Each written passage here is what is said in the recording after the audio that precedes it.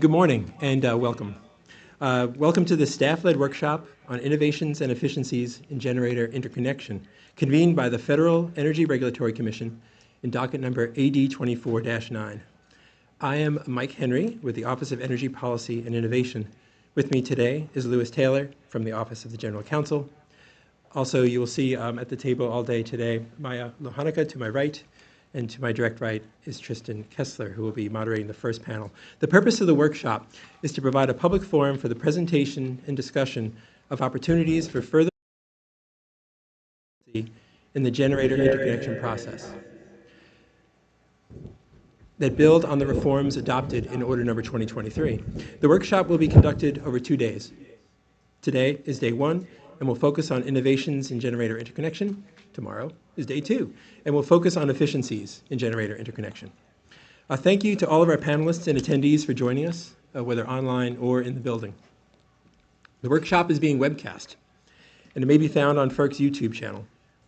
A link to the webcast of this event and its recording will be available in the Commission calendar of events. In addition, the workshop will be transcribed, and a transcript will be prepared and eventually made available in the Commission's e-library under docket AD24-9. Transcripts also will be available for a fee from ACE reporting. We encourage comments on the issues discussed during the workshop. The Commission issued a third supplemental notice last week. Although the caption to that notice included additional dockets in anticipation of overlapping issues that may be discussed at this workshop, comments on the workshop discussion should be filed only in docket number AD24-9 using the Commission's e-filing system. Information about how to file comments are found at the Commission's website and at the OPP table outside this room, and other excellent OPP resources are available on the internet. There's a printed agenda available at the table in the hall and available on the Commission's website. As stated in the agenda, there will be 3 panels each day of the workshop organized around specific questions listed in the Commission-issued notices of the workshop. The panelists have submitted initial written answers to the questions in the agenda. The panels will proceed with an introduction of the panelists by staff. Staff will then ask questions of the panelists. Staff will not take questions from the audience. Commissioners or senior staff may participate in questions and answers. We look forward to a wide-ranging discussion. There are some limits on that conversation, however, which Mr. Taylor will tell us about now. Good morning. As stated in the Commission's notices announcing the workshop, discussions at the workshop will not address compliance with Commission Order Number 2023 or any pending Order Number 2023 compliance filings. Staff will remind parties not to discuss these proceedings. The workshop agenda identifies issues to be discussed during the workshop. Some of the issues overlap substantively with issues and proceedings currently pending before the Commission. While the intent of the workshop is not to focus on any specific matters before the Commission, because of the likelihood of discussion of these issues, those proceedings are included in the caption of the third supplemental notice to ensure proper notice to all parties to those proceedings. The third supplemental notice also includes a list of other proceedings currently pending before the Commission that may involve issues raised in the workshop discussions. As with the Order Number 2023 compliance filings, staff will remind parties not to discuss those proceedings. Finally, as a reminder, the views expressed by staff do not necessarily reflect those of the Commission. Thank you, Lewis. Finally, before hearing opening words from our chairman, some logistics for those joining us in person. Both today and tomorrow, the panels will be held in this room. There is an overflow room once this room reaches capacity. Because that room is on a different floor, FERC staff outside HR1 will bring these attendees to and from the overflow room. Please keep the white badges you received this morning from security on you at all times during the day. You will need that badge anytime you leave the building and when you want to return, including from lunch. As for Wi-Fi, look for signs containing information on Wi-Fi access within this room. There are only limited charging opportunities, and we apologize for the potential inconvenience. Restrooms and a water fountain are around the corner, just past the elevator banks. Food is not allowed in the hearing room or the overflow room. We will take a 1-hour break for lunch after our first panel at 11:45, and there are many options for lunch nearby. We hope that you explore some of what NOMA neighborhood has to offer, or head to Union Station. In either case, we ask that you return promptly for the 12:45 start of panel 2. If you will now join me in welcoming FERC Chairman Willie Phillips, who has some opening remarks.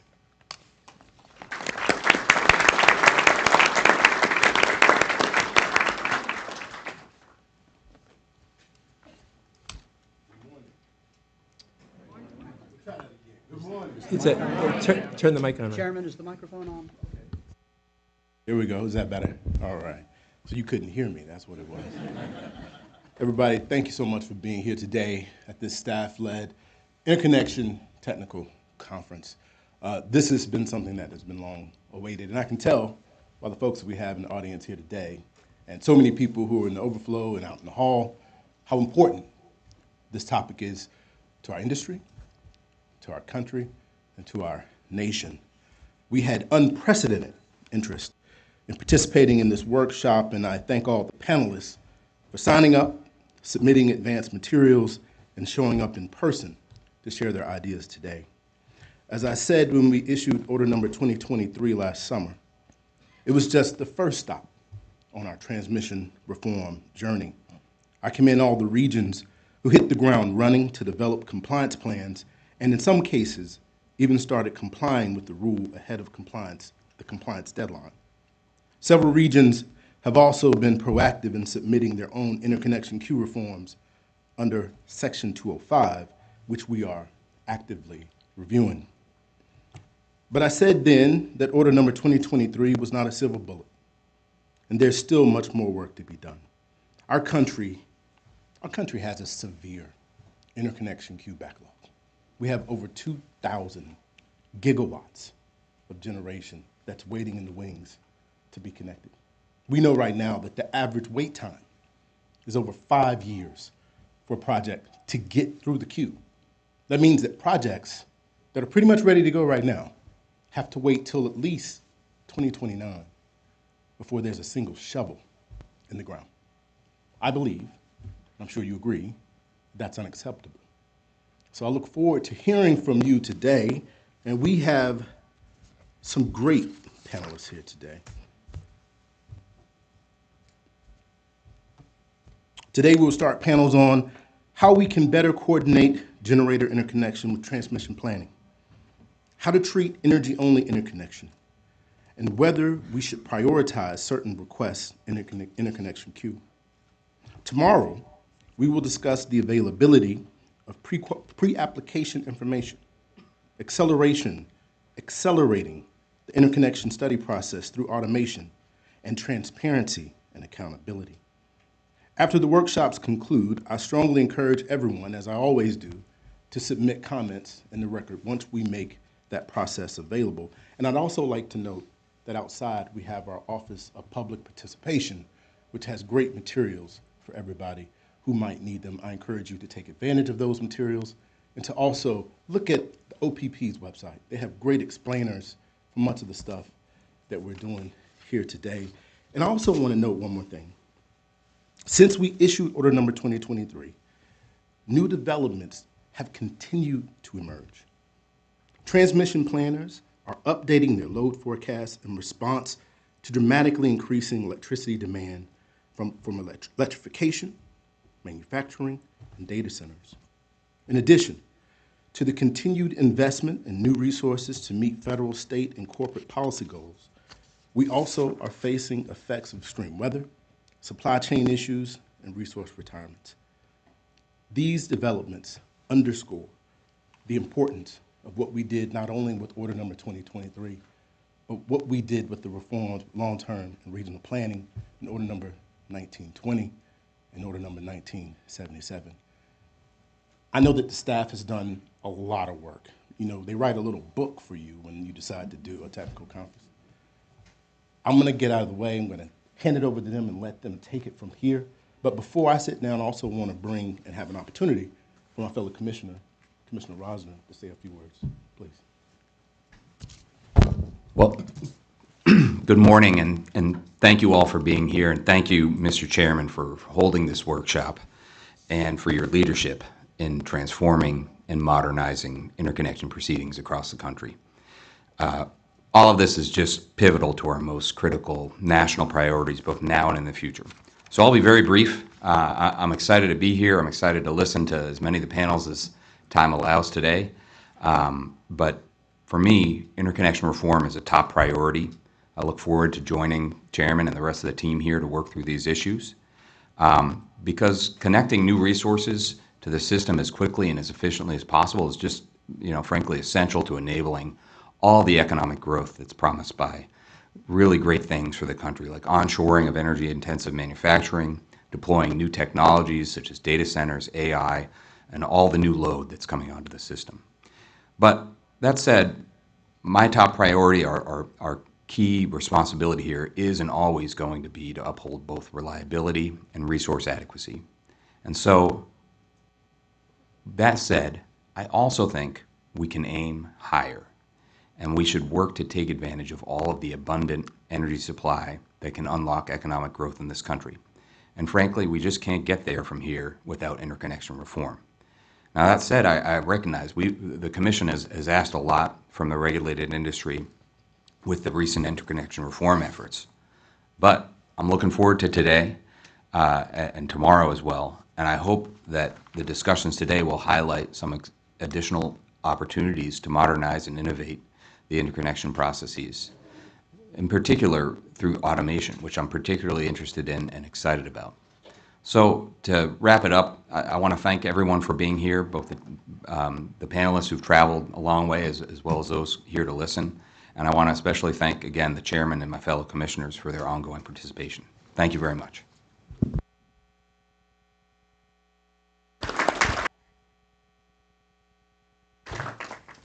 Thank you, Commissioner Rosner and Chairman Phillips. And thanks also to the other commissioners and their staff, as well as the many FERC staff that have contributed to this proceeding in some way, especially the facilities, IT, and AV staff helping to produce this event today and tomorrow.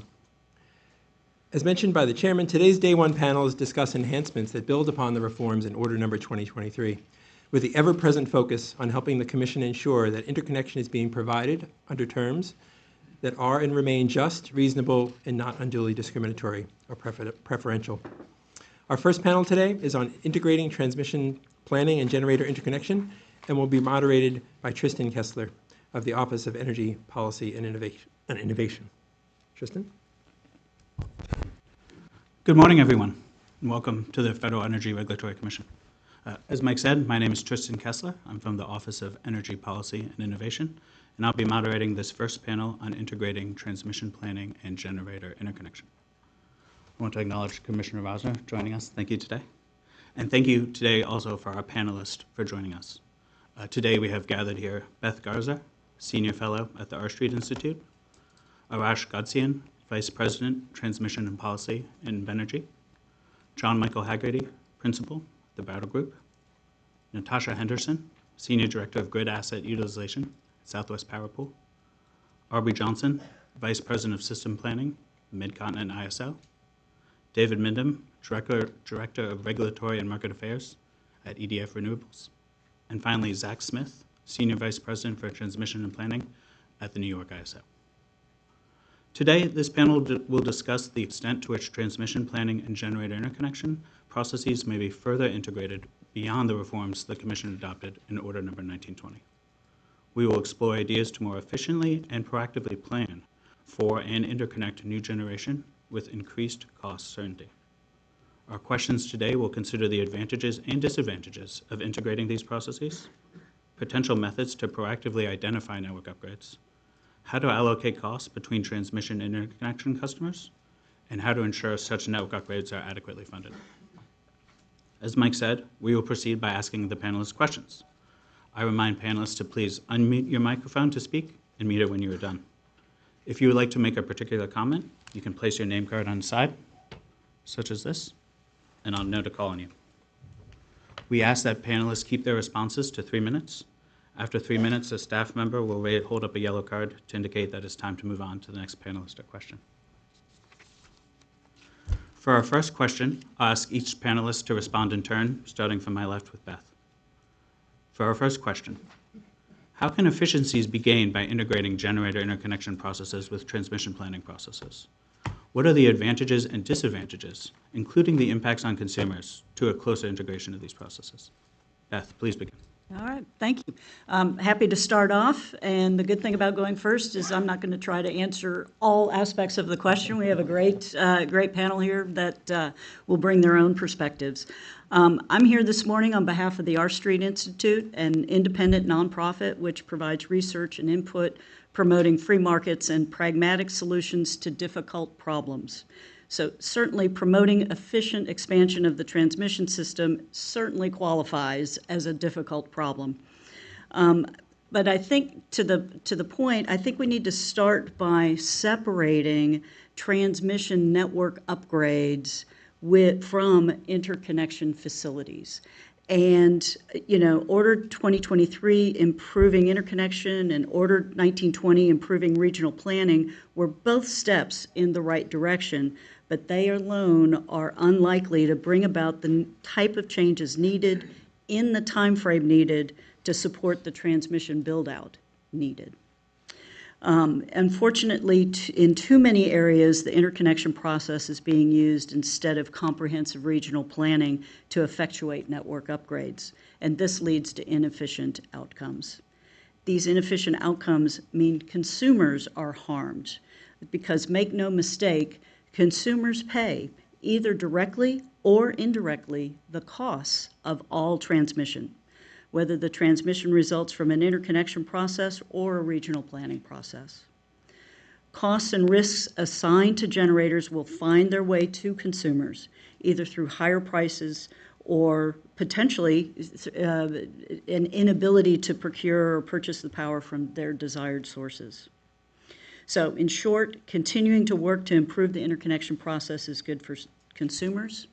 I'll also add one point on, as we're talking about interconnection, and we're talking about generation interconnection, but I would encourage us to keep in mind the amount of large load that is desiring to be interconnected, and it may be that we want to think about how the process to integrate all of that large load, how that could marry or merge up with the process for interconnecting generation. Thank you for including me on this panel. Thank you for hosting this workshop, and I look forward to our discussion. Thank you. Thanks, Beth. Arash. Thank you, and good morning. And thank you for the opportunity to speak with you today on the innovation and efficiency of generation interconnection and integrating transmission planning. As it was mentioned, my name is Arash Ghodsian. I'm the Vice President of Transmission Policy at Invenergy. We're headquartered in Chicago, Illinois, with offices over 9 countries. Invenergy is accelerating cleaner, more reliable, and affordable energy to meet the future of the grid. As a privately held company with 20-year track record, we're responsible in developing solar, wind, energy storage, gas generation, to meet the demands of the grid. In addition to that, we're also developing merchant transmission lines projects to build a more reliable and resilient grid. Now, thank you, Beth, for that opening. Historically, we've seen challenges with generation interconnection and transmission planning. In the interconnection world, we've seen high network upgrades causing projects to withdraw from the queue, and that has become worse over the number of years. There's a disconnect between transmission planning. However, we have good examples in today's industry that's a demonstration of if we combine both processes, there can be a solution to addressing the issues. Back in 2010, MISO's multi-value project was a great example that essentially looked at the system from a top-down viewpoint and developed comprehensive solutions to address the needs of interconnection and also creating a backbone for the grid. The CREST projects in ERCOT are just another good examples. And we've recently seen, and I'm sorry, Aubrey, for stealing your thunder, but MISO's LRTP Tranche 1 has been a great example to incorporate stakeholder input assumptions from various processes, whether it's interconnection, retirements, into a more comprehensive process to develop a backbone for the grid. So in general, I mean, as we've seen, assumptions are different between the processes, and it's right there. And we have an opportunity to include that and essentially combine both processes, and there are good examples and results and best practices in front of us. As for Order 1920 and 2023, I think those orders definitely set the path for RTOs and ISOs and non-RTOs also to move towards the right direction. We've also seen SPP recently with their coordinated planning process that they're looking at various planning areas and resource adequacy to try to align timelines and assumptions that goes into a more comprehensive process. Now, the challenge will always be cost allocation, and I'm sure we'll discuss that furthermore on this panel. Thank you. Good morning. My name is Michael Hagerty. I'm a principal at the Brattle Group, and thank you so much for inviting me today to be part of this panel. We've recently released a study called Unlocking America's Energy with my colleagues at the Brattle Group and Grid Strategies. And it focuses on this question specifically, as well as other reforms and modifications that are needed for the interconnection process.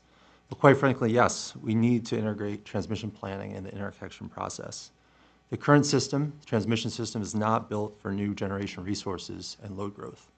And that results in a perpetually constrained system that requires complex studies to identify upgrades that are higher cost than they need to be, that does not consider other system needs and built just in time for new resources. We need to improve these processes to segment the transmission market, separate out the needs for new resources, the needs for regional transmission to deliver those resources to load, and processes to upgrade the system for new loads. In my comments, I've listed several cost savings of proactive transmission planning, and I know my colleagues on the panel here have done some of those studies and identified those cost savings, which demonstrates that there is experience doing so. This is something that we can do, and we really need to spread the word, those approaches, in order to do this across the country and make this a better process. In addition to cost savings, there's other benefits. We need to make the industry more nimble to changes in the system, and currently the industry is not nimble due to the amount of time necessary to interconnect new, cost-effective, needed resources. This integration will provide better cost certainty and information to developers. It'll build out the system prior to the need so that you can bring resources on more quickly, and it'll speed up the overall process. Successfully integrating these processes require changes to both the planning process and to the interconnection process. A few are proposed changes to proactive planning that we've been discussing for several decades and documented in reports.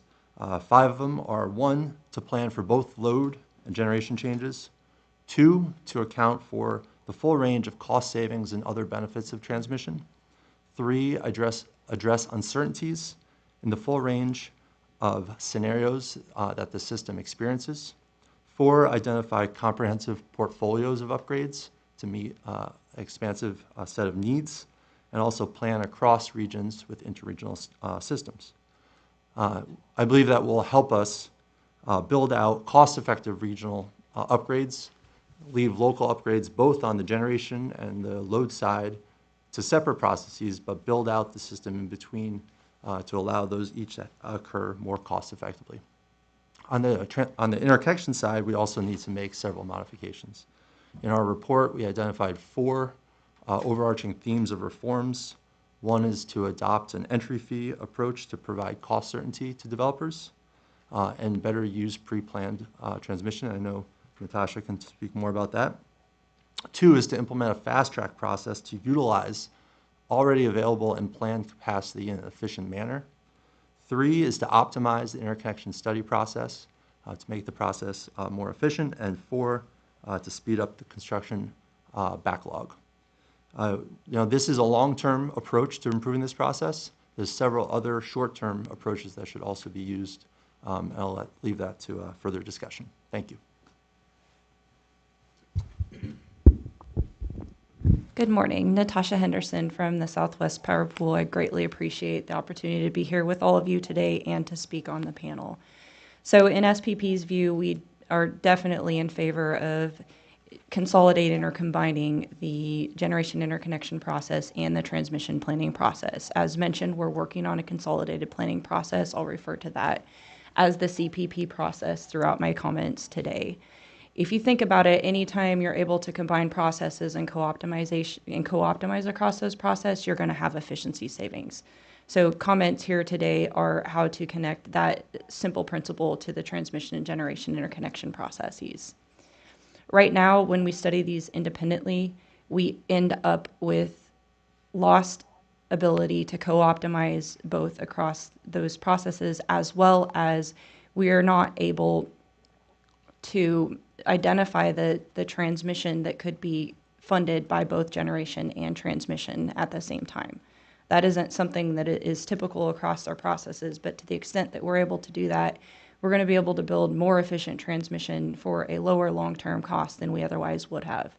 So throughout the process of designing a consolidated planning process, SPP has 4 different key items that we need to look at. The first is proactive planning. We've been doing this on the load side for some time. However, for the generation interconnection processes, we have not been doing this. It's simply a snapshot based on a number of customers in a queue. It isn't forward-looking. That is something that we need to work on.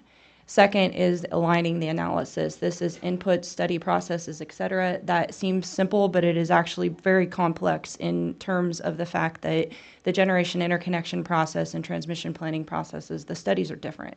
We need to figure out a way to make them similar. Otherwise, what we'll end up with is what we have today, and that's different transmission solutions that are not optimized. And third is to co-optimize the solutions. We've seen repeatedly instances where the solutions in the generation interconnection process may be good for the generators, but they may not be very good for load in terms of APC or congestion cost benefit. Whereas if we were to be able to tweak those solutions from being least cost to being co-optimized, they could be beneficial for both. And to the extent they were beneficial to load, load could actually help pay for those. Also, and not least important and probably most complicated, is the cost allocation that goes along with this, right? So we need to figure out a way to innovate cost allocation. There's a saying, and I think this was actually mentioned a little bit earlier by Beth, that load pays for everything. And while that's generally true, which load pays and for what purpose and when is critically important to incent efficient outcomes. I cannot underscore that enough. We need to make sure that the right load is paying for the right upgrades in the right circumstances, even when it's connected to generation interconnection customers, and that is affordable on the load side. So I'll walk through probably some more of the entry fee and other comments, but very briefly, the concept of the entry fee SPP has in mind is to look for a 20-year transmission plan, determine what that transmission would look like, devise an entry fee based upon that, and that entry fee would be known to generation interconnection customers before they would enter the queue.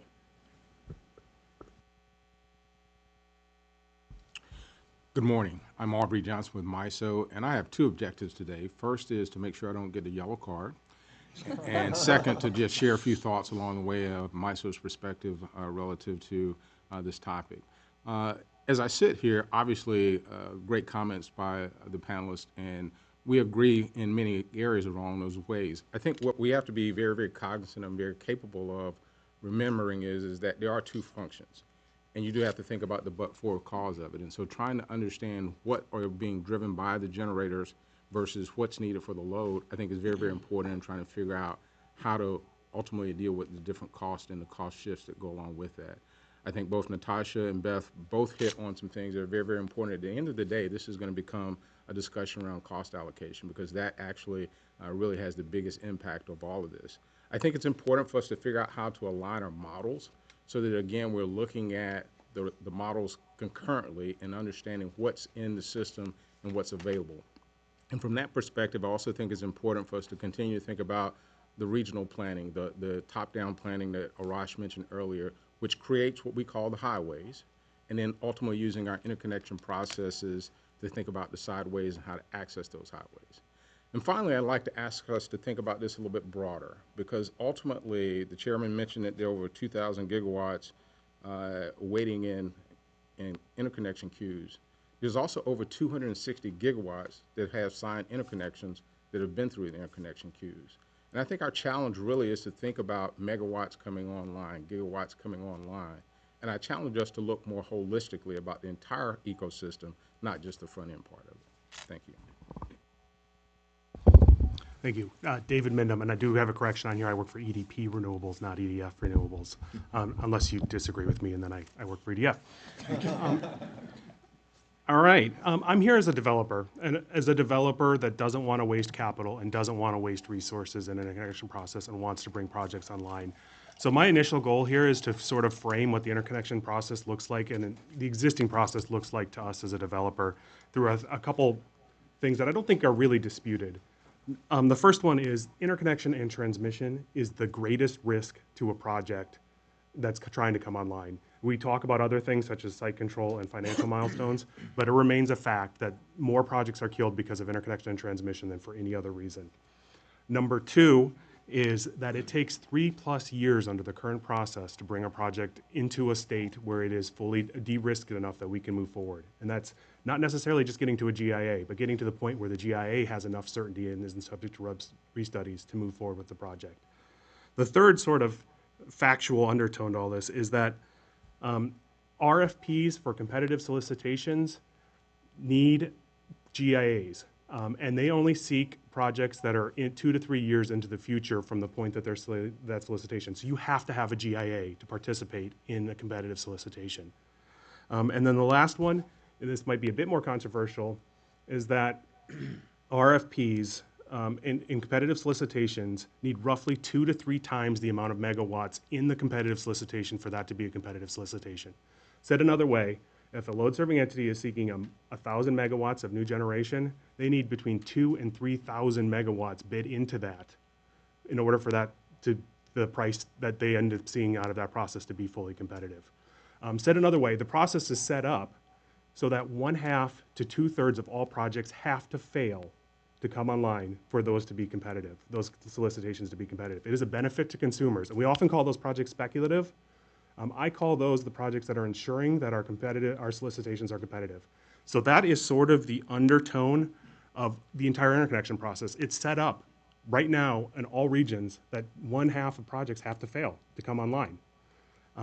That is just a product of what we're dealing with in the process. And everything that we've done to try to fix that or to reduce the number of projects in the queue has had the opposite effect. If you bring additional resources or if you put additional financial milestones on interconnection customers, it makes that process riskier. It makes it tougher. We're going to see some caps out, and please don't help me, Aubrey. There's some proposals for hard caps on the interconnection process. That also makes the interconnection process riskier and more costly. Instead of taking 6 years to bring a project online, we have to plan for it to take 10 years because we may not make it under the cap. That makes it worse. This is a continual process to make the interconnection process harder to get through. So we've tried a lot of things that I would argue are not working, and it doesn't change the underlying reality. Under the current process, 50% of projects have to fail. So how do we change that? We need a major overhaul of the process. We need to get out of this. We need to provide certainty to generators sooner in the process to allow decisions to be made earlier in the process. And that is the proposal, and I'm going to be speaking in favor of the SPP consolidated planning process as we're moving forward as one proposal that sort of addresses that and provides certainty and benefits the loads earlier in the process. Thank you. Good morning, folks. Zach Smith, Senior Vice President of Planning at NISO. Thank you to the Commission and to the staff for the invite today and for arranging this discussion. I believe it's very important. This is something that I think we've all been struggling with for some time, where we are seeing a reactive approach to designing the grid. And I think we all can agree that we just need more of a proactive, forward-looking vision. In New York, we have had great success with having a proactive vision. And of course, some of that comes with the uniqueness of being a single state ISO. But New York ISO, we work very closely with New York state agencies, and through the Order 1000 reforms over a decade ago, we have successfully implemented our public policy process to implement very large transmission projects. Now 4 have been selected and a 5th is under consideration currently. Through that, really the idea is efficiency through access to the grid and access to wholesale markets. And I believe that that is how we can gain efficiencies in turn through the interconnection process. Our transmission projects that we've been successful with in our public policy process are intended to provide access to the newer resources, or even to resources that have become constrained as a result of changes to the grid. Interestingly, the very first project that we pursued under the public policy process was to alleviate constraints to the Niagara Hydro Facility, which of course has been around for some time. But constraints were created as a result of other changes to the grid. And I expect we will see similar kind of dynamics happen as we go forward and the grid transitions. So I think there were some very good points made by the other panelists so far, such that we need to be planning for everything, not just generator interconnections, but we need to consider large loads, AI, data centers. Certainly in the case of New York, we have chip fabs, major chip fabrication facilities proposed and underway. The grid needs to be designed for that, and it is not today. It is not fully designed to accommodate all of those new facilities. We also have to take into consideration aging infrastructure. And in the case of New York, certainly we have plenty. So there's plenty of planning that has to be done going forward. And as we think about a forward vision, we should have a forward vision for all of those things. But as we do, then think about, well, what does the generation mix look like in the future? And rather than reacting to interconnection requests that are coming in our interconnection queue, let's have a broader vision as to what we want our resource mix to look like going forward, and have our transmission planning then react to that vision and in turn be proactive. Thank you. I look forward to the discussion. Thank you, Zach, and thank you, everyone, for our panelists for some great opening remarks. A lot of avenues I'm excited to explore. First off, I'll just clarify there's no cap on yellow cards. 2 yellow cards won't equal a red card, and you won't be kicked out from the next panel, so that's okay. And also, a few folks have touched on the issue of the post-GIA phase, which will be the focus of a whole other panel as well. So if that's an exciting thing to you, please stick around for that. I'll remind panelists, if you want to raise your hand to turn your name card to the side. We talked on a few different topics. One that I want to kick us off with is sort of the issue of load growth. The chairman sort of mentioned it as an issue. Several of our panelists mentioned load growth, having to update assumptions. We see transmission providers updating their assumptions every 6 months. And there's obviously, we talked a little bit about the disconnect between a longer-term transmission planning process and a more shorter-term changes both in load growth and generator connection. So I wondered if any panelists want to speak more about how they consider the issue of load growth changes affecting how they're able to integrate generator interconnection and transmission planning. And Aubrey, please. I can take a start at that. So one of the things I would say that we have thought about and we're seeing today is 5 years ago we developed our current set of futures, our initial base case around our current set of futures. And at that point in time, the load growth we predicted or we modeled seemed to be very, very aggressive. What we've seen over the last 5 years is the world has actually caught up with what that modeling set up for. That has allowed us to do the work that we've done in the last 5+ years with our long-range transmission planning work. Our Tranche 1, which was roughly $10.3 billion, approved by our board in July of 2022. And currently, at this point in time, we're actually in a workshop today where we're talking about roughly $21 billion worth of transmission projects that, again, will work towards deliverability, will support load growth, will support the new generation that is actually modeled in those futures and where we expect our resource fleet to change going forward. I think those are things that, again, going back to our concept of setting up the highways for the future generators to make those off-ramp roads, to make those connections. I think those are there to help with that deliverability. As Beth talked about earlier, it is moving away from having regional planning be a function of the generator interconnection planning. And so I think having those scenarios, having that view is important to give us an opportunity to set ourselves up for a future interconnection request. And the other thing I think is also what we're seeing from part of Order 1920 will give us the opportunity to continue to revisit that more often. And I believe going forward, we're in a better position to think about how we consider load growth and what's needed to support it in the future. Zach, do you follow? Yeah, thank you. I will echo much of what Aubrey just said and add a little more detail. I think what's critical is scenario planning, and I will say I applaud the Commission for the Order 1920 and what's likely to come from that. Scenario planning is important in the context of the question that much of the time in the past we've been focused on a baseline forecast, or like as if we have a laser shot perfect crystal ball of what the future holds, and of course that's just not true. So it's important to consider how the demand may change in the future, and what's really becoming a challenge is how dynamic that is because of the various ways that the electric grid is now utilized in our society. So we have a shift towards electrification of heating, electrification of transportation, and now, as I just mentioned in my opening comments, what we refer to as large loads, very large facilities that in a very focused area consume a lot of power off of the grid. So very much to the question and the topic about integration with generator interconnections, well, part of the consideration is where are these loads and where are the demand showing up.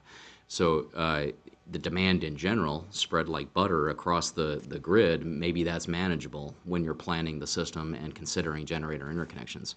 What really kind of can shift your plans is the large loads showing up, and how are the flows going to go on the electric grid in response to that. So it requires, once again, as I said in my opening comments, a vision towards, well, where are those loads going to show up? Not just the generator connections, but where are those loads going to show up? And having a plan to accommodate that. And as you consider scenarios, both in terms of needs, but then scenarios in terms of plans, well, what might be the least regrets plans? A term I've heard used in New York is low remorse, which I can appreciate. We have to think holistically about how to plan the grid in the context of generator interconnections and load. Thank you. Natasha? 100% agree with what Aubrey and Zach spoke about, so I won't repeat it. I will say in the SPP planning process, we've done futures for 10-year out planning repeatedly. We do that for our 20-year planning as well. One of the things we did for one of our futures is just this. We asked all the stakeholders, not just load serving entities, but just generally, where do you think these loads are going to be and what amount do you anticipate? I will say that there's some competitive information that we're not able to get to put into the study, so that's definitely a challenge that we're going to have to overcome. And then in terms of the way that we look at the solutions for what we call Future 1 and Future 2, we look for transmission that could be beneficial to both and low remorse, but still being able to serve the higher loads, if you will. And so that's one way we can go about it. There's always the challenge of what happens if the load doesn't materialize. At least in our area, we've continuously seen booms and busts in oil and gas. Are we going to see something similar with AI data centers? Are they going to move, et cetera, et cetera? So we need to be really careful about what we plan and making sure that the transmission we built is robust across all of those scenarios so we don't end up in the situation of stranded cost. The other thing that I would say on this is due to the large loads that we're seeing wanting to connect to the system, resource adequacy is becoming more and more imperative. It is to the point, I think, that we're not certain we're going to be able to connect enough generation faster to meet the load growth that's trying to come on our system. Hence, GI reform is absolutely necessary. We need to be able to connect more generation more faster to the system, or we're simply not going to be able to serve this load. Arash? Oh, Beth, please go ahead.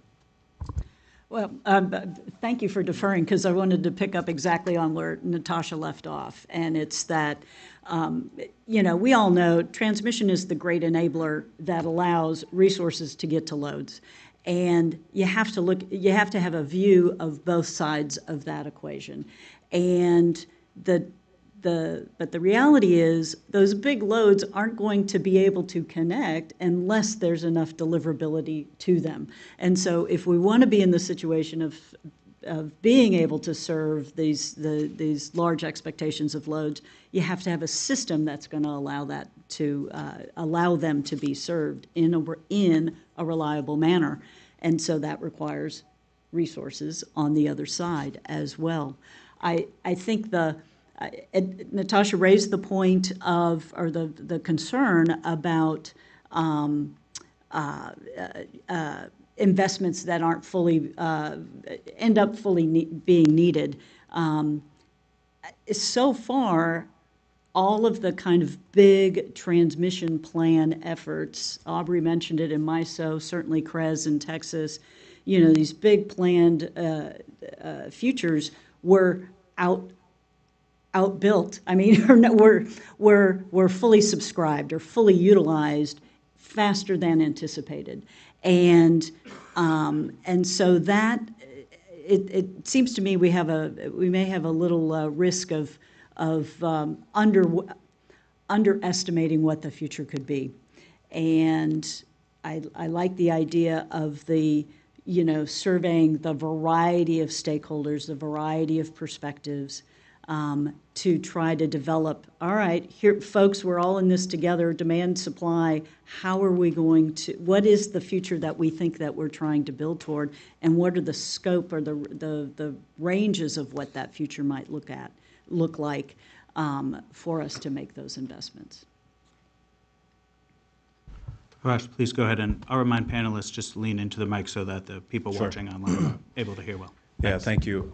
So just taking a step back, about a decade ago, we were having similar discussion about generation interconnection. I can tell you back in the day in MISO, we were looking at queue sizes of 5-6 gigawatt, and almost every year through the stakeholder process and internally, we saw the size of the queue growing by 20, 30, 40 gigawatts. Today, where we are, we're at the interim stages of discussing the load growth.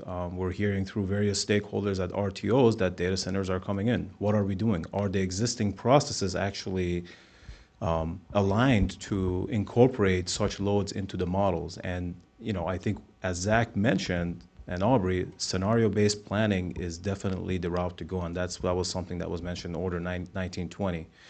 Now, even with those processes today, the other challenge is transmission. We talk about generation with signed GIA sitting in the queue, but they can't come online. Even the existing generation today is getting curtailed because there's system congestion. So, in some form and shape, what we need to do today is to integrate the planning processes and also expedite the development of transmission. Look at other avenues, other tools in the toolbox, such as merchant HVDC, grid enhancing technologies, to be able to address the load that's coming online. So definitely, I think I agree with the panelists and their suggestions as far as scenario-based planning and other approaches as well. Michael, please. Yeah, I think we really have to see this obviously as a challenge, but also as an opportunity to implement better planning processes. Looking back 50 or 60 years, our industry has gone through periods of similar or higher amounts of load growth. Load growth decreased over the last 20 years, but we had started changing in the generation mix. We were planning for that. Now we're seeing both happening at the same time, which doesn't necessarily mean we're ready for it, right? If you do each of these kind of one at a time, you can handle them in different ways. But I think this just really highlights the need to do this, to prepare for the loads, and make sure you're building the right upgrades for those loads. And if you don't consider changes in the generation mix at the same time, you really put at risk the potential to build out the wrong upgrades to meet those loads, and then different upgrades for the changing generation mix. Thank you. See if any other panelists have a response before. So another topic that we touched on here a little bit is transmission planning across transmission providers and within transmission providers, perhaps, of interregional transmission planning. Do we see that as an important part of integrating these processes, or is it just enough within a given footprint integrating interconnection and transmission providers? Interregional, perhaps, too big a piece at this point, or is it an important part of the story? David, please. I would, let me bring this a little closer. I would highlight that it's extremely important. When I say that transmission interconnection is the biggest risk that we face as developers, it's even a bigger risk, the affected systems analysis, because that often hits long after a GIA is executed and sometimes even under construction, because we get in this constant set of restudies and relook at what we think is settled, and we can get hit with multi-million-dollar cost well after we're in construction, which can completely tank the economics of a project. So it is imperative that we include interregional assessments within our regional processes to provide the certainty that we need to bring generation online. Thanks. Aubrey. So David and I don't get to agree very often, but I'm in general agreement with him on this. And I think it's really important. I think about this a couple of different ways. I think we need to make sure that when we think about interregional transmission planning, that we are making a distinction between looking at that from an affected system studies, how it relates to generators coming online and interconnecting, versus how are we thinking about interregional coordination, interregional planning for the overall benefit of serving load across those different regions and resources. I think, again, always the challenge when we think about interregional coordination, interregional planning, becomes a case of cost allocation and who has the greater need and how do we get there. I'll go back and line up with David's comment. I do think it is really, really important for us to think about how we want to look at those studies, how we want to think about how those generators are affecting the different systems, and how to time those studies more effectively. I think the work that we've done with SPP and our projects together, I think, is an example of how we can proactively think about that, how we can look at that. But even within that study, I think the whole concept, we were able to do the study in less than a year, a little over a year, but it took us almost 2.5, 3 years to figure out the allocation to go along with it. And so I think we have to really understand where some of the challenges are to some of the concepts that we actually think about and that we can actually use to move forward. Arash. I agree with Aubrey. I think, one of the challenges, obviously interregional planning is a gap, I would say even today. There's definitely better coordination between RTOs and ISOs. Processes are relatively improved with respect to a decade ago, but we're still running into challenges because one RTO has still different modeling assumptions than the other RTO, or the benefit assumptions are still different in one RTO versus the other RTO. But putting cost allocation aside, I think trying to incorporate the interregional planning also as part of kind of the top-down, as we're talking about coordinated planning process, scenario-based planning. It's going to be more challenging because now you're going to get two sets of stakeholders to get them agree on certain futures and certain assumptions. But definitely, I think that's the way to go, and trying to advocate and be transparent about what we're seeing in the regional and the challenges that we're seeing in the real world today. Incorporate those type of assumptions into the process. I think that would help us, move that the gap in the interregional planning. Fill that gap. Zach. Thanks. I just want to build a little bit on what the rest of the panelists have said, especially, again, as Aubrey mentioned, to agree with David. So one thing I wanted to highlight is, for one, the level of interregional coordination that we do have among the ISOs and our RTOs. Aubrey, Natasha, a number of our colleagues, we get together regularly to talk about all of these issues that we're talking about today and then some. But I think that David hit on something very important that's sometimes lost sight of. So in the discussion of interregional planning that has come up, especially recently, it's been in kind of a grander sense of the movement of power across the United States and how that could be more efficient. And that's one conversation that, of course, does get into the cost allocation complexities. But an important consideration also is simply the physics of the grid and the complexity of the physics of the grid. And physics does not know geographic boundaries or control areas or anything like that. So it's something very important within the interconnection processes and broader planning processes to consider the changing technologies as the grid transitions over these next number of years, and what implications those technologies have on the operation of the grid and how that has to be well coordinated across regions.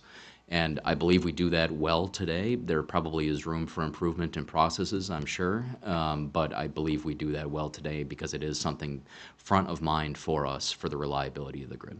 Thanks. Beth, please. Well, I'm glad Zach mentioned physics because we can't get away from it when we're talking about transmission and transmission planning, and the comment I just wanted to bring up was that I think when we talk about interregional planning, it depends on which regions we're talking about because of the underlying systems that exist and the physics associated with that. And the great example of MISO and SPP and the coordination the coordinated effort that they've undergone over these years to look at, holy cow, we have this great wind resource right at our boundaries and both of us are affected. We've got to look at this in a coordinated manner. That's a great example of interregional planning and a process to try to accommodate both sides with both needs. Other regional borders may not have the same kinds of issues and may have opportunities for different kinds of approaches or different solutions. Those may be things like the use of technology, call them GETs or whatever acronym you want to use to try to manage or specifically limit flows in particular ways. So I think we just need to be careful that we recognize at the same time we're trying to be consistent, having a consistent approach, but the underlying physics of the situation are such that we will see different needs and opportunities across the country, and that's where the challenge comes, is trying to find that balance. Natasha. So for the most part, I think the panelists covered the key points. I will add to it, though. When we think about interregional transmission, I think it's important not just to think about our neighbors. I think SPP does a pretty good job coordinating with MISO and some of our other neighbors. But when we went through Winter Storm Uri, for example, at one point, the amount we were able to pull into our system actually was limited by a constraint on the PJM system. So we really need to think about how all of our systems within the interconnection, in Eastern Connection or Western Interconnection, are all put together. And that gets to the physics, et cetera. We're becoming more and more interconnected on purpose, and that can be a good thing, but we just need to make sure that we understand what that means going forward. Between SPP and MISO, for example, we have 72 gigawatts of tie lines. SPP's loads may be 60 on a higher than has happened day. So it isn't just about the transmission that goes between one RTO and another. It's also about the transmission within that RTO, which brings me to the point I wanted to make here, and that is the resiliency and or events in which systems are strained are often when you're going to need that interregional transmission. So if you're looking at a scenario that's your base case, that's not going to prove the value of transmission. We really need to take a look at what happens when systems are strained. And there's some interesting work out there that it's not just when you and your neighbor are strained, but maybe when you're strained and two neighbors over, that's where you can pull the power from. So really opening the way that we look at resiliency planning, et cetera. SPP has taken a step down that path, not necessarily with the neighbors, but just on our own system. And it does provide for some unique opportunities to build transmission when it's going to be most needed.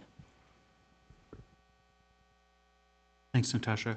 Before I move on to the second question, I want to see if any panelists had any final thoughts or points they want to make on our first question regarding efficiencies of integrating these processes. Arash, please. One final comment. I think it's important, Natasha, as we're looking at interregional lines, but we need to start to add additional tools to the toolbox. I mean, the traditional AC line, that's great. We're experts in those, but looking at HVDC technologies to connect the different RTOs. I mean, cost allocation when it comes to merchant lines are even much more simpler, and you don't have to go through the stakeholder discussions on that front. So definitely making that part of planning process moving forward, I think would definitely benefit everyone.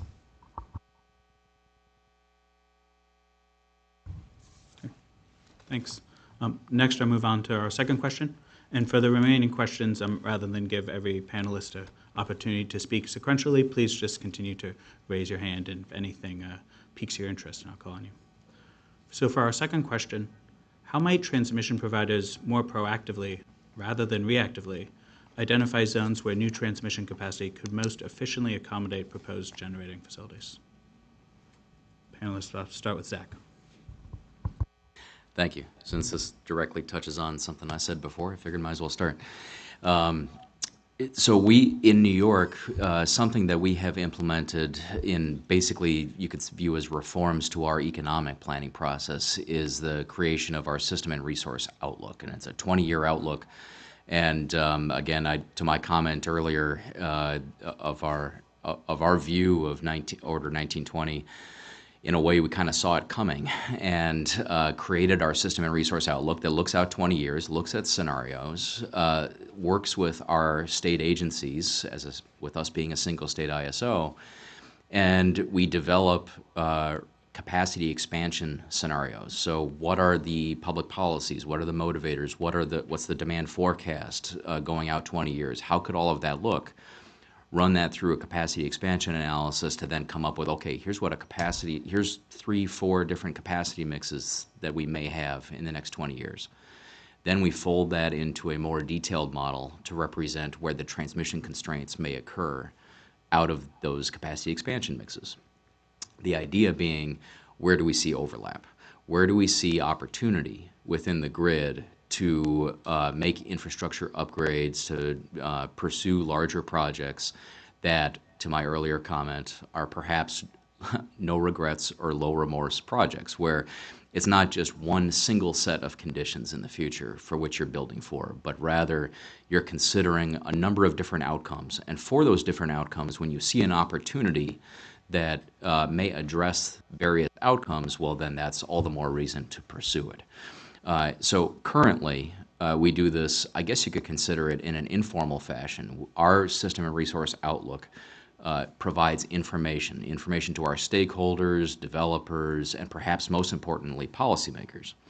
And in New York, that then is often the basis for public policy transmission needs under Order 1000. Now going forward, we'll see how all of that integrates into our new process as a result of Order 1920. But today, that is the intent, is to provide sufficient information to those who are making the decisions as to where the transmission investments should occur, and consider all of the various scenarios. So that also is associated with the concept of zones. While we don't in New York specifically identify zones, in a way you could sort of think that we do. So if you were to open up our Outlook report, you would find a nice cartoonish map of New York that has a bunch of bubbles all over it.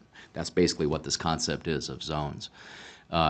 We identify areas of the system that are a high likelihood to be constrained, that if you build out wind, solar, batteries, any other generation that's coming along, what's the likelihood that they're going to be constrained within that area, and use that to raise awareness to that part of the grid. And then it just becomes a question of, do you need to address it? What's the urgency around that? Who addresses it? Through what process? There's a number of different answers, and it doesn't all have to come through the ISO tariff. There are many different options. And so really that's what we want to consider is where do we need to address the needs of the system, and how can we do so proactively? Thank you. Thanks for kicking us off. Michael.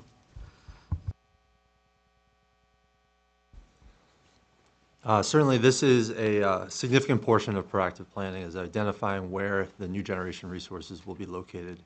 Not only where, but which resources, how much, as well as where.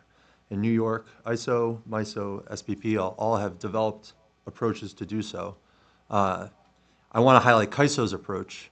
CAISO has I think it's every 2-year resource planning process in order to identify which resources and how much of those resources are needed to meet both reliability, economic, and policy needs. And it's an extensive process. I think that's something you have to realize, that this is not going to be just whip up a set of assumptions one day and think that that's sufficient. You really need to bring the right people to the table, those who drive the need for new resources, whether that's load, state agencies, the developers, in order to bring this all to light. Once you have that outlook of what the resources will be, then you have to go into another additional process to identify where.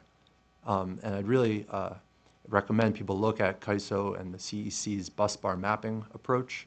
They do a very extensive analysis of land restrictions, proximity to existing transmission, as well as commercial interest, as shown through the interconnection queue. So this is really an important step in order to identify that. And I think as a part of that, you also don't want to focus too much on a single scenario.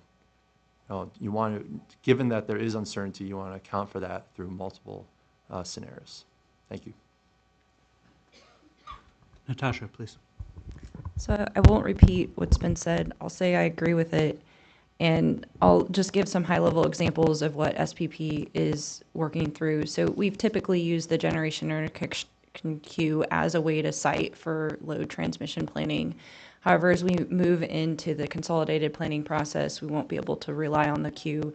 So we actually just completed a study with Brattle actually on looking at a co-optimization just generally between key transmission constraints and the availability of land and the availability of fuel. So when I say fuel, I mean not just natural gas pipelines, but irradiance, wind profiles, et cetera. And what we found in the SPP system is we're not really land constrained. That's probably not true throughout the United States, but we did find that it does make a difference where you would put wind versus solar, given their irradiance and wind profiles, et cetera. So with that, I would say that's something that probably needs to be done across systems, though I would caution it's not an every year thing. I think just having it as a high-level guidepost going forward is probably sufficient. Also, that looking at it at a zonal level is probably all that our systems can handle and probably should handle, as looking at it in a nodal perspective, things change so fast that it doesn't even make sense, plus it's too technically challenging. Additionally, that just looking at the high-level transmission constraint should not be taken as that's the amount of transmission that you need to build out to connect this generation and load, right? You have to look at all the I think byways is what we call it. Sideways is what Aubrey called it. But it's a good first step and something that we need to look at.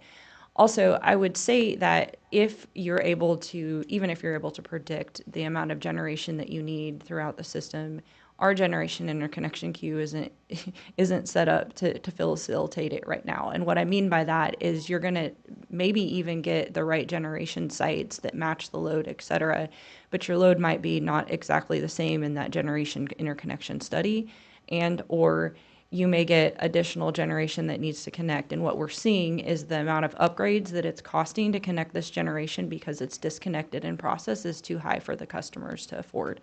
And so thereby they drop out.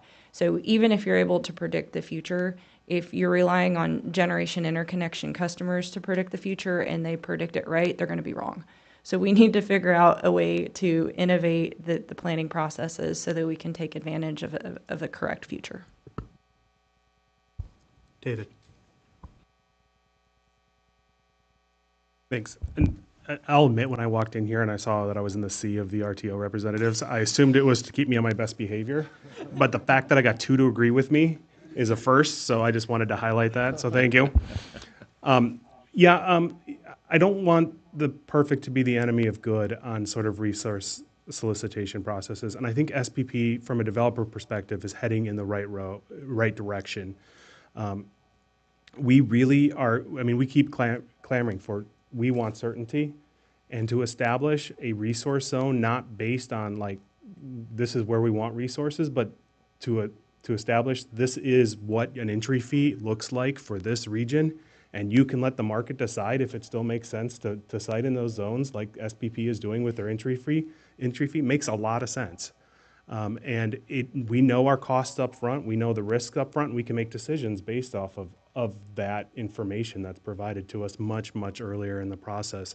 So I just want to highlight the work that SPP is doing there and the impact of how that could actually change. And I'll highlight one other benefit. I mean, it provides generators with certainty up front that we can use as actionable items to make decisions, but it also provides load with a contribution to the regional transmission portfolio that is not currently being provided. In fact, someone could correct me if I'm wrong, but I don't believe that generators have ever contributed to a regional 345 kV upgrade in SPP that's come online. Under an entry-free construct, their cost would go up and they would contribute more in exchange for that certainty. So that feels like a win-win on providing certainty to generators and a win on providing transmission that benefits the system and contributing to that. So I appreciate it. Thank you. Arash.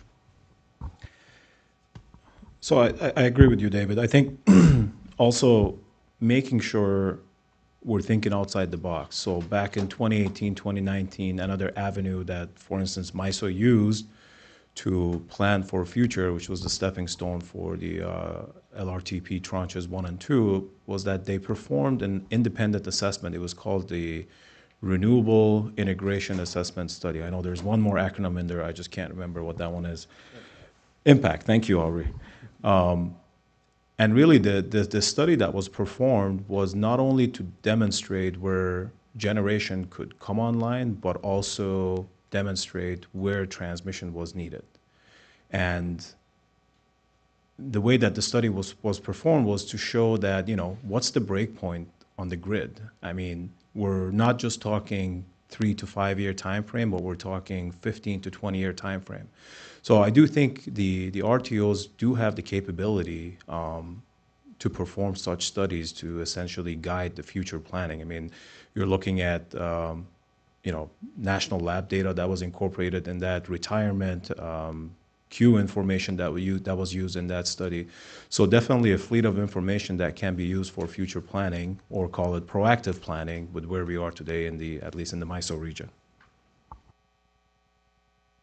Aubrey, please. So just a couple additional comments to go along with that. One of the things that's kind of baked into the work we've done with the futures and the work we're done with this long-range transmission planning is actually a tremendous siting effort. So part of the futures development is to understand what we expect the generation needs to be in the year 2042, as well as the expected load growth that is part of that overall scenario.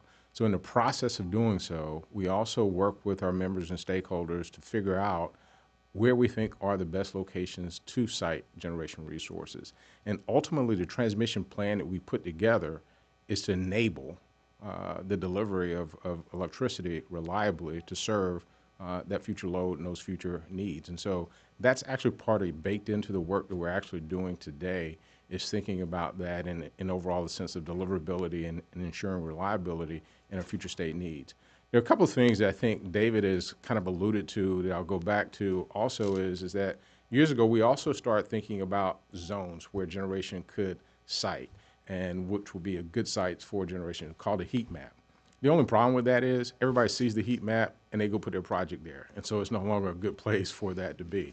And so as David talked about, originally, the whole concept is really built for the large preponderance of the potential projects to fail. And so I think we've got to think beyond what we think about relative to heat maps. I think we've got to think beyond even some of the work we've done with SPP to think about locations where it is good to build transmission to support future loads, future generation coming on. So I think we've got to continue to fine-tune the things we've done and also start looking around the corner about what might be next. Because again, when you think about the amount of generation needed, the expected build to take place, it's going to be fairly sufficient. If you think about what we forecast in our futures, we should be seeing roughly 20 gigawatts of new resources coming online annually. Today we see about 3. Michael, please. Aubrey kind of jumped on my last point. The point I was going to contribute there is that we have to think about not just where, but also when. 10-year planning is great and is really needed, but also thinking 20 years out, so to make sure that the plans that we're putting in place right now don't undersize the amount of capacity, and also leave the opportunity for expandability so that the next set of upgrades can work with those and utilize really highly valuable existing right-of-ways. So one topic that has come up in our discussion of exactly how we identify the zones, it seems like there's a lot of confidence in the ability of the studies to be accurate, to identify constraints, and what we do with that information is sort of the next step. One question I had for you panelists was how new technologies changes this aspect of the planning process. And I think there's sort of two sides to that. One is the grid enhancing technologies, or GETs, that Beth sort of already mentioned, that maybe can influence how you can manage the transmission system. And the other is where the interconnection facilities are coming up, whether they're storage and maybe less constrained than some of the wind and solar that we've seen in the past. So I wondered if anyone wanted to speak to the sense of how they incorporate GETs or the other new technological assumptions into the ability of the studies to identify the right zones, and whether they know what the right technology is going to be in 2042 or whatever it is. David, please. I'll start it off. So when I'm looking at GETs, if we flip this dynamic to sort of a resource zone or an entry-free zone, that means that a lot of the transmission may not be there exactly when we need it for the generation to come online. So for me, the part that we're really missing with GETS analysis is sort of the interim, its value as an interim solution. If we can open a breaker on a system and save $100,000 million a month while the transmission upgrade is being done, that should be considered, and that should be innate in the transmission planning process at the RTOs, and it's not today. And in fact, if you try to do that, it can be really hard to try to fix a system with a GET solution like that. And those should be, I mean, with the analytics and the type of information we can get out of the GET solutions right now, that's a no-brainer that we should be incorporating into any sort of a rule that's coming. Beth. One of the, maybe there'll be a little discussion here. One of the things I've been thinking about in terms of the use of GETs, and that's a wide range of technologies all kind of lumped together, but it seems like that, and you mentioned it a little bit, which why I wanted to pick up on it, is that a temporary solution? Is that an initial enabler? Or is that, do we run the risk of that being the 30-year solution over the life of the project? And my inclination is to use GETs in a broad brush definition as that, easing in of easy access. Here's what I can do right now. Potentially there needs to be some additional work later, but that initial enabling helps with some of these really, the long tortured processes that we find ourselves in. I'm sorry to usurp your role here in terms of asking questions, but that's something I've been struggling with, and I'd certainly welcome some discussion. Does anyone want to respond immediately to Beth? David, yes. Beth, I think that's exactly right, and that's where I was trying to go, but I wasn't probably explicit enough.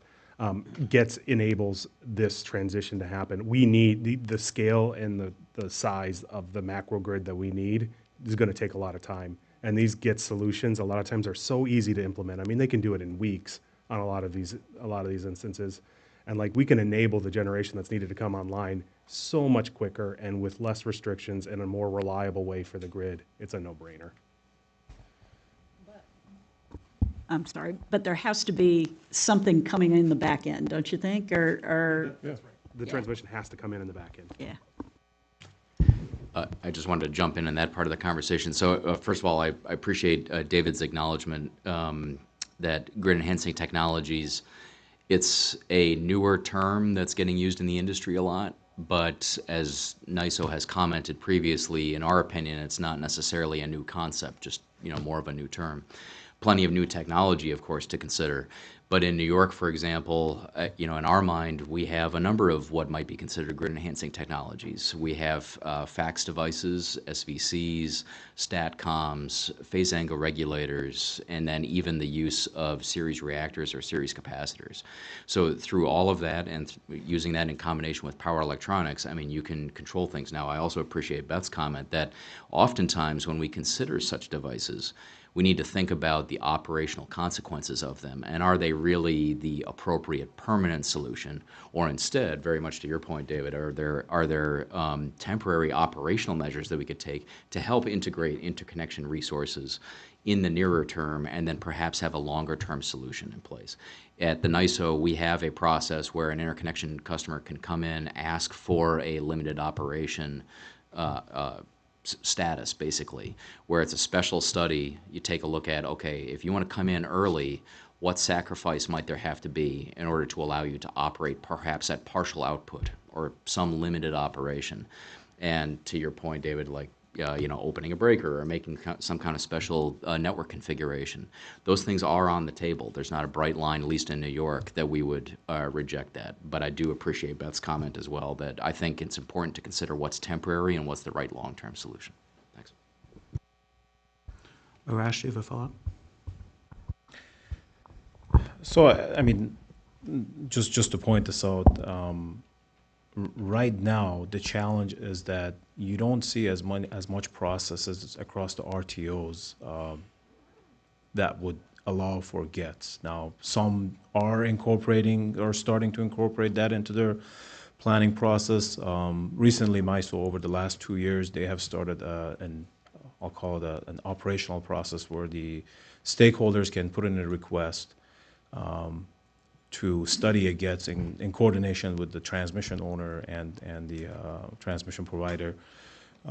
The challenge there is that the magnitude of the requests that are coming in somehow needs to be managed.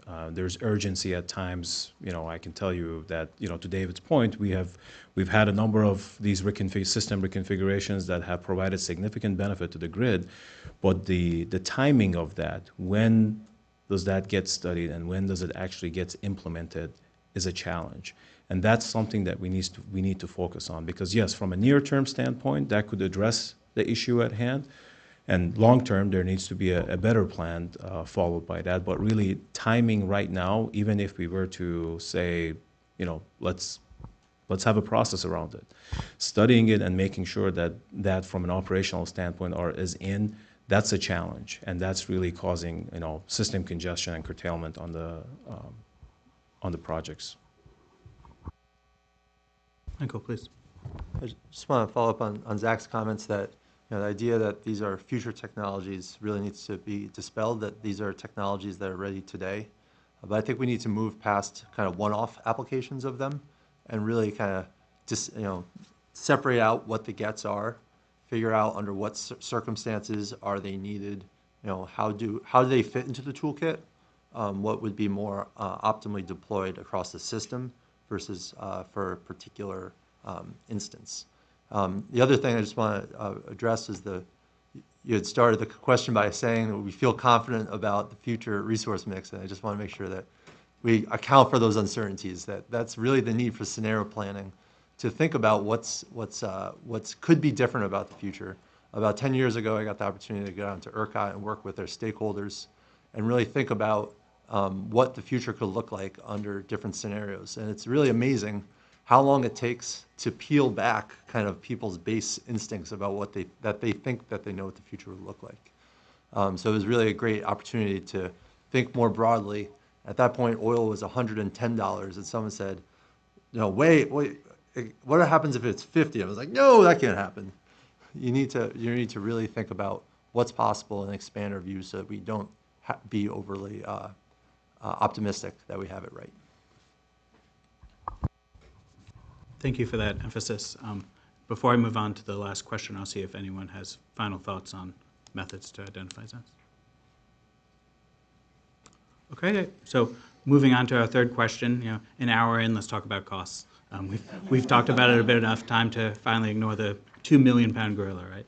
So our third question is, How might transmission providers determine the cost responsibility for such proactively planned network upgrades? How should such costs be allocated between load and interconnection customers, both in and outside regions where interconnection customers are directly assigned network upgrade costs? What are the advantages and disadvantages, including the impacts on consumers, of varying approaches to cost responsibility? And Natasha, I'll start with you. Thank you. So I thought I'd take the opportunity to walk through a little bit more about what we're planning with the entry fee, since it's been mentioned multiple times on this panel.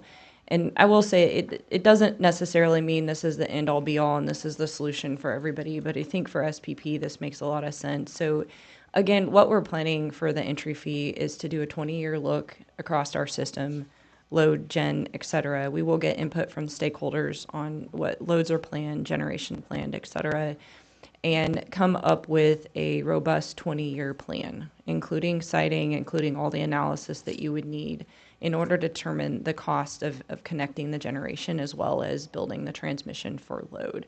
From that, you're going to have to determine what of those costs go to load and what goes to the generation interconnection customers. That is something that we're working through in our technical analysis. But the costs that go to the generation interconnection customers, we're calling that an entry fee. There would be a regional component that would be the same price paid by every single generator. That would be more for the larger transmission lines. There would be a sub-regional component, and that would be depending on which region the generator is locating in, as the different regions might have some different costs. And there would also be a direct assigned component. These are upgrades that a particular generator would bear by themselves because they are the only ones that need the upgrade, or it could be because they choose what we're terming a suboptimal site. So when we do this plan, the sites that we choose are going to be stakeholder driven and they're going to be transparent. To the extent that a generator wants to choose a different site or there's a bunch of generators at the same site, we're going to have some way to make sure that that entry fee still fits. So if they choose a suboptimal site, so to speak, the cost might be a little bit higher in terms of direct assignment. Now, when we have those costs, the question is, how do you get somebody to pay, and who pays? Where's the money go, right? That's always important. So the thought is that the entry fee would be paid before commercial operations date. That would then go to a credit to the people who are paying for the transmission, which is in our case load. So we have a transmission revenue requirement. We have a regional, sub-regional component. So the entry fee would be paid into those. So initially, those paying for transmission would see a credit. And then over time, as we refine that 20-year, which we would do an annual assessment every single year, it technically takes about 2 years to complete the study, but every year we would have a transmission plan that would actually have real generation interconnection customers that have agreed to pay the entry fee. And we would then know exactly what transmission we would need to be built. And as we build out that transmission, it would follow that it would be charged to the same regional and sub-regional buckets. Coincidentally and on purpose, that is the way that we allocate transmission costs today. So said another way, the transmission cost allocation would match what we have today. However, there would be a credit initially as the entry fee is paid for generation interconnection customers. I'll mention very briefly a couple of tenets on how we got there. One, we wanted to make sure generation interconnection customers could pay prior to commercial operations date. That impacts tax credits. Two, the transmission owners wanted the rate of return in such that we needed to have it paid over time. And then three, we wanted to follow our current cost allocation principles. So that's generally the way that we're looking at the entry fee being developed. Thanks for that setup. David, please. Yeah, I just want to acknowledge how game-changing that is. I mean, that is the type of like coming together thinking that can actually change this dynamic. It's pretty innovative and really should dig in. And I just want to highlight, I've been pretty actively involved with the CPP with Natasha. We have brought together an incredibly diverse set of stakeholders, including transmission owners, entities representing load, and customers like state commissions and generators all in the same room. And we've all like, wow, this is kind of a good idea. Everybody benefits in some way here. Generators are getting an increased level of certainty that they can use to make decisions. Load is getting contributions to a transmission build-out they have never previously seen. And the actual transmission portfolio is going to get built out. And we're moving towards a dynamic where generation can come online in a faster faster way. And whether you're doing that for resource adequacy or if you're doing that for whatever reason you want to do it, you have a path forward under this dynamic. And it's the type of creative, game-changing solution that addresses all of the interconnection delays that we're seeing right now. So just kudos to SPP to keep it moving along, because it could have been killed multiple times, and they keep pushing it forward. Michael, please. As we start talking about cost and cost allocation, I think it's really important to highlight that proactive planning will reduce the total cost of the transmission build-out. If we get too focused, first where costs will be allocated, I don't want to lose the forest from the trees here, that proactive planning, if done well, with the appropriate scenarios and considerations, will reduce the total costs. Second, that proactive planning, to the extent that it moves upgrades that previously were identified in the interconnection process that provided regional benefits to load, will shift some of those costs to load, but they are in fact the beneficiaries of it. So it will better align who's paying those costs with the beneficiaries. And then the third point is, at the beginning of this panel, we talked a lot about the risks of developers.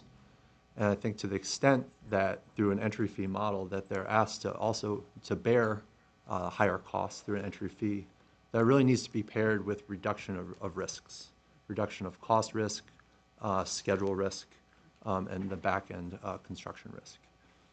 Thank you. Aubrey. So just a couple of things to also add to this conversation. One is I think the work that SPP is doing is really fantastic, and as David has indicated, groundbreaking in that regard. I think some of the things that we've been doing over the past 5 to 6 years are not the same, but also offer some of those same benefits as well. Also, the work that we've really put forward with the long-range transmission planning effort that we are very much underway. Like Beth mentioned earlier, it is putting the backbone in place for future generation to come online in that regard. I think a couple of things I'd add to that. If you look at that, the overall components, the overall things that have to be done is, one, what network upgrades are required. The work we're doing, we believe, is going to significantly drive down those network upgrade costs to, again, make those more affordable. Again, the work that we've done with SPP, creating a location where we will have a known idea of what the affected systems costs are, again, brings certainty on that part of that as well, too. And although my colleague David will disagree with me, the work that we have and we're planning going forward with some of our interconnection reforms, we believe will have our network upgrade costs be less, because the studies will be more realistic based upon the sample set, the size that we work our way through. I do want to offer one other thing to think about as we think about this in this whole discussion, kind of coming back to the interconnection cost and the interconnection process in and of itself. It was often said that transmission is the long pole in the tent. I think that's shifting to generation in and of itself, and David alluded to how long it takes for projects potentially to come online today. Earlier this week or last week in Wisconsin, the regulatory process began for one of the projects that are part of our Tranche 1. That project was approved in July of 2022 and is scheduled to come online in August of 2028. So within 6 years, we're talking about a 345 kV transmission line coming online. That's faster than most of the stuff we think from an application to a generator coming online today as well, too. And so some of this work that's in place as you start thinking about the transmission, I think has the ability to really supersede what we've thought about how transmission should be planned and the length of building transmission versus what it actually takes for us to think about getting a generator through the overall queue process and build. Zach, please.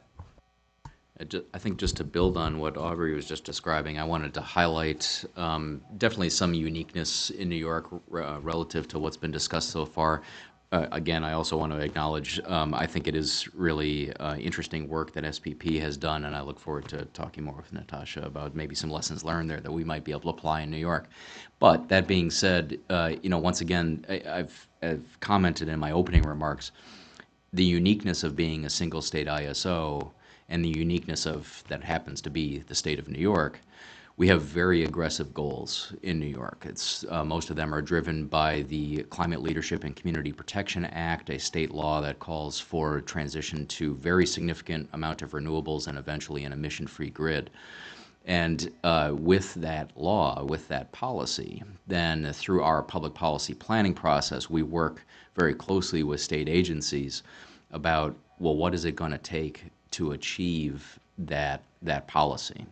And for the integration of resources and in turn the cost allocation of the facilities to integrate them, a lot of it is driven by the objective of achieving that state law. So a most recent example is last year we selected a major transmission build-out for Long Island with the prospective view of integrating offshore wind that's coming onto land, landing on Long Island, but then to make sure that that's shared with the rest of the New Yorkers, not just Long Island.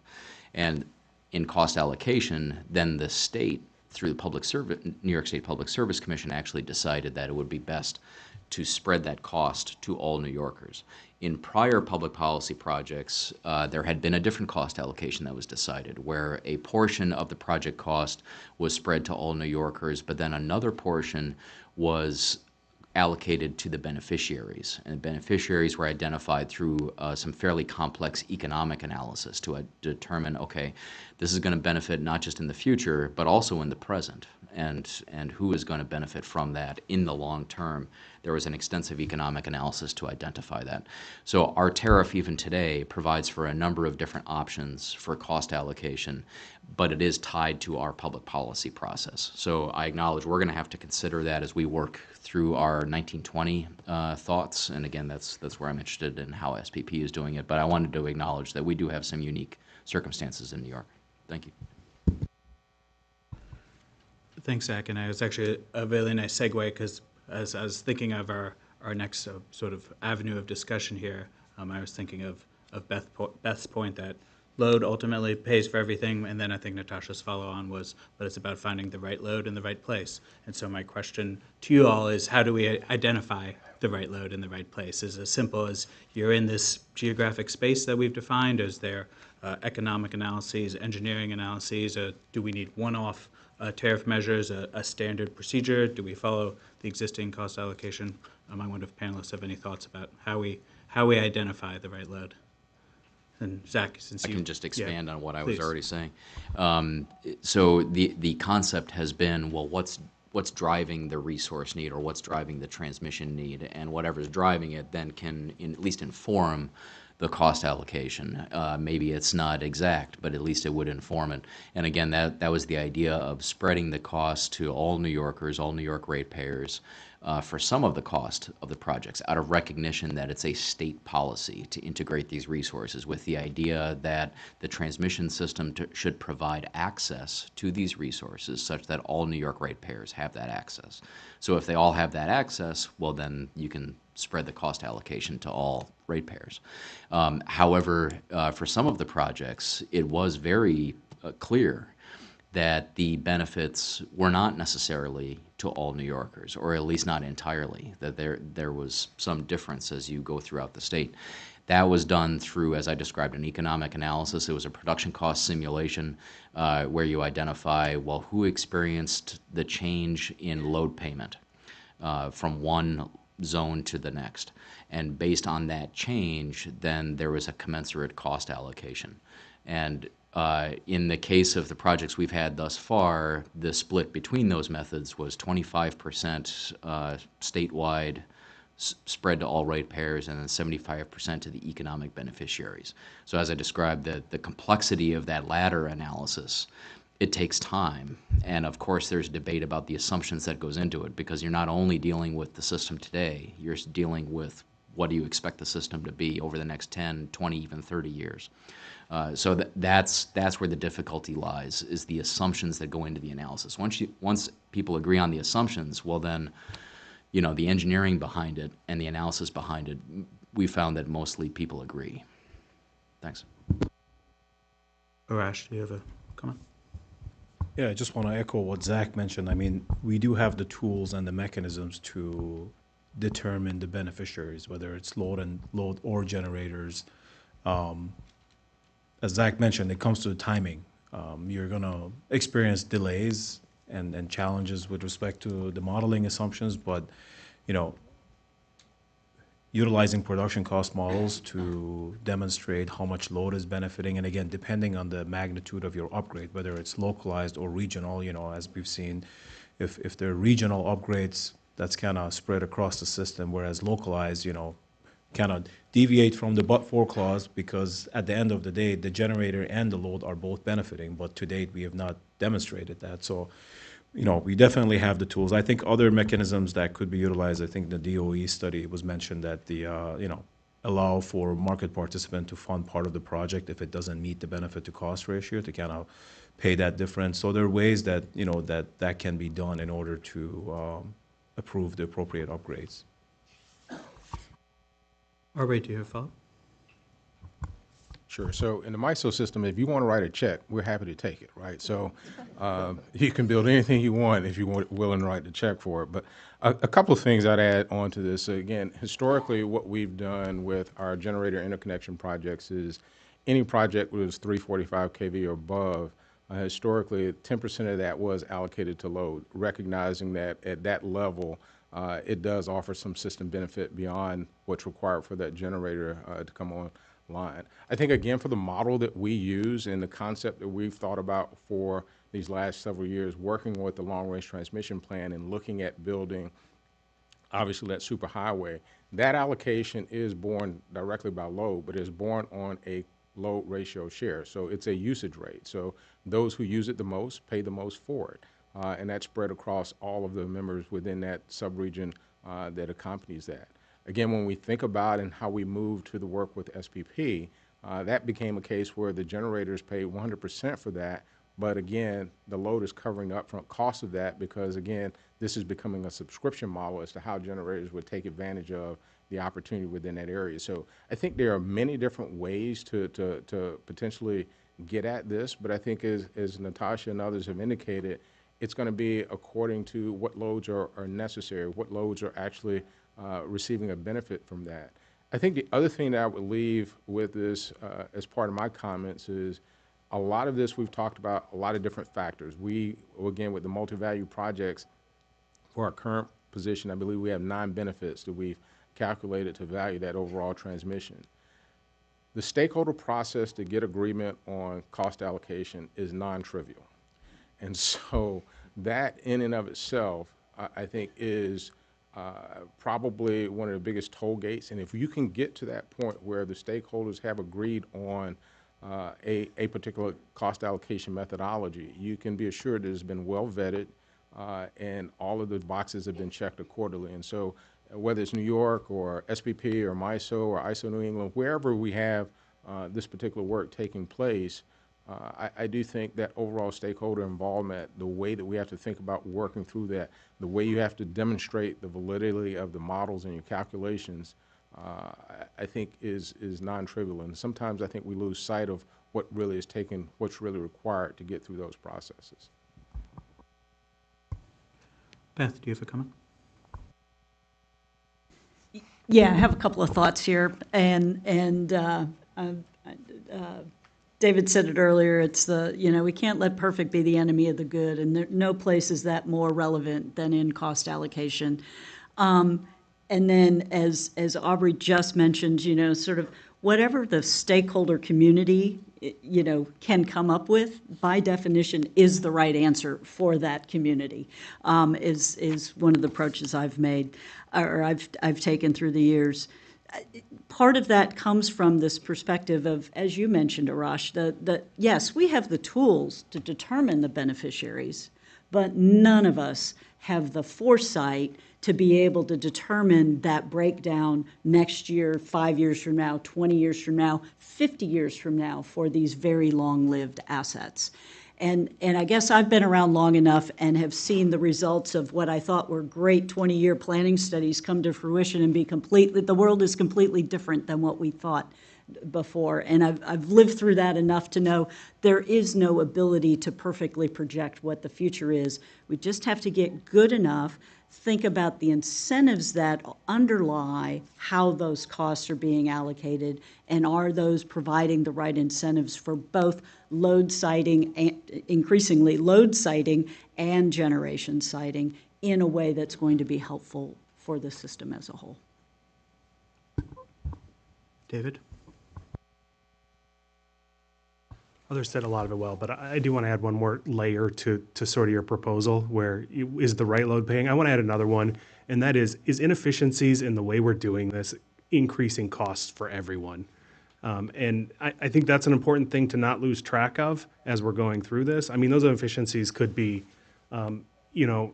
pushing it costs through the interconnection process in an inefficient way that makes developers post securities longer than they should, or has a higher cost of capital or a higher weighted average cost of capital than it should. Those increased costs unnecessarily for customers. It might be the right load paying, but they're paying more than they should. If there are network upgrade delays, which we're talking about another panel, so I won't go too far into it, we as developers have to apply a risk premium on those upgrades. And if we have to plan for limited operations, or if we have to plan for uncertainty in final costs, all of that has a risk and premium that ultimately load is paying for that transmission, but they're paying a premium on top of what they should be. And I want that layer to be included as we're considering any of these options. If I could react to that really quickly, I'm sorry to jump the queue, but as a consumer, I want to pay the cost. I don't want to pay your risk-adjusted premium on the costs. And that has been, I think that's been a helpful I believe that to be a helpful way to think about this, is there are costs going to be incurred. How do we keep them as low as possible and not muck up and not include so much risk premium on top of that may not necessarily need to be borne. Natasha, you have a thought? So mostly I'm going to pile on, so I'll be very brief. I think we need to be careful not to go down a path where we're trying to look at every benefit for every line for every customer. All we will get from that is the wrong answer. So generally what we found is that the broader that you do the cost allocation, the more likely you're going to be successful in getting whatever it is that you need to be built.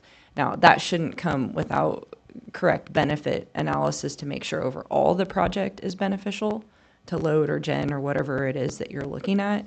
But to look at it from a project by project without looking at the portfolio, et cetera, I would just caution us not to go down that path. Now, the other thing that I will say is whatever you design for cost allocation is going to incent behavior. It is going to cause stakeholders to decide, yes, that's a good idea, that's not a good idea, just because of the cost allocation. So we really need to think in terms of how will this impact the overall plan. It's very similar to rate design, right? Rate design is a bit of an art, so is cost allocation.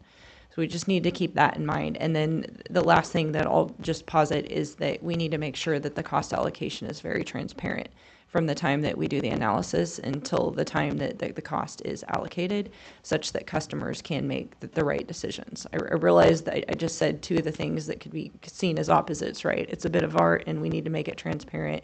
But at the same time, I think broader cost allocation, making sure that the overall benefits are met, and then making it transparent.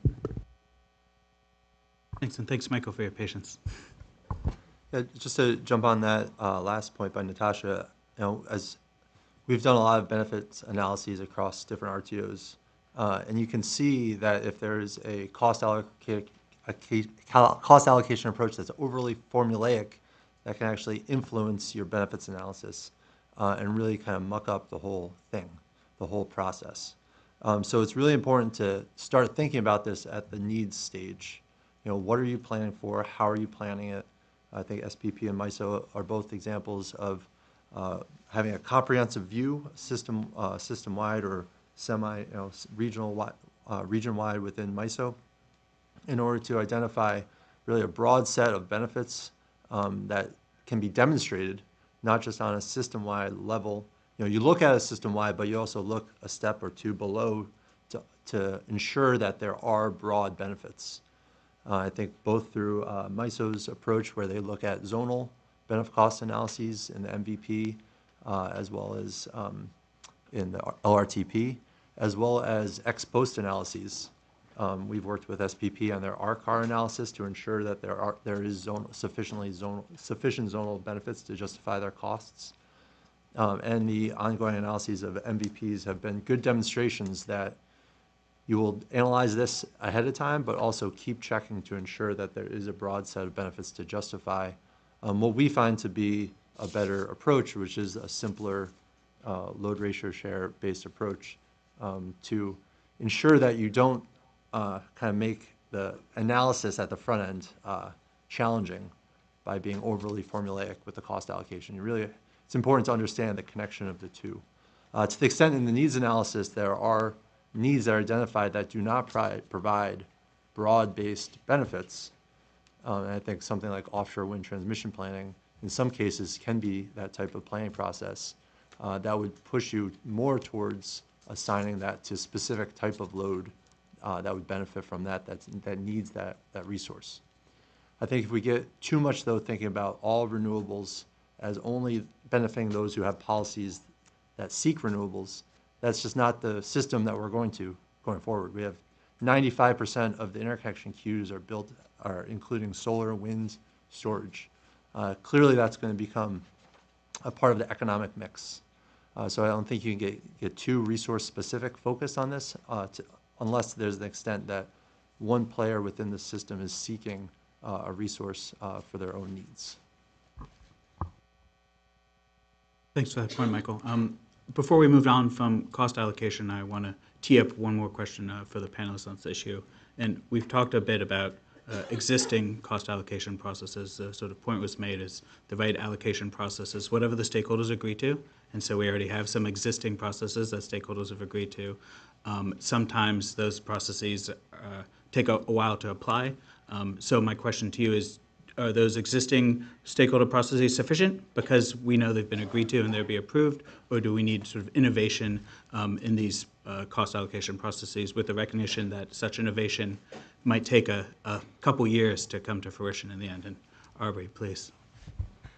I think Natasha and I are smiling because we know what that entails, if you will. So a couple of things, and it takes me back to things I thought about saying earlier. One is Natasha's comment about trying to be too specific in cost allocation, I think, is really, really important. What we find is the more granular you get, often you don't necessarily get the results that you're trying to achieve. So I think that is one thing. I think the other thing that I'd say also that I do think the art of the MVP rate that we have is it is a usage rate. So what you pay today may not be what you pay tomorrow. And so it adjusts according to how that is set. I think one of the things that we should think about as you think about future cost allocation, I think it should be thought about very carefully and systematically, because ultimately it is not an easy hill to climb in that regard. There's so many factors that are a part of that. I do think that what we have today may not be sufficient for tomorrow, simply because of how things will continue to change, and I don't know what that may be. But ultimately, what ends up happening is you adjust to the needs of what your constituents are. And so as we think about future cost allocation needs, I think they'll be driven by what happens within our overall planning process, and are the things we're doing sufficient to meet what those future goals and needs are. Natasha, follow? Yes. So in terms of what we've already talked about, I think some of the cost allocation, at least SPP has in place, is probably sufficient for today for load. But in order to integrate generation interconnection into that, we do need some type of reforms. Just looking at the but-for specific tests for a few generators right now isn't going to get us where we want to go. We're not going to make the energy transition. We're not going to connect enough load. We see it all the way across the country. And again, we do think that some co-optimization between the generation interconnection and the transmission planning process is important. Now, I will say to Aubrey's comment, and just generally, cost allocation is difficult and it's sticky. Once you get something, it's hard to move it, right? Because more people are going to say no than they're going to say yes, even though they don't like what the position is. We're seeing that more and more across all kinds of different discussions at the RTO. from cost allocation to resource adequacy, et cetera, et cetera. Moving somewhere is going to be difficult, but we still need to do it. I'll also posit two things. One, in terms of transmission planning, we haven't really scratched the surface of the full value of transmission in terms of what it means to keep the lights on. This is back to the resiliency comment. Now, in SPP, we're doing two things. One, we're looking at specific resiliency conditions, and two, have been looking at persistent operational needs. These can be reliability, or these can be congestion-based or economic, if you will. They do flow into our planning process, but I think we could do more along this route. Now, some of the math and the models, if you will, trying to look at real time and more of the transmission outages that happen, like our production cost models aren't set up to handle that. So we need to figure out a way to incorporate that into our processes more as we become more dependent on the weather, as the weather potentially changes, and as we are looking at the value of the transmission system, the transmission is going to become more valuable in terms of keeping the lights on. So I think we need to look down that route and examine cost allocation in that light. The other thing that I will throw out there, and I don't know if this is happening in other RTOs or not, but affordability is becoming a real issue, at least for our members.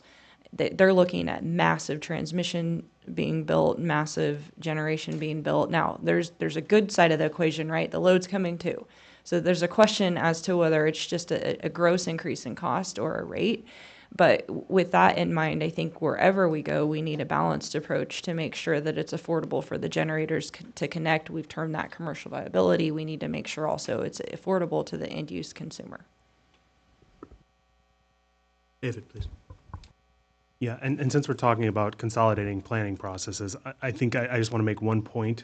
It's very important that everybody that's involved in those cost allocation methodologies are at the table for those discussions. I think SPP, CPP is a great example of where generators and TOs have had very different views on what that should look like, and we reached a compromise that I think benefits everybody. There are other areas where costs have been applied to generators, where generators had no input on what that structure could do to our business models, and that's a real problem, and it could put those types of constructs at risk. Arash, please. Thank you. I think with respect to your question of is the current cost allocation appropriate today, if you look at different planning areas, if you're looking at backbone planning or baseline reliability, sure. I mean, we can all agree that that's the best we have right now, and we're getting projects approved. But if you're looking at interconnection process, just exactly what Dave mentioned. I mean, even if I were to pay for the network upgrades today, what happens to the after-the-fact cost, the unexpected affected system cost that comes up? What do I do then? You're kind of handcuffed in that position, and there's no mechanism there. And hopefully the CPP study will help address that issue, but that's more of a forward-looking, not the issue that we're dealing with today. Thanks. Before I move on to another subset of cost allocation questions, I was curious if any panelists had any final thoughts on other questions. Great. So moving on to our fourth and final question of the morning process. Thanks everyone for sticking with us as we go through the nuances of cost allocation. Our fourth question is, where the cost exceeds estimates for such proactively planned network upgrades, what are some approaches transmission providers could use to address concerns with ensuring adequate funding? Would these mechanisms increase or decrease the time and/or costs required to interconnect new resources? And how would this impact interconnection customers? So I'll turn it over to the panel if anyone has opening thoughts on providing cost certainty.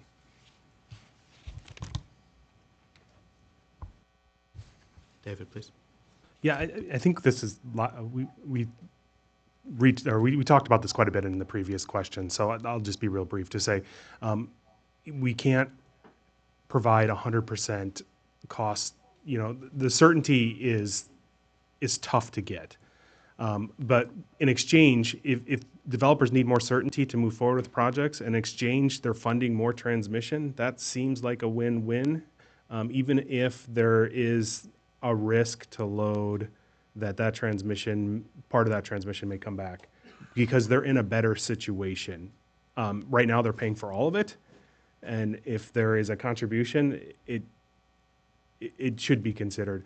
I will say that I'm not as worried about that, because one of the previous commenters, and I can't remember what they said, every time transmission's been built, it's been fully subscribed in the U.S. I don't see that dynamic changing anytime soon. And so, like, it's not a fear that I have that I really spend a lot of time worrying about. Anyway, thank you.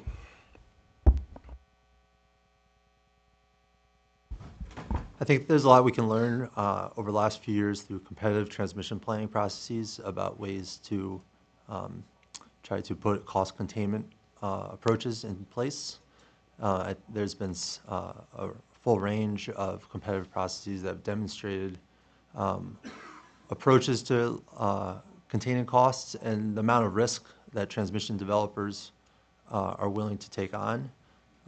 In the SAA process, we left it open. It wasn't a prescribed amount of cost containment, and we saw a lot of transmission developers not necessarily putting hard caps on cost containment, but softer caps at which costs above their projected costs would limit their ROEs.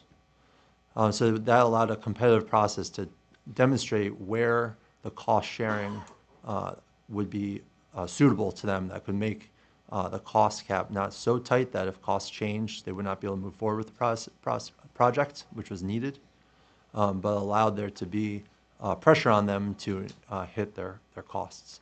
Not all of those, I think there's a lot of experience there to see what has worked and what has not worked, to bring some of those cost containments into a larger set of transmission upgrades. Aubrey, please. Just a couple of comments, and a couple of things for really the work that MISO and SPP have done, as well as our long-range transmission planning efforts there. I think there are two things I think we've done that I think offer some certainty both to developers as well as our members in the load that actually will pay for much of this transmission. First is, from our competitive process, we have a cost estimation guide. And for the projects that we have put together, we have estimated the cost of those projects. And ultimately, we think that gives developers certainty when you think about the areas where they could take, generation developers, where they could take advantage of that particular area for that project. We think those are good estimates there. Also, what we do is part of our overall analysis for any cost share project, we monitor those costs. And we monitor those costs all the way through completion. And ultimately, there are certain triggers that if they are exceeded, you're pushed to go into variance analysis, which means you try to figure out what do you need to do to get the cost back to the original plan, or to mitigate future cost increase and or schedule or constructability type issues. So I think those things where you have a level of monitoring, where you're actually working with whomever, whether it be a competitive developer or a load serving into a transmission owner to build said projects, to ensure that the cost that we estimate is the delivered cost so that you ultimately extract the maximum value for that particular project.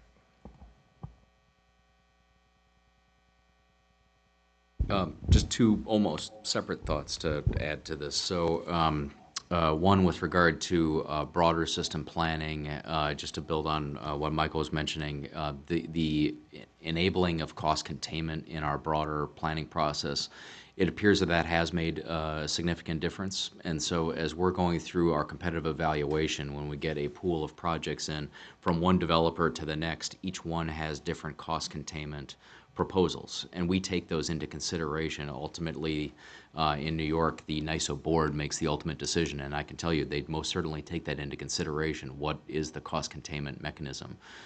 You might have what is estimated to be a higher cost project, but if its cost containment is favorable, well, maybe that, maybe that's a significant consideration. So that's in the broader sense of planning. And we think that that's a very good addition that we made a few years ago. Specifically within the interconnection process, a benefit that we have always been proud of in New York of our interconnection process is cost certainty. So at the end of our interconnection process, a developer accepts or rejects their cost allocation, and that is a binding cost amount. They post 100% security for that cost, and then from there, it's on the utility to manage within those costs, basically. Obviously, I'm grossly simplifying, but the benefit, and we've heard this from developers, is that they have some certainty. Now, of course, the downside, if you will, is the amount of security they have to post right at the end of the interconnection process. And to me, that's really where it gets to the broader topic of this panel and this discussion, is the idea of, well, if there's more proactive planning, if we get out ahead of it a little bit, well, then maybe developers aren't facing such a big price tag come the end of the interconnection process. But nevertheless, I think that there is real value to having that cost certainty at the end of the interconnection process. Thank you. Just want to echo what Michael mentioned. I mean, as far as advocating for a competitive process, I think that will definitely, the bidders would have incentives to contain cost on that front, and definitely encourages competition. The other piece is allowing independent transmission developers, merchant developers, to be part of the planning process, because in that way you're kind of avoiding that cost allocation discussion that would help slow down the process and really try to, they would be able to build a transmission much faster than going through Order 1000. Thanks, and thanks, panelists. I agreed. We talked a lot about the cost containment issue as well, which is always great when the discussion evolves organically into topics that I want to touch on. We're nearing the end of our designated question and answer period on the 4 pre-made topics. Before we close the panel and break for lunch, I want to see if any panelists had any final thoughts that they wanted to share, topics that were not covered in the discussion that they wanted to make sure that were entered today. I have a question I'd like to pose to David, if you wouldn't mind. There's sort of been a lot of positive anticipation for the entry-free concept. But you identified an important consideration, which is how stakeholders settled on that concept and the give and take. And I'm curious what you're at liberty to say about how that stakeholder process played out. I will start by saying that it was very involved, and you had to come in understanding how much work this was going to be. It was a lot. But I would say it was very meaningful, because I think the way it worked is we all threw sort of our issues or what our needs were into I'd call it a pile. And we just started working through them one by one. And there were hallway conversations, there were public conversations, and there were some give and take, and there was some compromise. And I would characterize it as nobody got exactly what they wanted, but everybody was better off. And I think it was probably an example of a process that worked well. And there were some other aspects of it that I think helped do that. I think we had the support of the board of directors from day one. We had support of SPP senior management from day one, and we had some problems that were all coming to a head that everybody was feeling the pain of, which was the generator connection delays and the need to get resources online and the need to find a compromise to do that regardless of what your business model was, and it works for everybody. So that's a long-winded way of saying I think it was a really positive process. Thank you. Arash? Yeah, and I trusted David with that from day one, but I think you're going to see a pilot project, JTIQ being, what the coordinated planning process is, from a structural standpoint. So I think we're going to be able to see a preview of that before we transition the SPP to a full-blown CPP process. Just my view from the sidelines here is that nothing brings people together to find compromise than everybody feeling the pain in some way, and everyone motivated from some perspective. It's got to be different than this, and so from a policy perspective, sometimes that regulatory imposition of the solution that everybody hates can sometimes be the impetus to drive people to reach a solution that works for them that may be better. So I just offer that perspective. I didn't have a comment on the question. I had a comment on the closing comment. So as my parting shot, if you will, first again, I appreciate the opportunity to be here with you all and share some of both my thoughts and MISO's thoughts about this issue. I think I go back to a couple of things we've talked about, and I want to really reiterate them before I move on, is today, if we think about the generation call for the resource fleet change in the MISO space, we need to see about 20 gigawatts of new generation come on every year. Today, we see about 3. That has a resource adequacy impact, that has an impact on all of the goals of our members and states.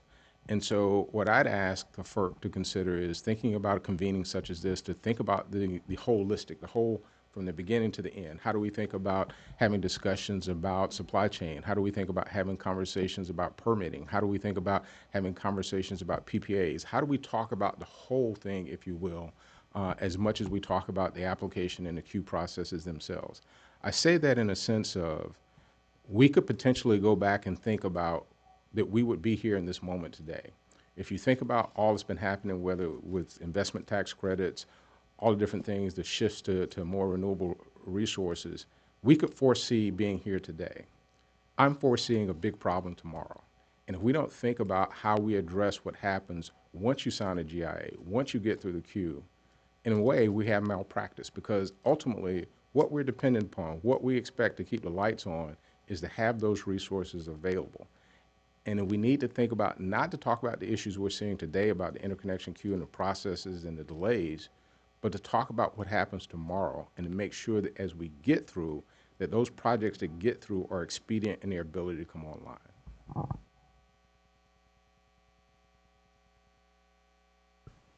So I wanted to say thanks again for the opportunity to speak today. And Aubrey hit a lot of the points that I would otherwise make, but I would say this, that we're not going to be able to meet the goals that we've set out to meet absent change and fast change.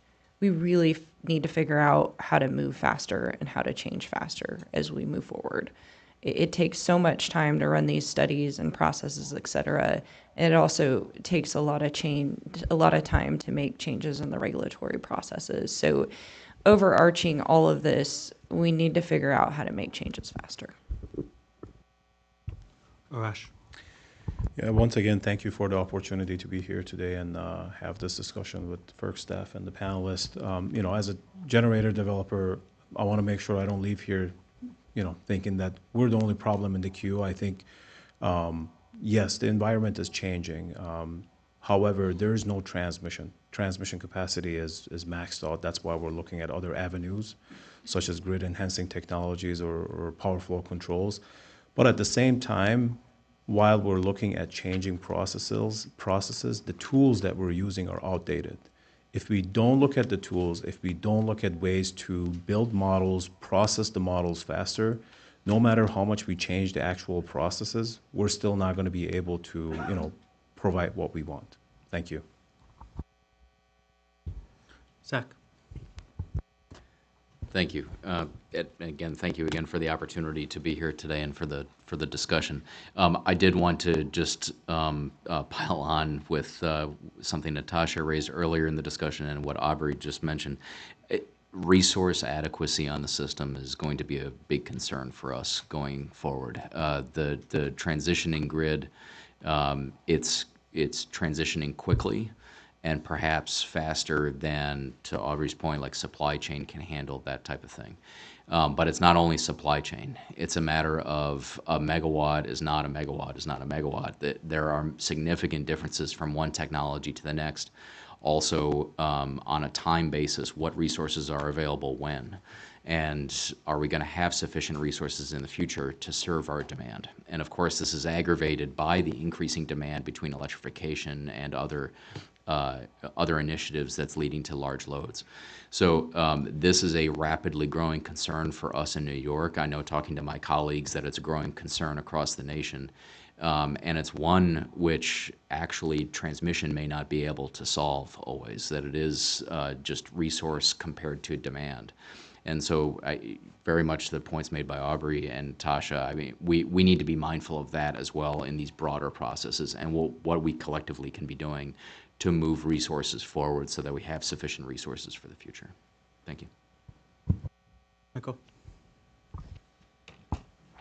Hearing about the amount of work that's gone into the entry fee process and the concerns that Zach has in New York really highlights a few things. First, if we're going to put all this effort into building out proactive transmission, let's make easy approaches to utilize that transmission.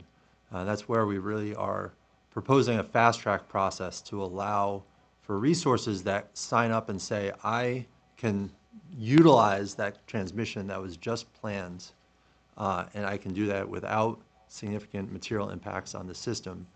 Allow for those resources to move faster through the process, because it makes no sense to plan for that and require those resources to get to the back of the line. We saw this really clearly in the SAA process, where in New Jersey they're building out this transmission, and some of the resources that are actually ahead of the queue position of the SAA would have had to utilize that capacity, would have had to go all the way to the back of the line. So if we're going to do all this effort, if we're going to build all this transmission, let's make it really efficiently, let's utilize that transmission to bring resources onto the system. But let's not think that's the only way to bring new capacity that's needed for new load onto the system.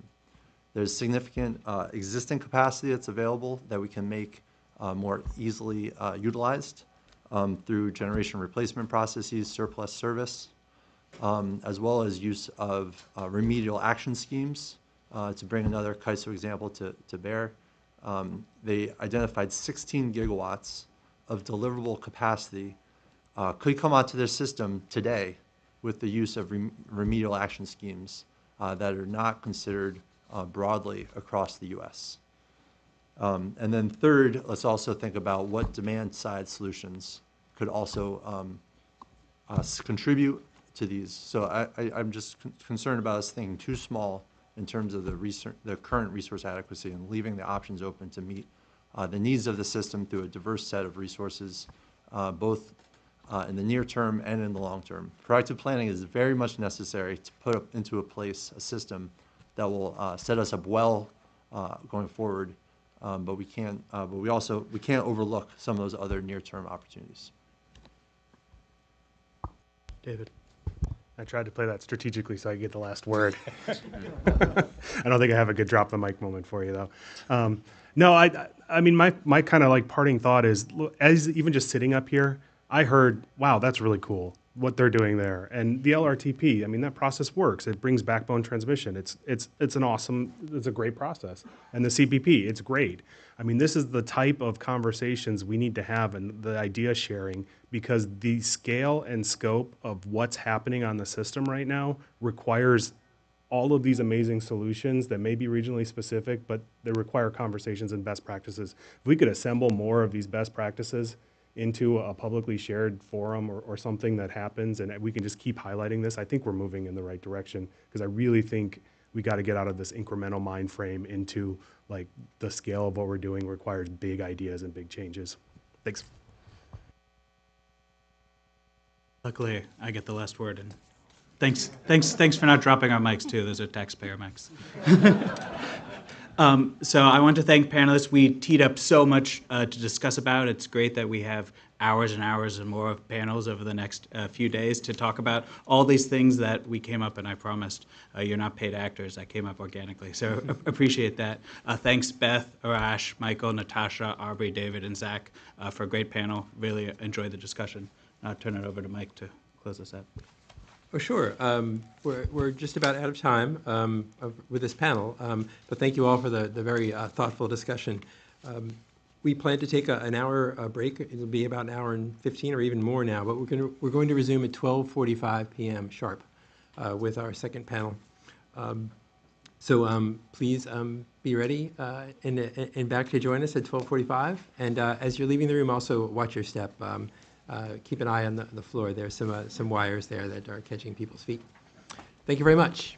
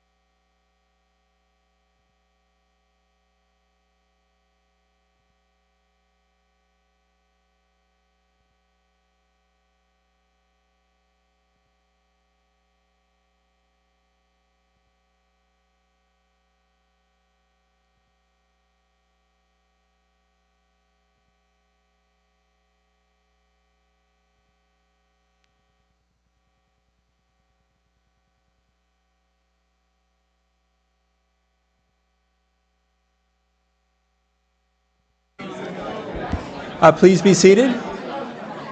Please be seated as you enter.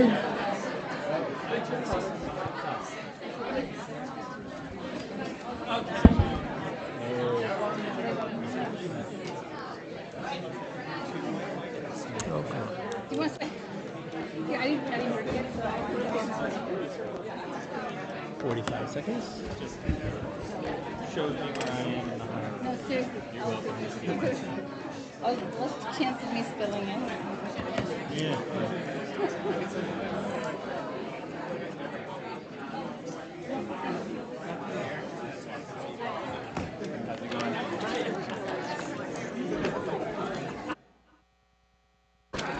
Yeah. Please be seated.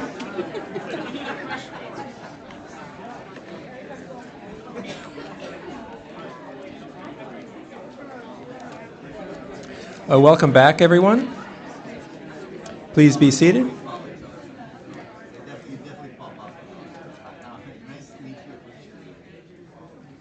And Rob, let's get underway.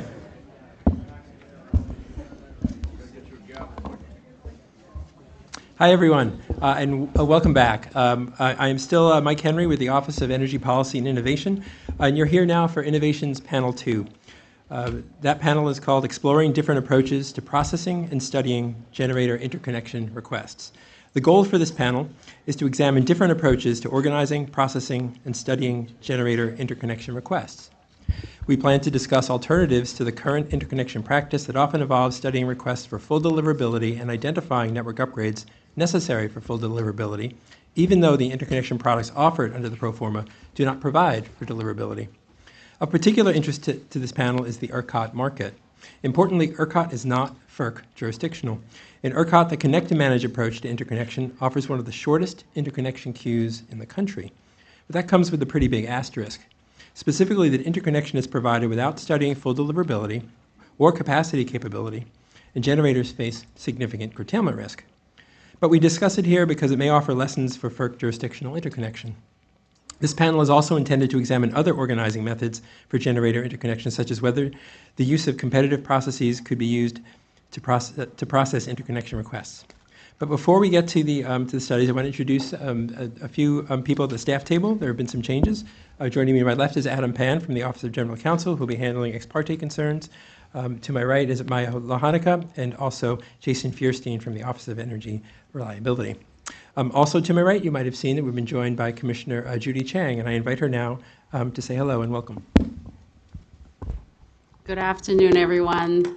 Welcome, and thank you for being here. And as you know, the Commission has done a lot of great work by a lot of people on the interconnection processes, starting from many orders ago, but also with the order to 2023. So I've been here for almost 2 months, and I recognize there are so many people working on this topic. And we also know from what the chair had said earlier this morning that that's one step in the right direction, but we still want to do more. And so therefore thank you very much, the esteemed panelists here. I'm very looking forward to hearing from you, particularly because I understand that different regions, different parts of the country, and different parts of the world might do things differently, and there might be many lessons we can learn from other jurisdictions. So alternative ways of doing things always can help us learn from others and how to expedite the interconnection process. So question for you, as I review the pre-filed comments, I'm just really impressed with the depth and the breadth of all the topics that you brought up in the pre-filed comments. So I'm really eager to hear more about that. And also in the context of ERCOT, this connect and manage approach, many of you mentioned we have to put that in the context of ERCOT, and good to see you, my good friend Warren, who come all the way from Texas to tell us more about ERCOT, and all of you who have experience from many other markets include ERCOT. This is really an important topic, and specifically transmission costs. As many of you have mentioned, transmission costs are mostly shared by all load in ERCOT, so that's different. and not assigning system network upgrade costs also expedites the process of the studying process. And using some of your words also eliminate the interdependency of the interconnecting generators. And so there are many sort of advantages associated with these things, as well as risks. Many of you raised congestion as well as the risk of curtailment. So I'm very eager to hear more about all of these things from this great panelist, and so this panel and all the panelists. So I welcome you here in FERC, and I'm looking forward to having this discussion. Thank you very much. Thank you, Commissioner. And thank you also to everyone joining us here in person and joining us online through our YouTube webcast. And while we're on the matter, if you're watching via webcast, I invite you to please smash that like button and subscribe to FERC's channel. Thank you. Thank you also to the panelists for making the effort to be here in person. It's greatly appreciated. We will proceed by asking the panelists questions. I remind panelists to please unmute your microphone and hold it close to you. Also, as well, make sure it's pointed at your mouth when you're speaking, so that everyone in the room can benefit from hearing what you have to say, and mute it when you're finished. And in the course of discussion, if you would like to make a comment, please place your name card up on its side, signaling that you'd like to be called upon. We ask that panelists keep their responses to under 3 minutes. After 3 minutes, Maya, to my right, will hold up a yellow card to signal the time is up and it's time to move on to the next panelist or topic. So thank you to our panelists, and I'll introduce them now. First, Liz Delaney, VP of Utility Scale Policy and Business Development at New Leaf Energy. Jennifer Galloway, Senior Manager of Regional Transmission Development and Interconnection Services at Portland General Electric. Next is Warren Lasher, President of Lasher Energy Consulting. Tyler Norris, a James B. Duke Fellow and a PhD student at Duke University. Matt Picardi, Vice President of Regulatory Affairs at Shell Energy North America. Aaron Vandervorst, Head of Growth Strategy and Transmission at NL North America. And finally, Andy Whitmire, Director of Resource Utilization at MISO. I'll tee up the first question now, and I'm going to use my own articulation of it.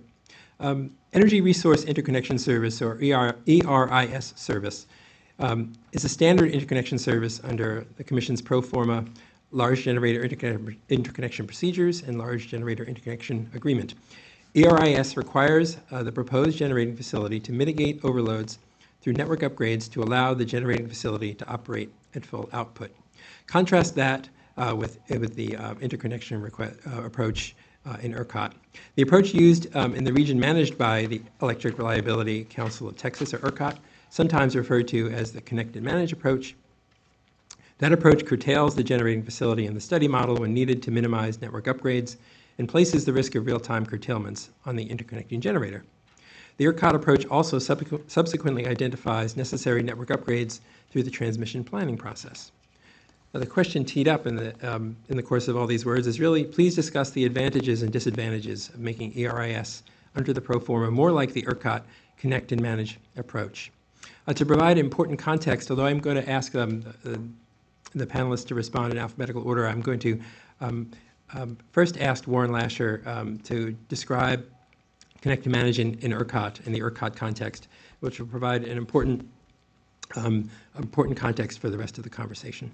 So, Mr. Lasher. Thank you. Thank you. And I very much appreciate the opportunity to be part of this panel. I'm really looking forward to the comments, the discussion.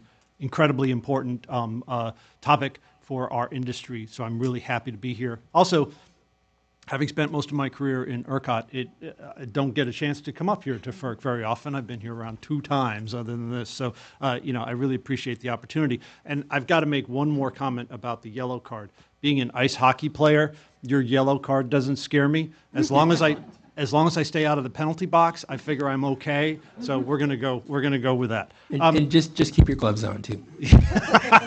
No, you'll learn that one really quick. Okay, good one though. So let me give you a little background on where we are in ERCOT, the Connect and Manage approach. It is, as you have laid out, just the way it sounds. A generator comes in and is studied for a reliable connection to a specific substation. The entire interconnection study process is just giving it that reliable connection to that substation. There are no network upgrades that are considered as part of the interconnection process. Importantly, the generator does not pay for any upgrades, even at that substation. All of the transmission planning takes place as part of the regional planning process based on reliability criteria and economic criteria. Load customers pay for all transmission upgrades across the system based on a peanut butter approach. So there's no cost allocation issues that go on. The trade-off, the benefit for the generator is it can move through it at its own pace, and you can see generation that comes online in 2.5, 3 years. The downside is, as you have mentioned, the risk of curtailment. Now, importantly, the risk of curtailment is only shared by renewables at this time because there are planning guide provisions that state that thermal dispatchable generation has to meet a certain amount of dispatchability for specifically for resource adequacy concerns. So again, the upside is they don't have to pay. Downside is the curtailment risk.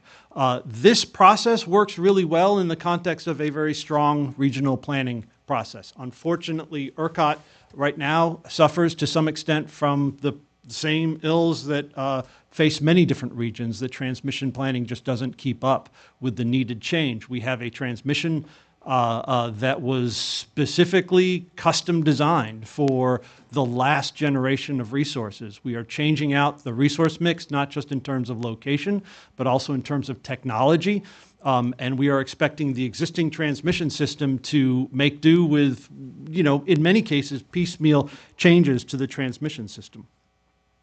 So, even in ERCOT, we are facing significant increases in curtailment to wind and solar resources. That may change in the near future. ERCOT is currently revising its economic planning criteria, so that may be something that sees some change. I did have two issues that I wanted to bring just kind of to start the discussion off. First is a warning. What we are seeing in ERCOT, we have seen successful integration of significant amounts of wind, maybe 35,000 megawatts of wind. The amount of solar that we brought on in the last 2 years has fundamentally changed the outlook for resource adequacy on hot summer afternoons. With 20,000 megawatts of solar, we no longer have a concern at 5, 6 p.m. on hot summer days in Texas. But what we are seeing is these new resources bring increasing complexity to the interconnection process. The studies need to be much more complex and granular. The variability means you need to be looking at different scenarios from a planning perspective. Inverter-based resources bring weak grid issues that result in new stability constraints. And that's a significant concern because now the question is not so much you've got new generation coming online and they're utilizing the remaining amount of capacity, but bringing new generation online is actually reducing the amount of capacity as new stability constraints bind the ability to move power from one area to another. So the first is you have to realize that this whole process that we're talking about is getting increasingly complex over time. The second thing is the lesson from ERCOT really is, as I was listening to the first panel, kept ringing the benefit of simplicity. If you can do it in a simpler way, it is going to be better. Even if the costs aren't allocated correctly, or the benefit of having a simpler process, being able to bring resources online quickly. Again, I mentioned solar and summer afternoons in Texas. Once you start getting a resource adequacy concern, which is being caused by interconnection issues, resource adequacy costs are going to completely eclipse the costs that we're talking about here from a transmission planning and a allocation perspective. So I will leave it there and turn it over to the rest of the panel. Thank you. Thank you, Mr. Lasher. Liz Delaney. Great, thank you. Thanks for having me. New Leaf Energy is a national developer of solar and battery storage resources. And in my position, I get to be on the front lines of greenfield development. So I'm hoping to offer some developer perspective today. I do see some value in taking the concept of connect and manage from ERCOT and applying it to markets outside of ERCOT, but it would need some modification. For example, some people may think that when you advocate for Connect and Manage, you're saying to do away with the Network Resource Interconnection Service or NRIS product. That's not where I stand on it. In fact, I think that the way to do this for most markets would be to really focus on getting ERIS right, Energy Resource Interconnection Standards. So right now, what I see across the markets is a pretty inconsistent application of the ERIS standard in the study process, oftentimes converging a bit with the NRIS standard in the way that resources are studied. This can cause costly upgrades to be triggered unnecessarily because those upgrades would be mitigated in real time through general grid operations. It can create a more expensive pathway for resources that may otherwise want to participate in the market as energy only.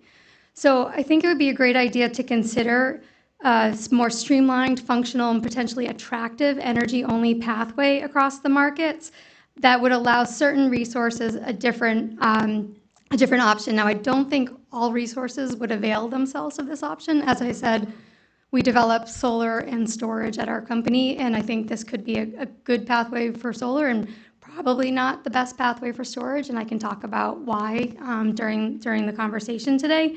But high level, I think the role that the commission can play here is to help us, A, convene, but B, really apply some consistency across the markets to help us really make sure that everybody is, approaching ERIS as it's meant to be, which is a essentially non-firm or as available service. So thank you for having me here, and I look forward to chatting more. Thank you. Jennifer Galway. Thank you to the Federal Energy Regulatory Commission for having me today and invited me to speak on behalf of Portland General Electric about opportunities to accelerate generation interconnection while maintaining reliability. Reliable, affordable, clean energy is at the core of PGE's priorities to serve our customers. PGE appreciates the Commission's commitment to evaluating opportunities to accelerate the development and interconnection of the generation needed to support the clean energy transition. PGE has direct experience with operational challenges that arise when interconnection is completed without comprehensive planning and evaluation for reliability. Prior to 2023, power rarely, if ever, flowed south to north in the summer from California to the Pacific Northwest. In the summer of 2023, the combination of increased renewable development in California and historic drought conditions in the Pacific Northwest resulted in abundant south-north flow and caused overloads in the western portion of PGE's service territory that had not been identified in the planning horizon. As a result, a new flow gate north of Pearl was established, impacting all energy deliveries in the Portland area year-round. PGE appreciates the collaboration with our regional partners, Bonneville Power Administration, Northern Grid, RC West, and WEC, to create updated power flow models and establish new operating and planning procedures to help mitigate the impacts of the north of Pearl flow gate. The connect and manage approach to interconnection could further propagate the issue of changing power flow dynamics that haven't been studied. There is no consistency on when generator interconnection projects are added to models. And the connect and manage approach could result in a significant amount of generation being added without enough time to properly study the impact on interregional transmission system reliability. FERC Order 1920 is a positive step to identify transmission solutions that enable the interconnection of more renewable resources while also ensuring reliability. Another effort that is taking steps for improved regional and interregional coordination is the Western Transmission Expansion Coalition, or WESTEC, which will produce an actionable transmission study in alignment with the principles of Order 1920, including the incorporation of generator interconnection projects and integrated resource plans. PGE continues to support the streamlining of the interconnection queue and appreciates the Commission's engagement on identifying creative solutions to address the backlog of requests and enable the clean energy transition. However, interconnection planning reforms must be taken deliberately with sufficient time to evaluate emerging power flows that result from the build-out of renewable resources. Thank you. Thank you. Next, Tyler Norris. Thank you for having me here today. First, I think it's worth noting that ERCOT is not the only transmission provider in the United States treating energy-only service in a significantly less restrictive way. At least 2 other ISOs take a similar approach currently in New York and California. Both of those markets have concluded that all or most thermal power flow constraints for transmission scale generators can be managed in real time via redispatch. So generally they are not assigning thermal upgrade costs to ERIS generators. There's some variation in how they treat non-thermal constraints, but both of these markets, I think, indicate a broader applicability of this approach outside ERCOT. The primary advantages, of course, are lower costs and faster speed, as we've already discussed. My colleagues and I developed a simulation study for this workshop to quantify potential cost savings of energy only in the context of a recent interconnection cluster study conducted by Duke Energy Progress. We found that with a moderately restrictive approach to ERIS, 75% of the identified overloads were avoided, translating to a 72% reduction in thermal network upgrade costs. These results accounted for single contingencies and did not consider the use of alternative transmission technologies. In terms of processing speed, we analyzed approximately 3,000 generators with executed interconnection agreements and found that ERCOT's processing speed is substantially lower than other markets, and this difference has grown over time. ERCOT now takes about half the time as other markets on average for a generator to progress from interconnection request to interconnection agreement on average. Other secondary benefits I think that are worth considering here are production cost savings, of course, from lower cost generators. If we can get more of these generators on the system, we could see a decline in production cost savings on average. Reduced burden on transmission providers and the supply chains for transmission equipment. Improved transmission planning thanks to the greater certainty in the locations of new interconnecting projects. Potentially enhanced stability in general cluster studies by providing an alternative option for generators and removing those requests from the broader clusters. Reduced complexity of affected system studies, which now FERC has required that affected system studies use the ERIS study method.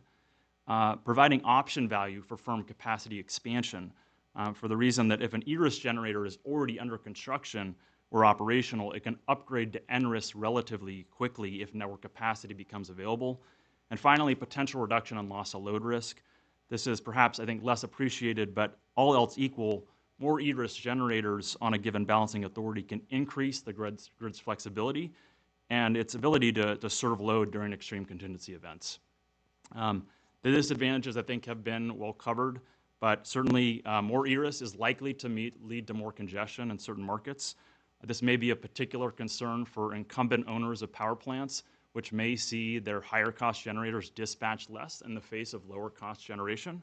And it could be more challenging in jurisdictions that don't have robust proactive transmission planning. And then finally, as I think already noted, ERIS does require more sophisticated real-time operations, and this may require investment in additional tools and capabilities. So thank you. Thank you. I'd also remind speakers to please move their mics closer to their mouths when they speak so we can cut down on some of the static we're hearing. Matt Picardi.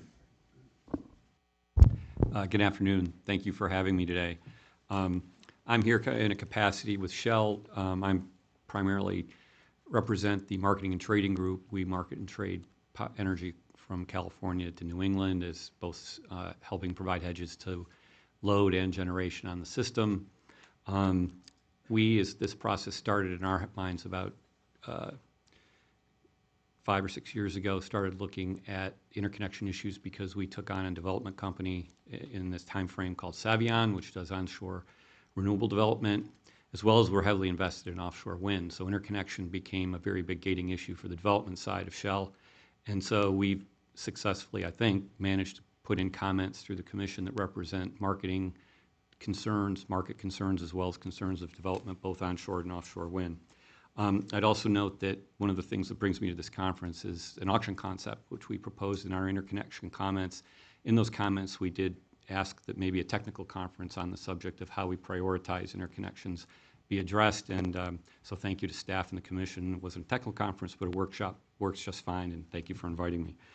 In terms of the topic, today, the first topic we have today on Connect and Manage and ERIS, certainly as a developer that wants to, or development side of our company that wants to see more renewable megawatts, especially hit the system, it's a positive thing. We think it allows developers to make their own decisions about how they can connect and manage to the system and sell energy. And And so we support it from that perspective. We also think if we can develop more robust transmission planning, it offers the opportunity to improve the planning process as well as maybe bring consistency across different regions on how the planning for these resources occurs. As I mentioned, I think it allows developers to make their own decisions, and they can bring their marketing and trading expertise to the table to maybe make a project that's interconnecting on this basis work. Some of the disadvantages I think we mentioned in our comments, we think the structural differences on a full connect and manage approach between ERCOT and the other regions make it a bit challenging to implement outside of ERCOT, especially with respect to the fact that you have capacity markets in those other regions and you do not in ERCOT. There is the potential for increased congestion, which has been talked about, but it's also an issue that we're facing anyway already as more lower cost renewable resources enter the system from an energy perspective. And then we think, finally, that market design issues need to be considered in connection with this type of process. And I'll talk about that a little bit later in terms of some ideas we have on how market design should be addressed as we try to bring these resources on more quickly. Thank you. Thank you. Aaron van der Vorst. Good afternoon, and thank you. Aaron van der Vorst with Enel North America. First off, thank you, Commissioner and FERC staff, for hosting this. The art of listening is a lost art in our society, and this is such an important thing to do, is for you all to demonstrate just that need for us to be good listeners as a society. So thank you, first and foremost, for the opportunity to present some of our thoughts. I actually decided to, going with the train of sports analogies, decided to call an audible in honor of the NFL season on some of the comments I planned to make to start off this morning. So I wanted to actually illustrate some of the benefits and disadvantages of Connect and Manage through actually talking specifically about Enel's portfolio, both of operating projects, which is about 10 gigawatts across the United States, as well as we also develop, we have a pipeline of around 20 gigawatts of development stage assets. So we have that perspective to bring to the table. So our operational fleet, as I mentioned, is approximately 10 gigawatts. That 10 gigawatts is composed of approximately 4 gigawatts in SPP and approximately 5 gigawatts in ERCOT. So that is really the majority of our knowledge and expertise when it comes to the operational realm. So I apologize if I pick on those particular RTOs. It's just what we're most familiar with. What's interesting about those two fleets being roughly the same size, the SPP fleet we started developing between 15 and 20 years ago to get to about a 4 gigawatt fleet. Whereas the 5 gigawatts that we have in ERCOT, comprising wind, solar, and storage, essentially all started within the last 5 years. So to discuss Connect and Manage and some of these macro level concepts really hits home when you see how rapidly you can build out a fleet of operational generators in ERCOT. So obviously one of the key things here is Connect and Manage does rapidly accelerate the speed of generation, which, as we heard all morning, is critically important to resource adequacy and reliability in our country.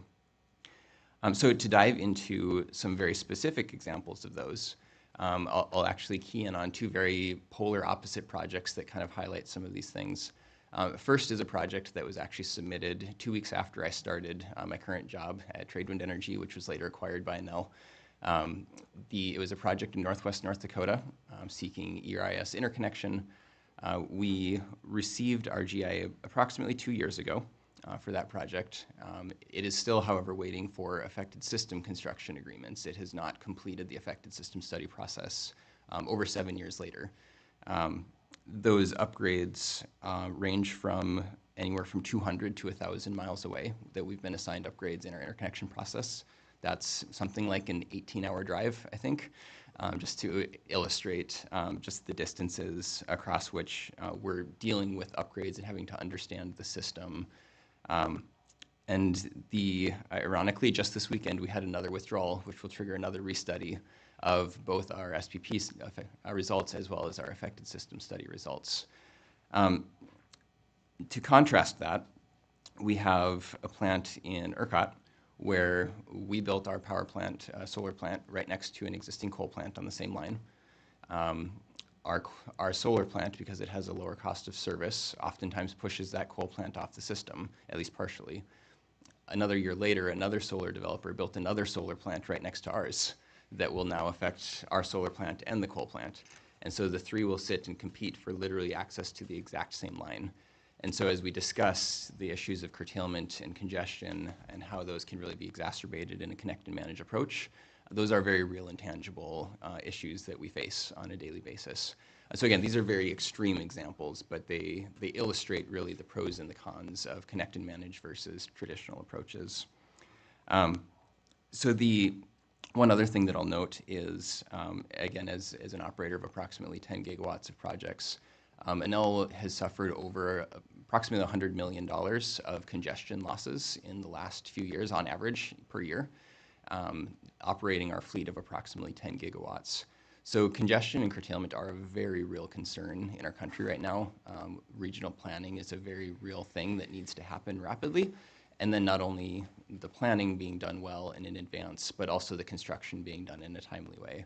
And when you have a lot of piecemeal upgrades coming through the interconnection process, sometimes that can distract and disrupt many of those larger needed regional upgrades.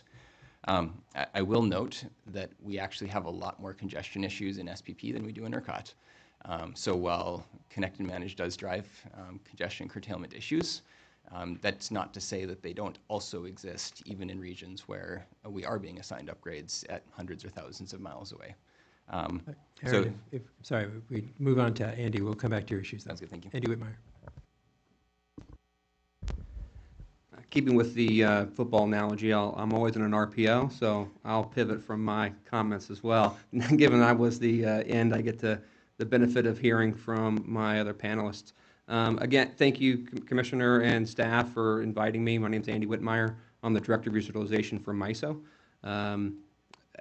And Connect and Manage, from what many have talked about, it is an innovative approach to getting generation online faster. My concern is it getting the right generation online, right? We are currently in the biggest concern facing a lot of RTOs right now is just adequacy. What we're talking about, Connect and Manage, is getting ERS resources online, not capacity resources that are necessary to really serve load. Second, we heard the first panel talking about cost allocation. When you're doing Connect and Manage, a concern is that the generation gets online faster at the expense of being curtailed when it comes online, and the upgrades that are still needed to allow that unit to serve load and to maintain reliability are still needed. But those upgrades then are identified in later planning processes that are then paid for by load, and is the right consumers paying for that load, right? If you consider generation that is connected in wind-rich resources that already have plenty of generation serving their own load, to get that generation out to serve other loads, those network upgrades would be borne by those local customers and not the wind farm that's causing the congestion, or the load that needs the congestion fixed. And so we got to be concerned about cost shifts when it comes to the use of Connect and Manage. Also, we talked about how fast ERCOT is able to get generation online. They're lucky because they're in Electrical Island. They don't have to worry about their friends. They don't have to worry about effect system studies. As Aaron pointed out, effect system studies are a major concern with the speed at which we're able to process our requests. MISO has been concerned about AFS delays for years, and it's been widely documented in our Order 845 concerns. And so if Connect and Manage is something that we want to pursue as an industry, we need to make sure we're both taking into consideration how well you manage that congestion from a loophole perspective, how you worry about cost concerns, and how you address resource adequacy concerns. In the Midwest, MISO and all of our neighboring tuition providers are all part of a congestion management process that used to dictate how we allocate transmission capacity, how we manage congestion. If just one entity decided to do Connect and Manage, and none of the other ones did, they now have a competitive advantage over their neighbors because they're getting generation online and utilizing their neighbor system. I mean, effect system studies is an important part of the interconnection process because MISO's generation doesn't just flow on MISO's lines to serve MISO's load, right? It flows on our neighbor systems, and so we have to be concerned about all of that. So as we talk about today, I just want to make sure that we're thinking about how we also address cost allocation, how we address resource adequacy, and how we address congestion that all this generation will come online. Thank you. Before we move off of the pure examination of ERCOT, I just wanted to see, Aaron, did you want to finish up with anything else, or anyone else want to, before we move on to question 2? No, I can hold the rest of my thoughts. Okay. They tie in very closely to other comments. Great. Well, then let's move on to question 2, and we'll move through this question in parts. Starting first with Tyler on question 2. How could elements of the ERCOT Connect and Manage approach be incorporated into the current structure of commission jurisdictional markets and pro forma generator interconnection procedures and agreements? Thank you, Mike. Based on our research, we see meaningful opportunity to optimize and clarify the treatment of energy-only interconnection service and related products. The clearest opportunity here that we see would be for FERC to require or otherwise encourage transmission providers to adopt less restrictive ERIS treatment, more consistent with the intended purpose of the product. Specifically, FERC could consider promulgating the existing approach taken by New York ISO and California ISO, which I would add are not islanded systems and already have an approach to ERIS, which is, again, relatively similar to ERCOT. There are differences, but they're relatively similar, especially in terms of thermal upgrades. If FERC is not prepared to take this step, at minimum, it could collect more detailed information on the specific assumptions used by each transmission provider for ERIS study and their justifications. It's worth emphasizing that the differences we see in ERIS treatment appear to reflect not only varying degrees of conservatism, but more fundamental differences in underlying theory, specifically around real-time contingency management. An example is that PJM and Duke Energy Southeastern Utilities appear to have taken precisely opposite approaches with respect to the application of the TPL1 contingency categories and the way that they study ERIS. It would be valuable for FERC to not only document the specific treatment of the interconnection service in as much detail as possible, but also the justification for the treatment and evidence supporting that justification. At minimum, FERC could issue an information request or it could organize a focused technical workshop with representatives from each major transmission provider. For the record, I would note that this recommendation area is generally consistent with the U.S. Department of Energy's Transmission Interconnection Roadmap, published in April 2024, specifically solutions 2.5 and 3.2. It's also generally consistent with the solutions identified in the recent report by Grid Strategies and Brattle Group entitled Unlocking America's Energy, specifically reform number 3A. Other concepts I think are worth considering, providing an off-ramp for ERIS generators from broader cluster studies, I think to capture the benefits that we see from processing duration that may be necessary to create an off-ramp for the ERIS generators, or an independent or fast-track study process. Potentially consider the concept of an entry fee for ERIS generators to the extent that there are ongoing reliability concerns.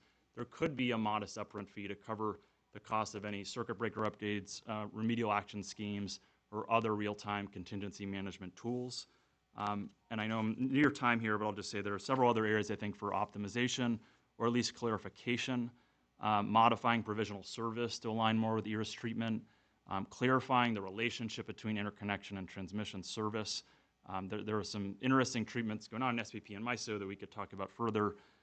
Confirming the curtailment procedures for FERC jurisdictional ERIS generators, and more ideas that are discussed in my comments. So thank you, and I'll stop there. Great. Thank you. Aaron, did you want to respond to this question? Sure, I would love to.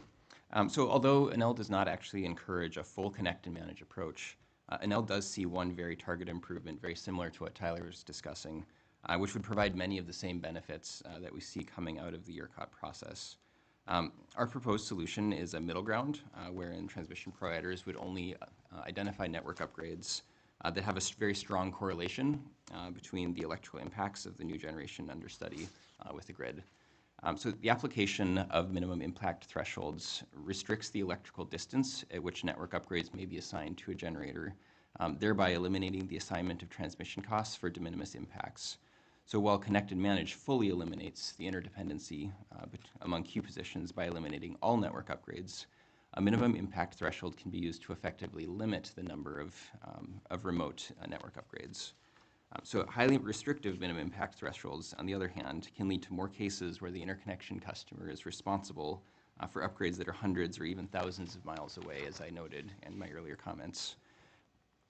So those upgrades, I should note, were also allocated to generators across a multi-state region, all the way from North Dakota to Kansas. So a generator withdrawing from any Q cycle in any of those states can lead to these restudies. So as you can see, highly restrictive impact criteria and de minimis calculations can lead to a very high degree of interdependency within the queue that is really the enemy of the efficiency of processing the queue and getting the necessary generation online. So we have a balance is where we're at of needing generation while needing to manage some of the congestion and curtailment so that those generators are delivered to the grid. So we really do encourage for FERC to establish and to put into place within the pro forma LGIP standard de minimis impact criteria that would be, we would prefer consistent across all regions so that there's not, again, these regional variances, but to at least incorporate a requirement to list those criteria in the tariff so that we can see outliers and determine where there are places that changes may be needed, where we can have an equal voice at the table to evaluate those things. I think I can wrap my comments there, but again, really the key word here is interdependency, as the Commissioner pointed out, is interdependency really is the enemy of efficient queue processing and bringing those new generators online to meet our resource adequacy needs. Great. Thank you. Andy? Yeah, so just as a reminder, effective management doesn't fix services adequacy concerns, right? That doesn't get on capacity resources. It just gets on energy-only resources. So that's a big concern that we need to keep an eye on. The concern about defects is, that's the technical word for the distribution factor that's utilized to say, if you impact this constraint by more than this amount, you should help pay for it.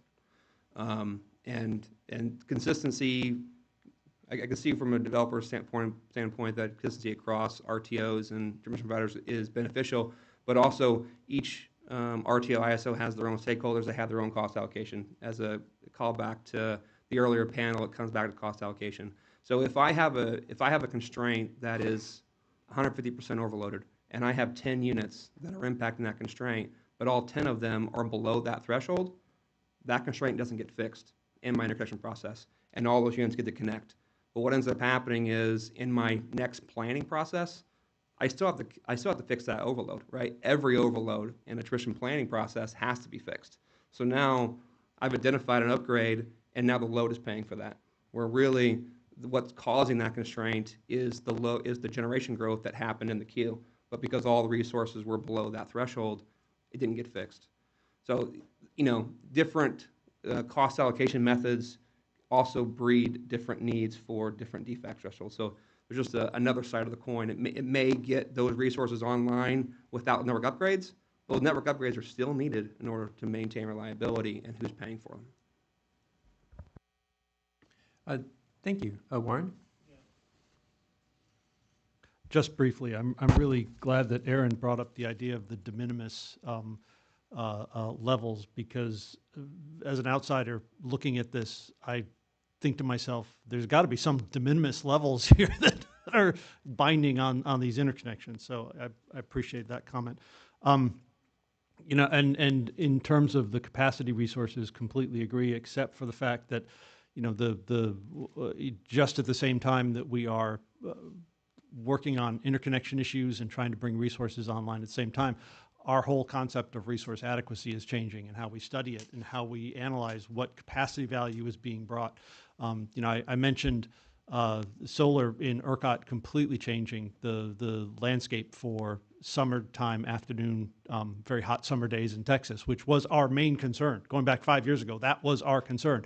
It's no longer a concern. Now we're concerned about evenings. We're concerned about early winter mornings, et cetera. So, the whole concept of resource adequacy is changing. And I would also point back to in the earlier panel, there was a really good discussion about holistic planning, bringing all the planning together and getting the more cost-effective solutions. So, there's a benefit here to bringing a lot of this planning into one place and choosing the right solutions, especially when you start having things that are blurring the lines between resources and demand, like large customers that have some ability to alter their behavior based on market conditions. You've got batteries now that are both loads and resources, et cetera. So the idea of you've got loads paying for this, you've got resources, sorry about that. There's a lot of gray area there. Thank you. Jennifer? Yes, thank you. I think when we think about the generator interconnection agreement, something that would be valuable to perform when we're thinking about connect and manage and curtailments is a security constrained economic dispatch analysis, because that can provide information to the customer as well as the transmission provider and ultimately the energy buyer of how many hours of curtailment might be required. So I think that's really valuable information, and it's not necessarily something that's standardized in the industry right now, but it's certainly something that we should probably take a look at. With regards to markets, one thing that would need to be evolved is if you have a connect and manage interconnection and an NRES interconnection, for example, on the same line, the market right now doesn't know how to distinguish between those two.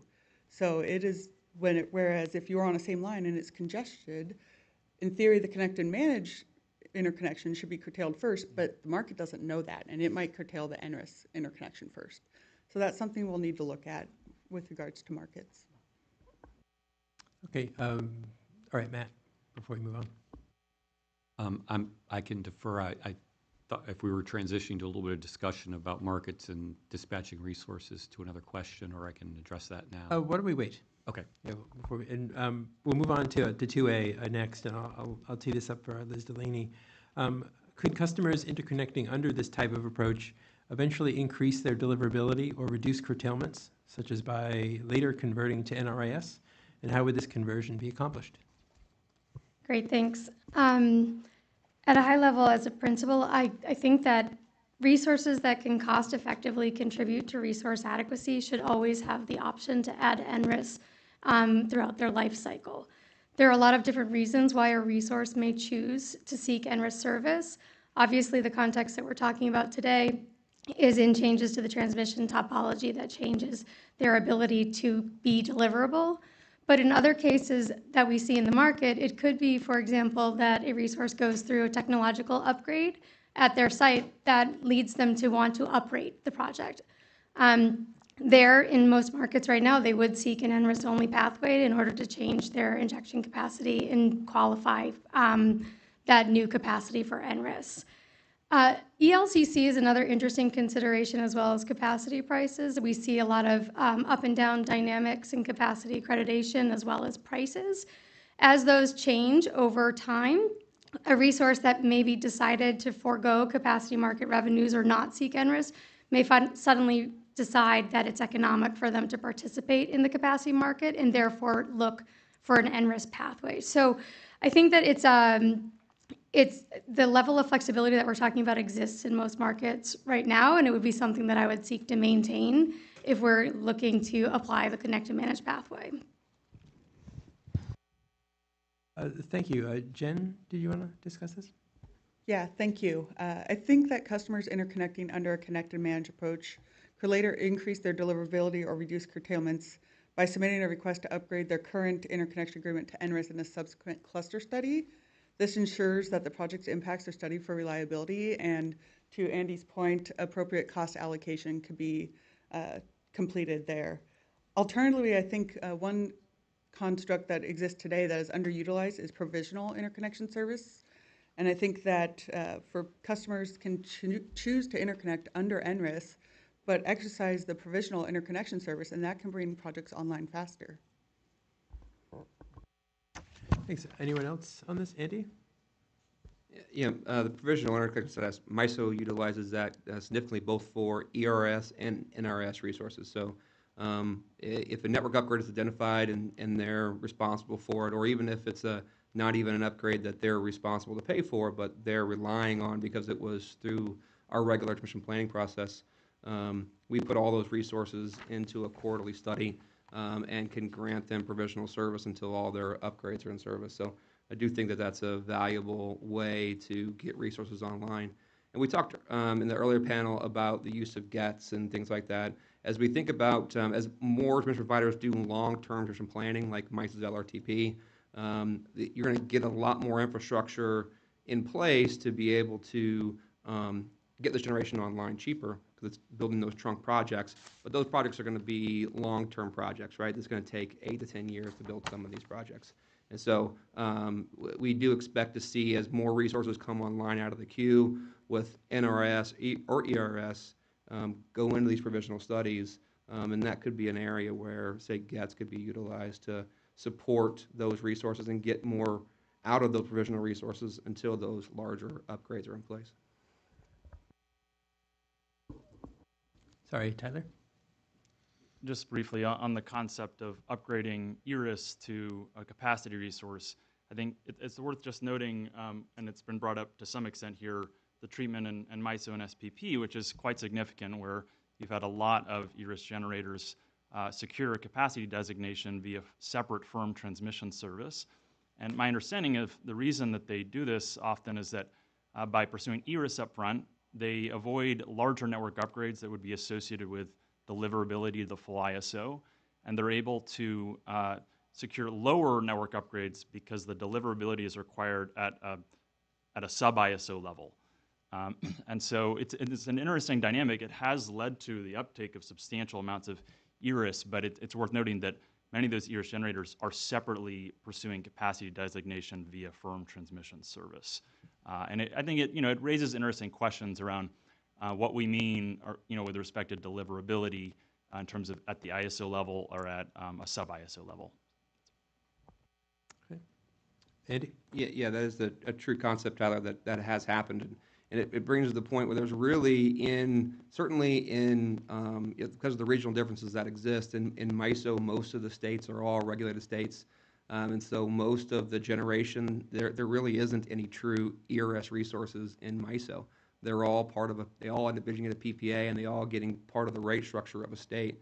And so in order for that state to have it under a PPA, they really need to have that generation backed up by some type of firm transmission in order for it to be deliverable, at least to their local area, if not to the full RTO. So, the idea of ERS being a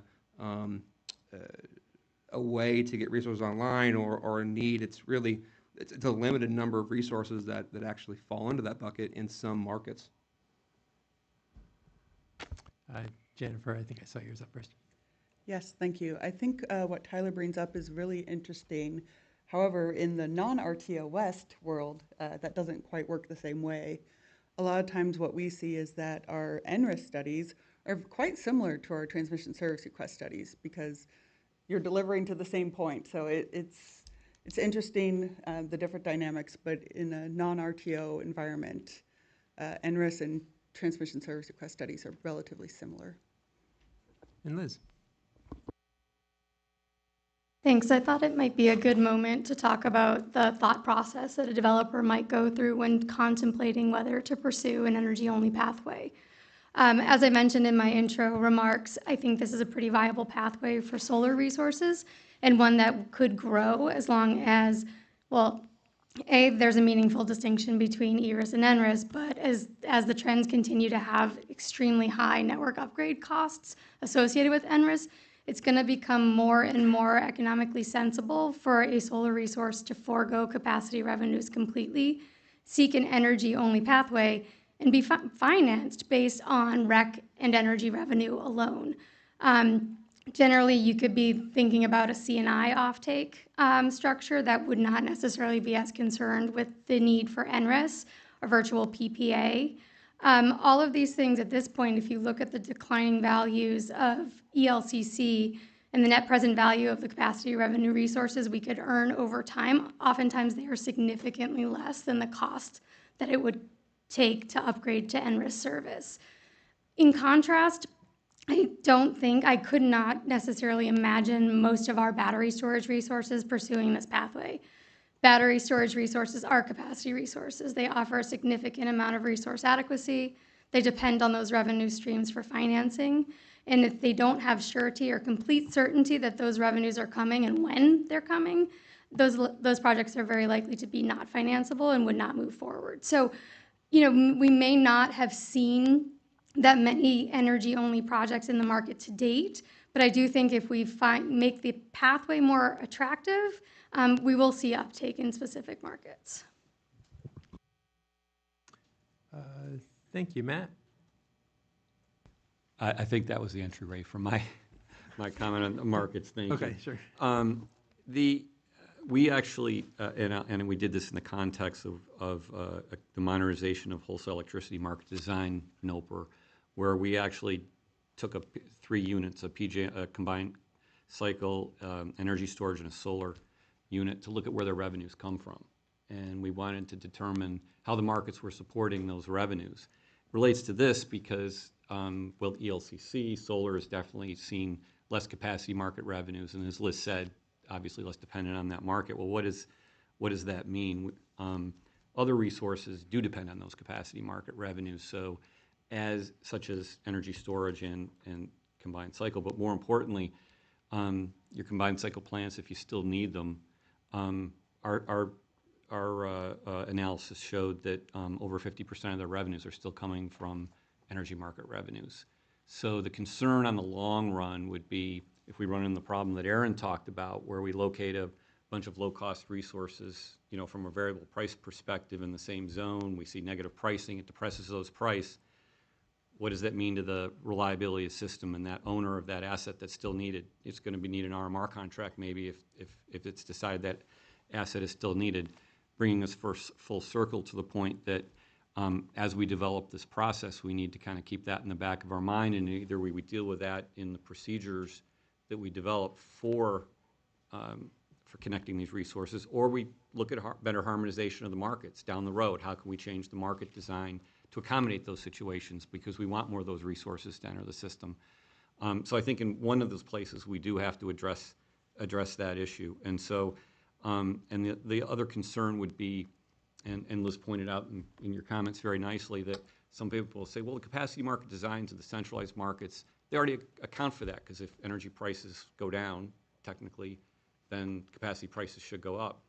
2 problems with that. The capacity markets in those regions are under substantial review, and we think appropriately so, so that's going to affect that equation. Secondly, those markets don't go out far enough. A capacity market, you can't trade it forward. There's no way to do a 10-year deal on capacity. There's very few out there. So those markets aren't going to provide the backstop to keeping those resources around as currently constructed, which leads me back to my other point, which is if we're going to move forward on this type of thing, it's an issue we have to deal with now. As we bring these more resources on, it'll probably put more urgency on that issue. So it's not a new issue, but something that I think the Commission and staff and RTOs need to be working on as we go through this process. Thank you. And Andy. Yeah, a couple comments. Warren mentioned that the change in ERCOT, where now that the summer is no longer an issue because of all the solar, right? But now they're looking at the winter hours, right? That's the reason, and how risk adequacy markets are going to be changing, because it's not going to be just peak hour, it's now going to be risk hours, right? And so solar is going to be losing some accreditation. That solar is going to be looking to sell their renewable RECs, right? As Liz mentioned. So all those change dynamics really focus the need for, if you're going to be adding more of these resources that aren't going to be going after capacity, they're going to be going after REC or other market products, that's really important to get the cost allocation right. So that these resources that are coming online, and they're paying for their impact for those but-for costs, and not spreading those costs to load who may not be looking to pay for that.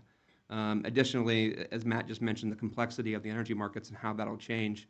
As we think about the idea of putting a connected manage process in place for the eastern and western markets outside of ERCOT, are we really ready for something like that? Are our energy markets ready for that change in dynamics and the change that's going to impact from the pricing perspective?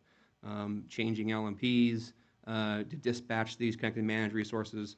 We talked about defects earlier. Defects, you may have a high 5, 10, 20% defects in a planning study, but in operations, we dispatch generation down to 0.5% of impact.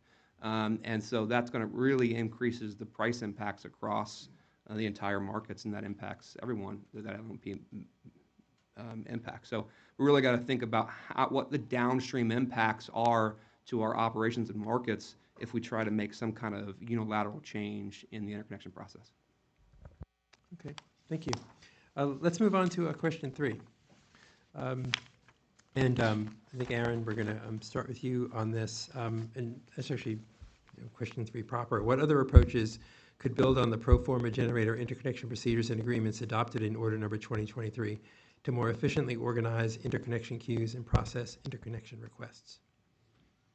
Yeah, thanks, Mike. So looking back to some of the discussions that I had earlier around the de minimis impacts and things of where do you curtail something for congestion and curtailment impacts versus where do you build an upgrade. There is pretty strong precedent. FERC's ERS definitions do specifically say, as available, expect congestion, expect curtailment. Even NRIS, if you look back to 2003, I believe also has language saying you can still expect congestion and curtailment from NRIS product generators. So looking at TPL 1-5, the NERC standard, that's the kind of the chief planning standard in my mind.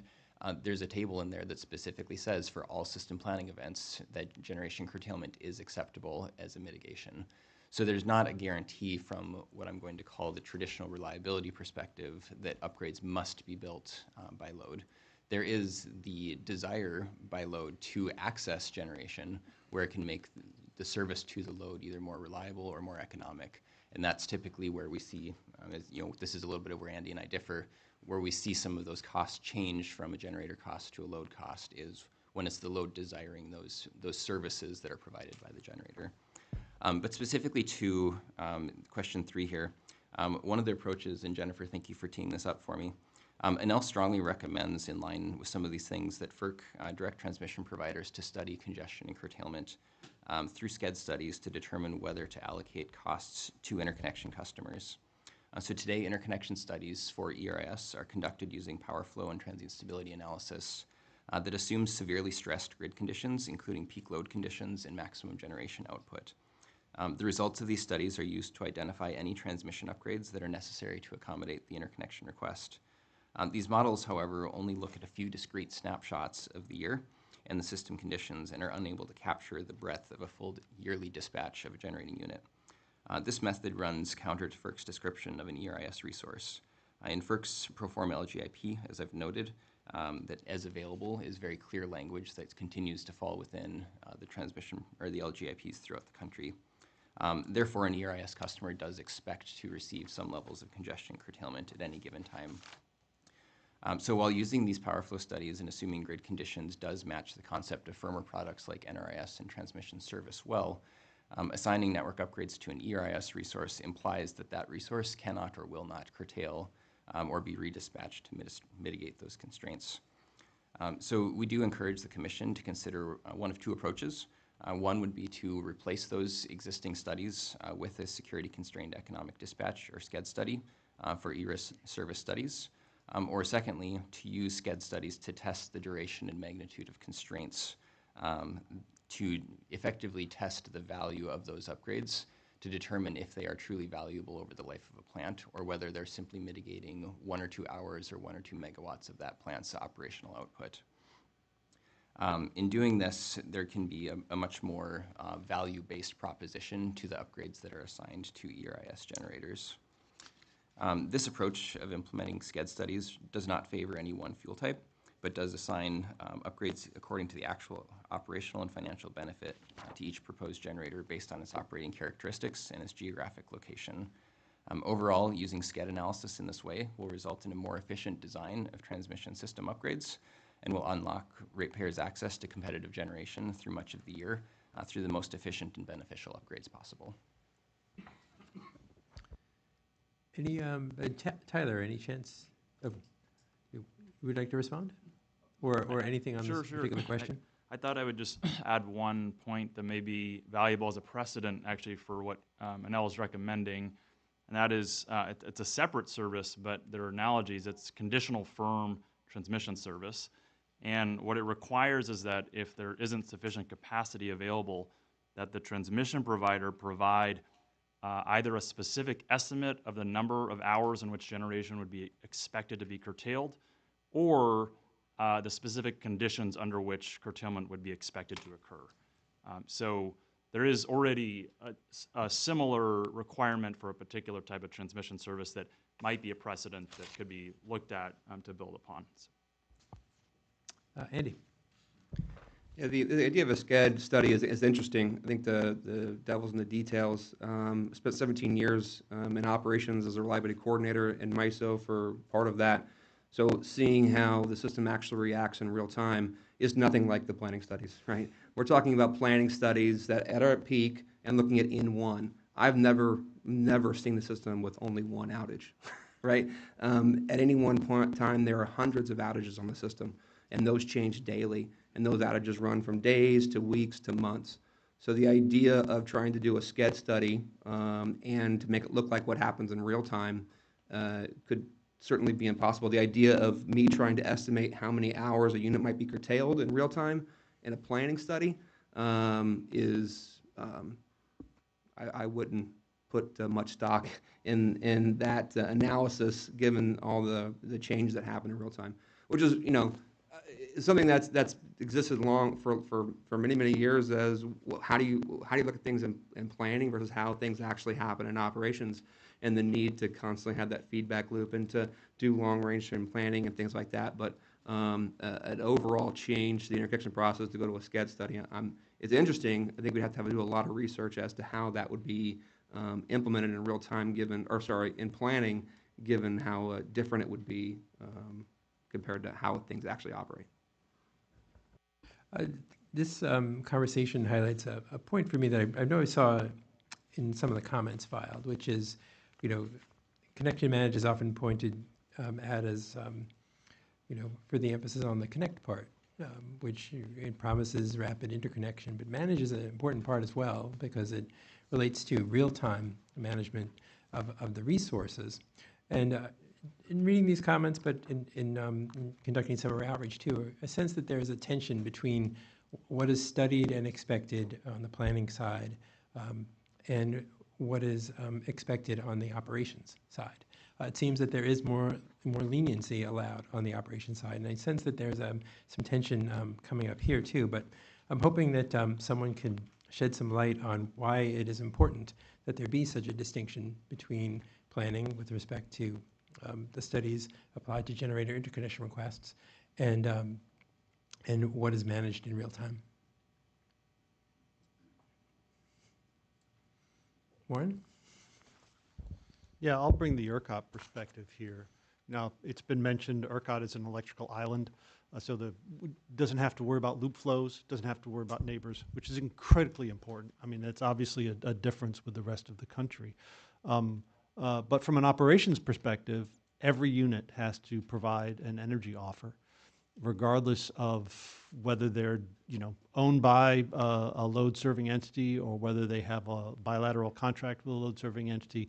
Every unit provides an energy offer, and then the system is dispatched based on transmission constraints and based on energy offers to achieve the lowest cost solution for all consumers. So, there's a discussion about the solar plant building right next to the coal plant, solar plant.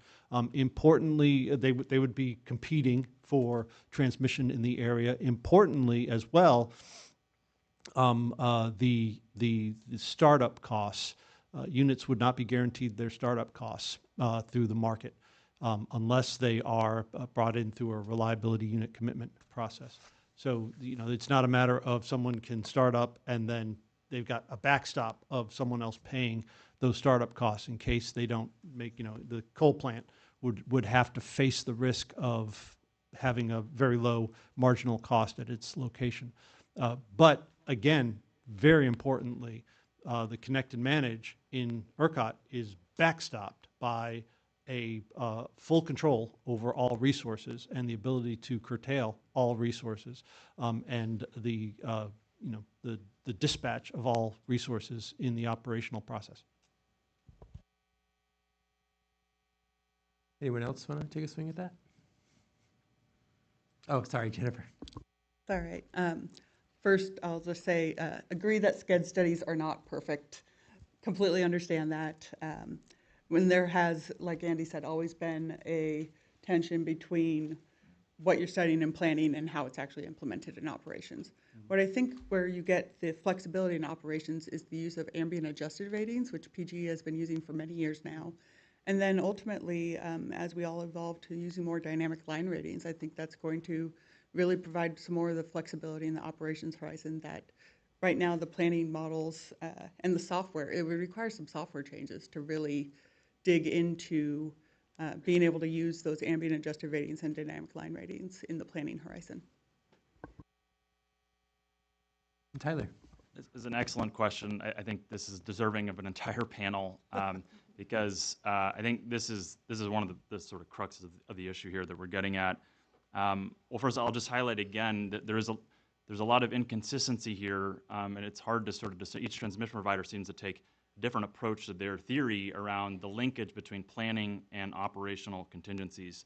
And again, just to highlight, in the case of PJM, they state that they don't study energy only for single contingencies, but they do study them for the rest of the TPL contingency categories because they say we are blind to those contingency categories for energy only. But in Duke's case, it appears that they are focusing on the single contingencies for the study of ERIS, and my understanding is that MISO and SPP at least also study ERIS for single contingency types.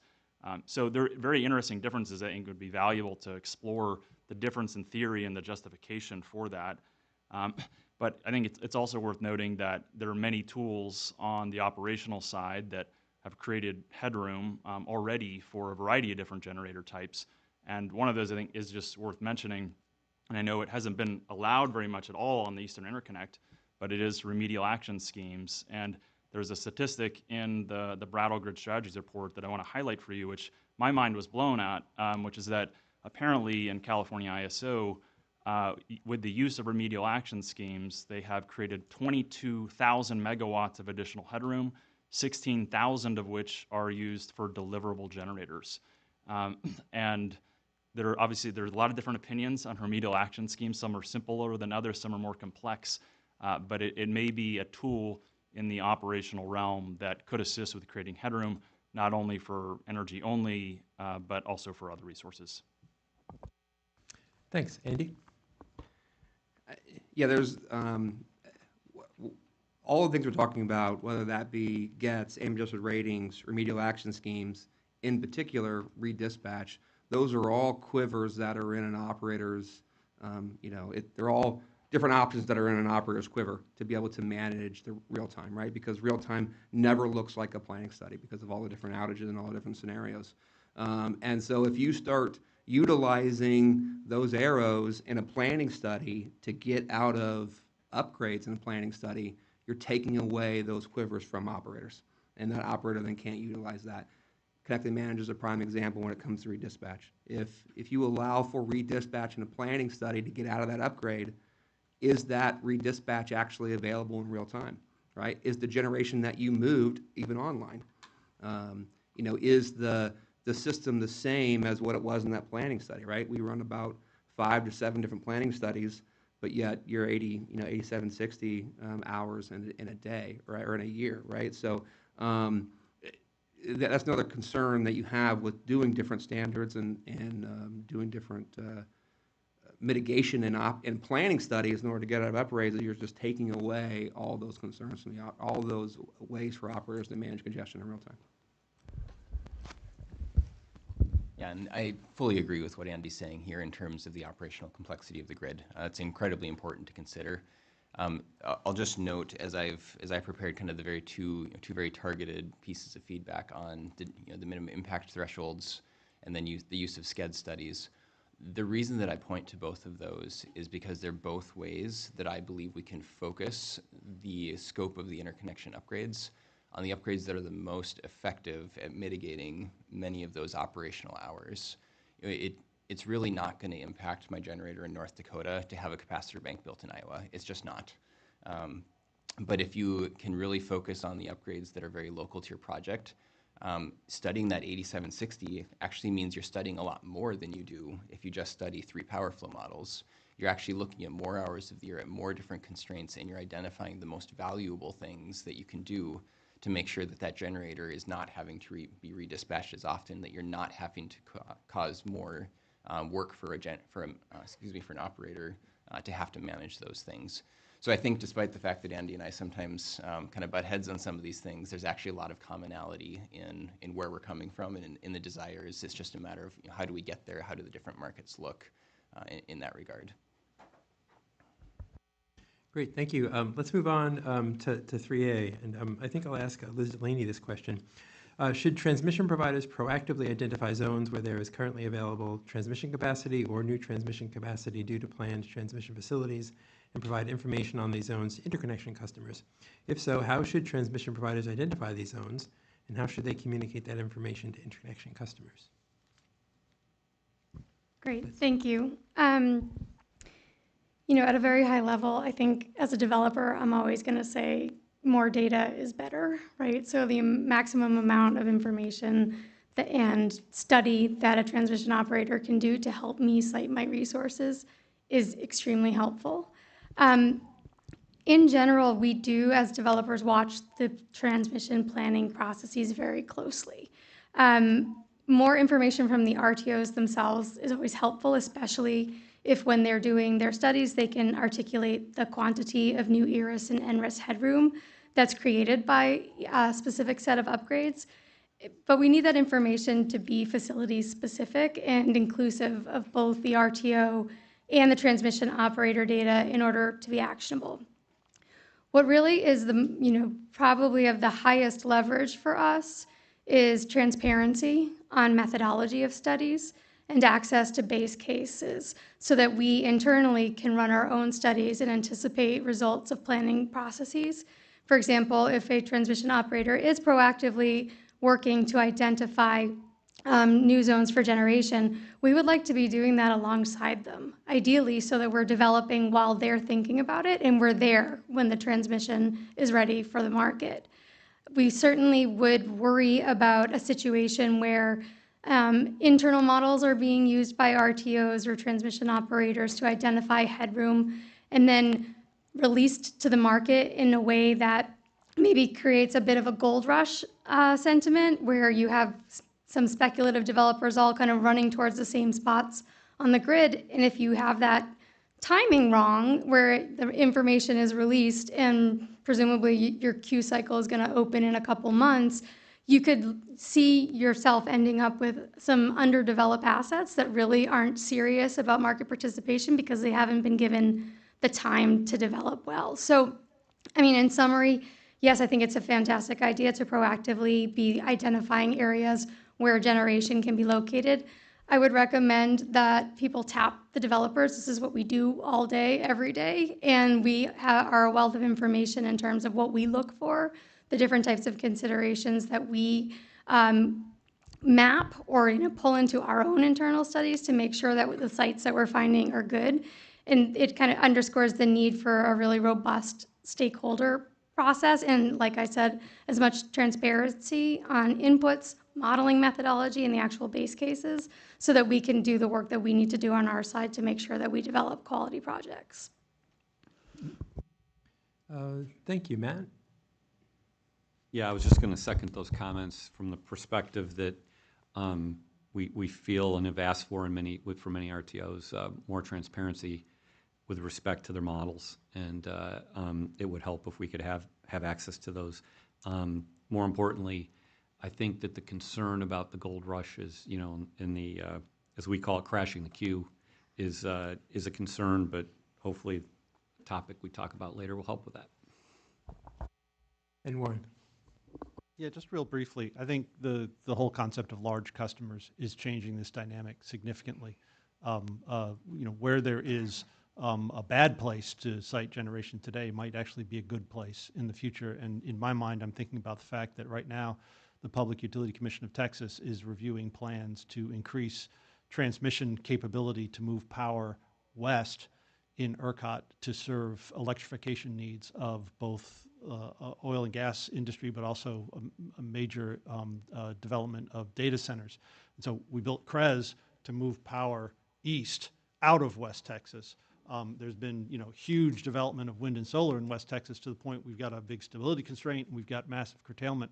And now looking forward at the needs of customers in West Texas, we will be building some transmission to actually move power west back into that area. So it's such a dynamic issue that the information will be dated. Great. Jennifer. Yeah, thank you. I think that's really great points, Warren. I think it also speaks to the need to better align our transmission planning process with the generator interconnection process with these large loads that are coming on the system. I think bringing these two processes together so that you're jointly planning for, like you said, a new large load is over here. Oh, that might be a great place for a new generator now, when in the past maybe it wasn't a great area for a generator now. So I think that's a really good input. And to Liz's point about the stakeholder engagement, I think that's going to be really valuable in the Order 1920 process, where the developers can help us understand where the best resource zones are when we're doing our planning. Thank you. And Tyler.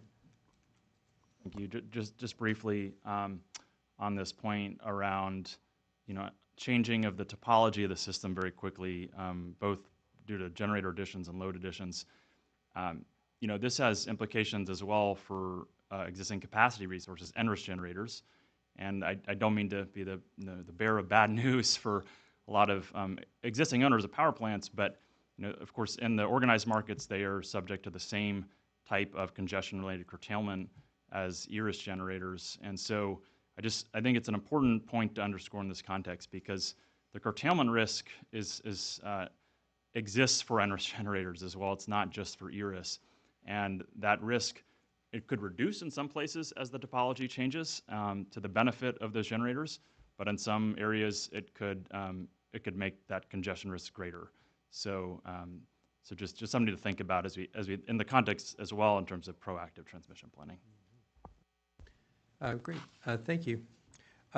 Moving on to 3B, Matt, if transmission providers identify zones as described in A above, should auctions be used to assign queue positions or allocate excess transmission capacity in those zones, and what other approaches should be considered?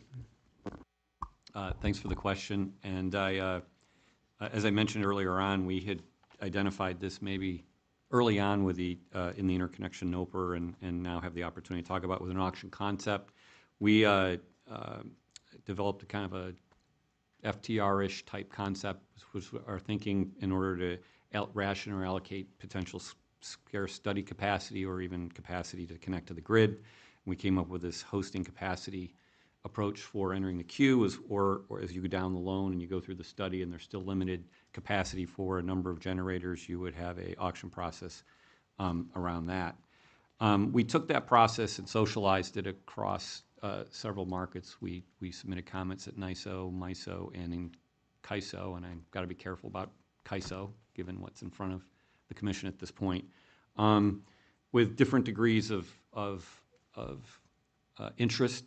I think what we learned from it is that there's concern about open access, there's concern about potential cost with a wide open auction process, and talking with folks. And while we still think that an auction process would be helpful, especially as a gating mechanism for the study process, because it shows willingness to commit to the queue, and develop the project.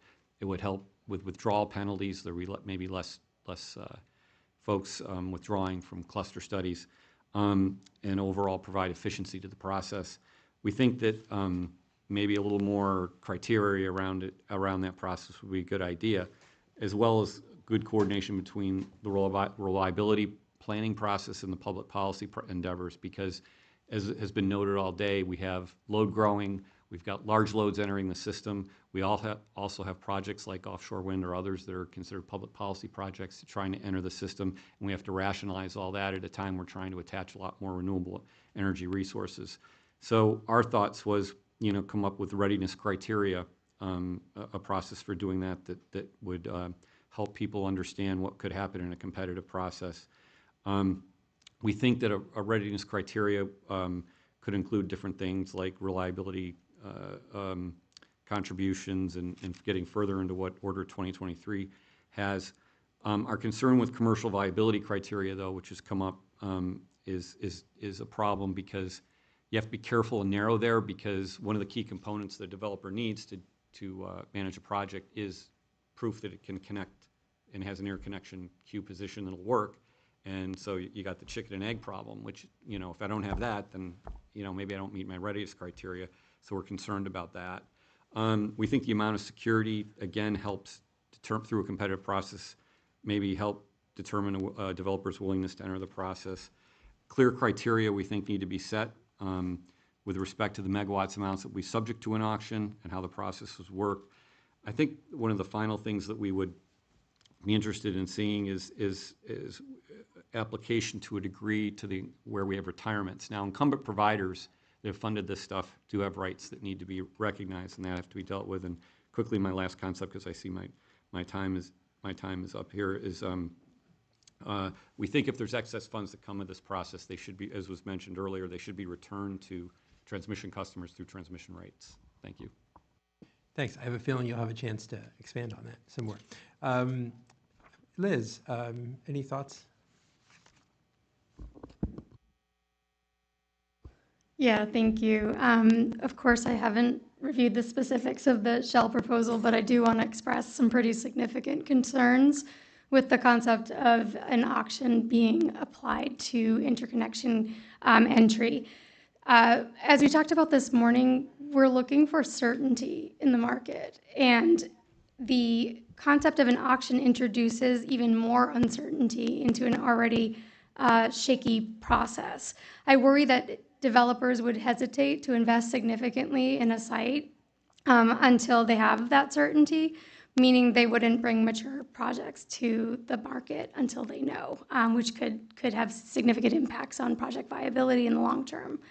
I also, do have a bit of a visceral reaction being an ISO New England advocate in the past and having lived through a lot of iterations of the forward capacity auction there. Maybe it's PTSD, but I will say that structuring auctions are really, really hard to do. Getting the inputs right, getting the models right is no joke. And if anyone here has ever been through the process of setting prices for net cone, I think you can imagine in the context of interconnection how poorly that could go. Here, sometimes they can cause more problems than they solve. For example, in the context of interconnection, would the auctioned transmission rights be allowed to be resold through secondary markets or bilaterals? If so, that could result in speculative purchasing of rights in a way just like we see speculative entry into the queue today, except it would not be under the kind of oversight of the commission, which could be particularly problematic. I think we would prefer a smartly designed point system if we are going to be limiting entry to the queue using some of the criteria we've talked about: commercial readiness, reliability contributions. I think, obviously open to learning more about the Shell proposal, but my gut reaction is it's probably not right for this process. Thank you. Matt? I have to agree that not a fan of the capacity market process, but our thinking around this doesn't really it's apples and oranges. Honestly, what you're comparing it to, I don't mean to sound, but we don't see it being that complicated at all. We even think that things like what's going on in MISO with a volumetric price escalator, the VPE proposal that we've been working on with folks, has a way of maybe a first step towards something like that, where you have graduated payments for entering the queue, again, to test your willingness to be there. And again, the money goes to customers or toward your particular project as you go forward, but the idea is to help, test your willingness to be there. We think that it'll provide more certainty to developers, because developers will bring the best projects to the table and promote those. They'll have gone out before the process and had a lot of things lined up that they need to do to develop the project, such as permits and things. So that's what our thinking was. Our thinking is it needs more development from the perspective of how to structure it, and it also probably needs to respect regional differences, because we think there are different differences in the region. And just let me say on a scoring system, our concern with that, and while some element could be appropriate, is we're just as much we were not a fan with a fax machine determining our place in the queue for transmission rights. We're not a fan of too much discretion going into somebody making all those decisions, because that seems to present another set of problems about whether or not those decisions are appropriate, and if people get upset about them, then they do end up in front of FERC litigating things and making this project process take longer. Thanks. Andy. As I think about this concept of an auction, I think what Matt and Liv just said are reasons why maybe it's not the best thing. But from MISO's approach, we look at what causes folks to drop out of the queue. Well, cost and not having the site control are two of the biggest issues. And so, that's where we've looked at to get more ready projects into the queue is, put more money behind your project and make sure you have more site control. Second, what causes, to mentioned earlier today, like what causes a lot of the turn in the interconnection process? It's all the dropouts. We need to get projects that aren't ready to drop out sooner, right? That's the whole point around MISO's recently approved automatic withdrawal penalty. That if you're going to stay in the queue and drop out late, it should be penalized for that, and that money should go to those projects who are actually going to completion to offset their upgrade costs, right? So what's going to speed up a queue is only getting better ready-made projects into the queue and having them drop out sooner and not later in the process. Aaron? Yeah, to Andy's point, there is a balance there as well. I'll point back to the same North Dakota generator example. It's great to have site control, and we are strong advocates of having site control not only for the generator, but for the generator tie line. But it also poses challenges when it does take 7 years to get all of your construction agreements even in place, let alone deal with supply chain issues and things. It can be over a decade. Pointing to that North Dakota project, North Dakota has a statute that says that wind leases can only be 5 years long. So we may have to completely release our project 3 separate times over the course of just one interconnection process, and that's if we get good upgrade results.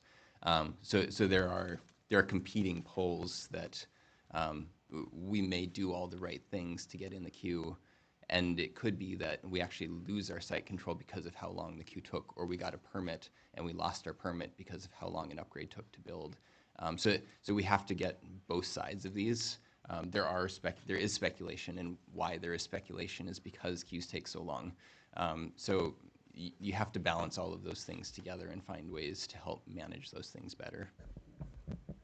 Thanks, Matt. I just wanted to say, it sounds like, with Andy, I mean, I think we fundamentally agree on the concepts and the results we want, and maybe it's the approach that we're not consistent with. And so that's one of the things we worry about. But my concern ultimately is if we come up with a point system or any system that you develop, someday you're going to end up in a system where several projects are competing for limited space. And how do we allocate that resource?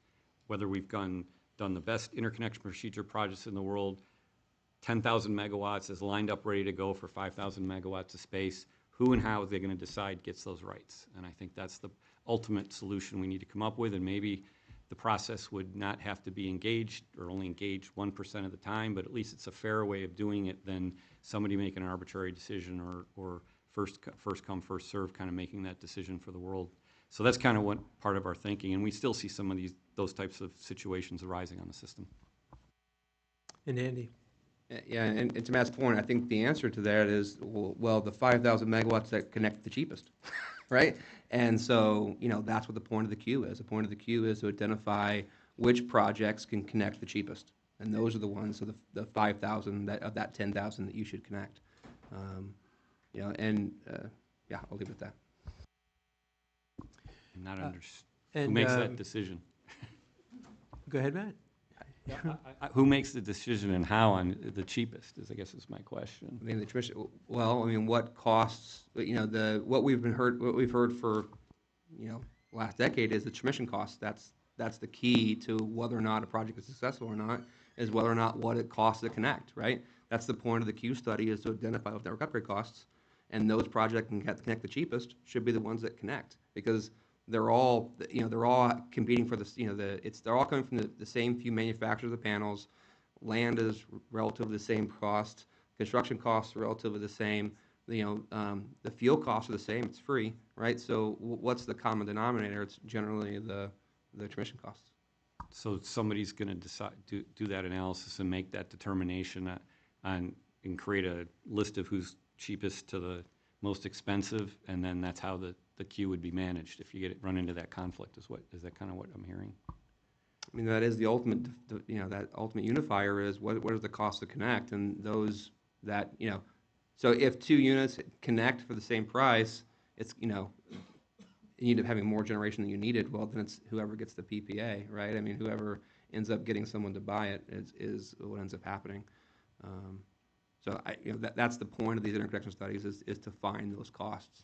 One of the issues that Aaron brought up is the speed of the interconnection process. We agree, it takes forever, right? I mean, and we've been chipping away at it. There's no silver bullet, as we all know, right? Is whether it be AFS studies and doing queue priority, whether it being, studies that MISO and SCP do together, whether it be, hopefully what we'll be talking about tomorrow is how do you automate part of the planning process, getting the right queue rules to get projects out faster.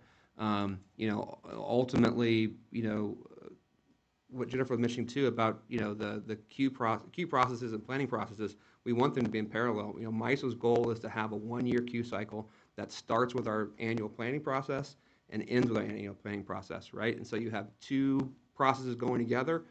Your transmission planning, your load pays for, your generation planning, your generator pays for, and they both start with the same model, and then they at each time, right? And so that is our goal, is to get down to a 1-year queue cycle, to be able to have that process. And so, the SCP's CPP is certainly a novel idea, and I hope they're successful at it. But there are also other processes that folks might want, and to MISO, that's our parallel processing between transmission planning and generation planning. Thank you. Warren. Yeah, just a brief comment. Having watched 35,000 megawatts of wind come on the system in Texas, I think I hear some meteorologists, fluid dynamics modelers disagreeing with the concept that the best wind site is based on the lowest cost transmission. I mean, the availability of the resource is critical and is very site specific. Tyler? I'll just make a very brief comment, which is perhaps an obvious point, but there are substantial pros and cons to both approaches, right? ERCOT has a simplicity, right, that Warren characterized, and all we've been talking about here is a consequence of the resource adequacy construct, and it introduces a lot of complications. So just something to think about as we all on a go-forward basis. On that point, too, I think I'm going to skip 3C and maybe just tee up sort of one last question, which gives you all a chance to bundle this discussion here with the discussion we heard in the first panel. In the first panel, we heard a lot about the need for, comprehensive, co-optimized planning. How do you see the discussion here, whether it's ERIS or different methods of organizing the queue, actually contributing to a comprehensive planning process that ensures that generator interconnection happens as quickly as possible and as needed? Tyler, do you want us to take that? I think it's a very hard problem. I didn't go too into detail in my comments on this because it is a very big question, and I felt it was a little beyond scope, at least for the comments I had prepared. But I think it's an obvious point, but one of the greatest challenges to proactive transmission planners is predicting where generation is going to be viable, and that depends ultimately on having a land position. And as you know, there's ever greater uncertainty with respect to siting, and there's more siting risk, and perhaps permitting reform of different kinds at federal and state level will address that, but that is an ongoing risk. And so from where I sit, and as a former developer, and we worked through this, of course, in the Duke sort of red zone expansion plan, was that one of the best sources of information for the transmission planning process were real land positions with generators that were potentially ready to progress.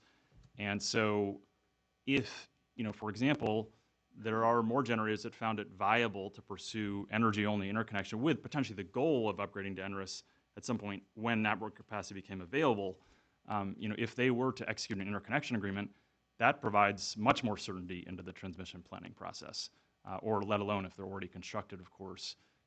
So that it's not at all to suggest that that is the solution to viable transmission planning, but I think it is just worth noting that if we were to design a more viable ERIS product that more generators use, that would be one source of valuable market signal to the proactive transmission planners. Aaron. Yeah, thanks. So again, I should maybe make one clarification here quickly. I've picked on SPP and MISO a lot today. The projects that I'm referencing are things, again, that started in the queue 7 years ago. Those are projects that there have been multiple queue reforms at both of those transmission providers over those 7 years to improve processes. So to be clear, there are a lot of great people who I consider friends and colleagues that I've worked with a lot over the years. I wanted to make sure that that was clear as I sit here and look at some of my colleagues around the room. This is more a function of processes that need tweaking than it is people or effort or anything of that nature. But as we look to kind of the question of consolidated planning, forward-looking, how do we do those things well? Pulling together the inputs of new generation and new load really allows you to holistically consider the needs of the transmission system. Generators, in one sense, are a cost causer. They're driving upgrades.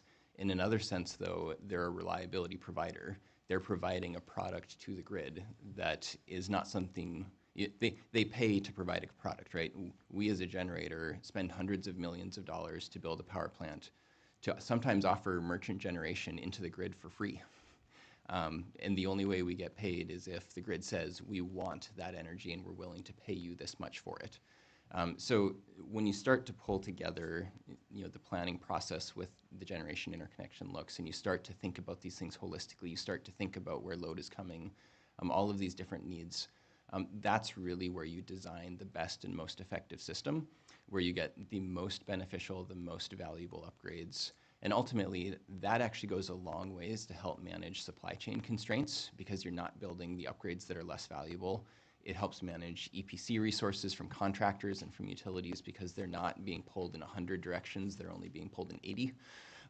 It helps manage just so many different aspects of the process when you can really, again, focus your interconnection upgrades to those things that are really very specific to the new project, and then evaluate more holistically those upgrades that are needed and most beneficial to the grid. And that's actually where some of the earlier discussion on entry fees and things like that can come into play.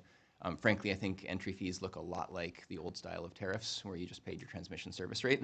I think we're just reterming, repackaging, but really that's how I would view consolidated planning and the benefits of it. Great, thank you. Warren? Yeah, real briefly, I did want to mention, one of the benefits of coming to a conference like this is these are really difficult problems, and it is extremely refreshing to join a panel like this, to join a conference like this, and to see there are actually some very dedicated, talented individuals that are tackling these problems. So it's very refreshing and reassuring. I think the general trend to including as much as possible in holistic planning, but then the general trend of simplifying the cost allocation. Cost allocation is a real issue. Simplifying that down, similar to the SPP approach, something like that. I think those are trends that are really worth pursuing. Jennifer. Thank you. I think that the interconnection heat map that is part of the generator interconnection procedures now, and I will give kudos to MISO's heat map, excellent job that we're all going to be striving for, and that's great for new generators, but we also need to consider that for loads. If we're going to be combining the processes in particular, but also as we have these new technologies, and this is not as new anymore, but energy storage resources, you have to charge those. So they could go and site at a location where it might be good for a generator, but if you can't charge it, we aren't going to be able to use it when we really need it. Thank you. And Liz, I think you've got the last word. Great. Well, I'll try and be quick. Thank you so very much for having me. We started our panel today talking about inconsistency in study methodology between ERIS and NRIS. And the conversation veered more into inconsistency between transmission planning study methodology and the interconnection study methodology. So what that screams out to me is that how you do the studies really, really matters. And FERC has an incredibly important role to play here in pushing us to continue to have these conversations and driving us towards more consistency. I think we can all agree that the inconsistency that we're observing right now is problematic and inefficient. And so I just wanted to thank you all for starting us off on a good note. Thanks.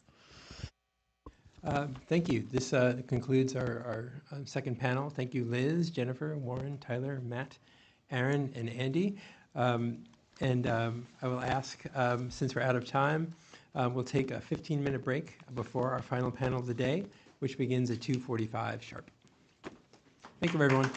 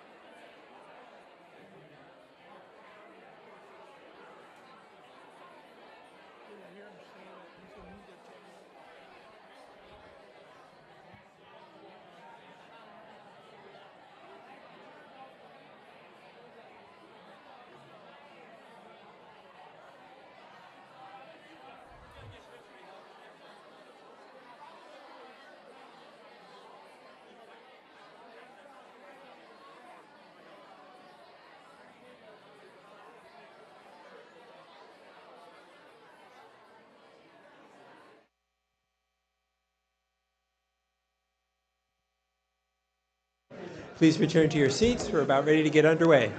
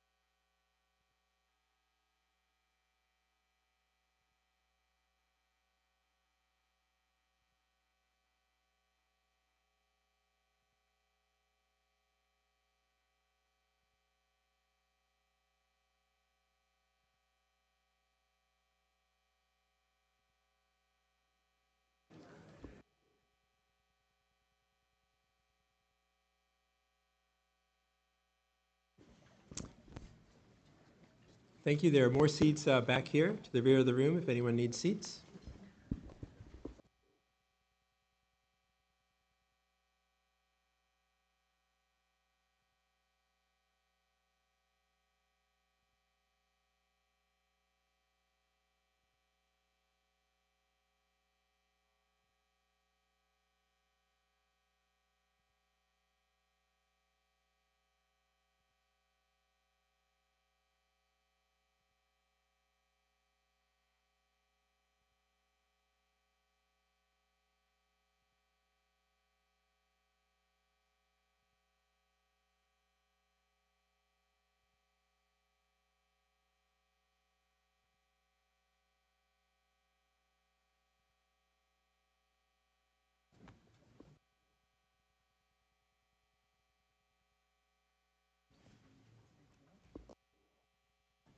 Yeah, we're ready, Rob. Thanks.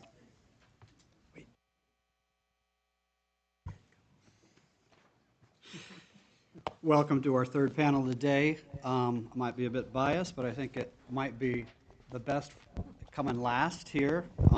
Looking forward to an exciting panel. I'd like to acknowledge Commissioner C has joined us this afternoon for our final panel. And I'll introduce our panelists. And thanks again to all of the panelists that have been with us today, and particularly our panel 3 panelists. We have Ian Black from NG North America, Chairman Eric Blank from the Colorado Public Utilities Commission, Joshua Burkholder from American Electric Power, Jason Berwin from Gridstore, Mike Calview from National Grid, Adrian Ford from Constellation Energy, and Danielle Osborne Mills from California ISO. As we've heard in the first 2 panels today, there's concern that the high volume of interconnection requests is overwhelming the interconnection queue process. This panel will examine whether certain proposed generator interconnection requests may be prioritized in the interconnection queue beyond the use of first ready, first served cluster window deadlines and readiness milestones without undue discrimination. This includes potential mechanisms focused on competitive resource solicitations, replacement generation, and resource adequacy. As with our prior panels, we'll proceed by asking the panelists questions. I remind the panelists to please unmute your microphones when you speak and mute it when you're finished. And also, we think if the microphones are a little bit closer to the speaker, we may reduce some of the crackling that's coming through the audio system. Panelists, if you'd like to make a particular comment, please place your name card on its side, like you're raising your hand, and we will call on you. We are asking the panelists to keep your responses to under 3 minutes. After 3 minutes, a staff member will hold up a yellow card to indicate that it's time to move on to the next panelist or topic. For the first question, I'm just going to proceed down the line. The first question is, are there any viable non-unduly discriminatory methods for further prioritization of interconnection requests to increase queue efficiency and ensure just and reasonable rates? And we'll begin with Ian Black. Testing. Just make sure I got that right. Okay. Thank you. Appreciate the invitation. Really looking forward to this discussion. I'm going to start by saying I think the reason we're in this room is due to success, not a failure. We've been deploying 20 gigawatts plus of grid tied renewables in this country for the better part of a decade. It's because of that success that we're now having the stresses on the grid that we have, and we're having this many interested parties and this many smart people working this hard on addressing those challenges. But I want to start with that this is a collective success, what we've done thus far in the last 10 to 15 years. I've been in this business for roughly 18 years now. I love what I do, and I love the people I work with. As it relates to this topic in particular, there's a great piece that I think we've shared in our written comments coming from Grid Strategies. There are 4 reforms that are named in there that, generally speaking, move in this direction of avoiding undue discrimination.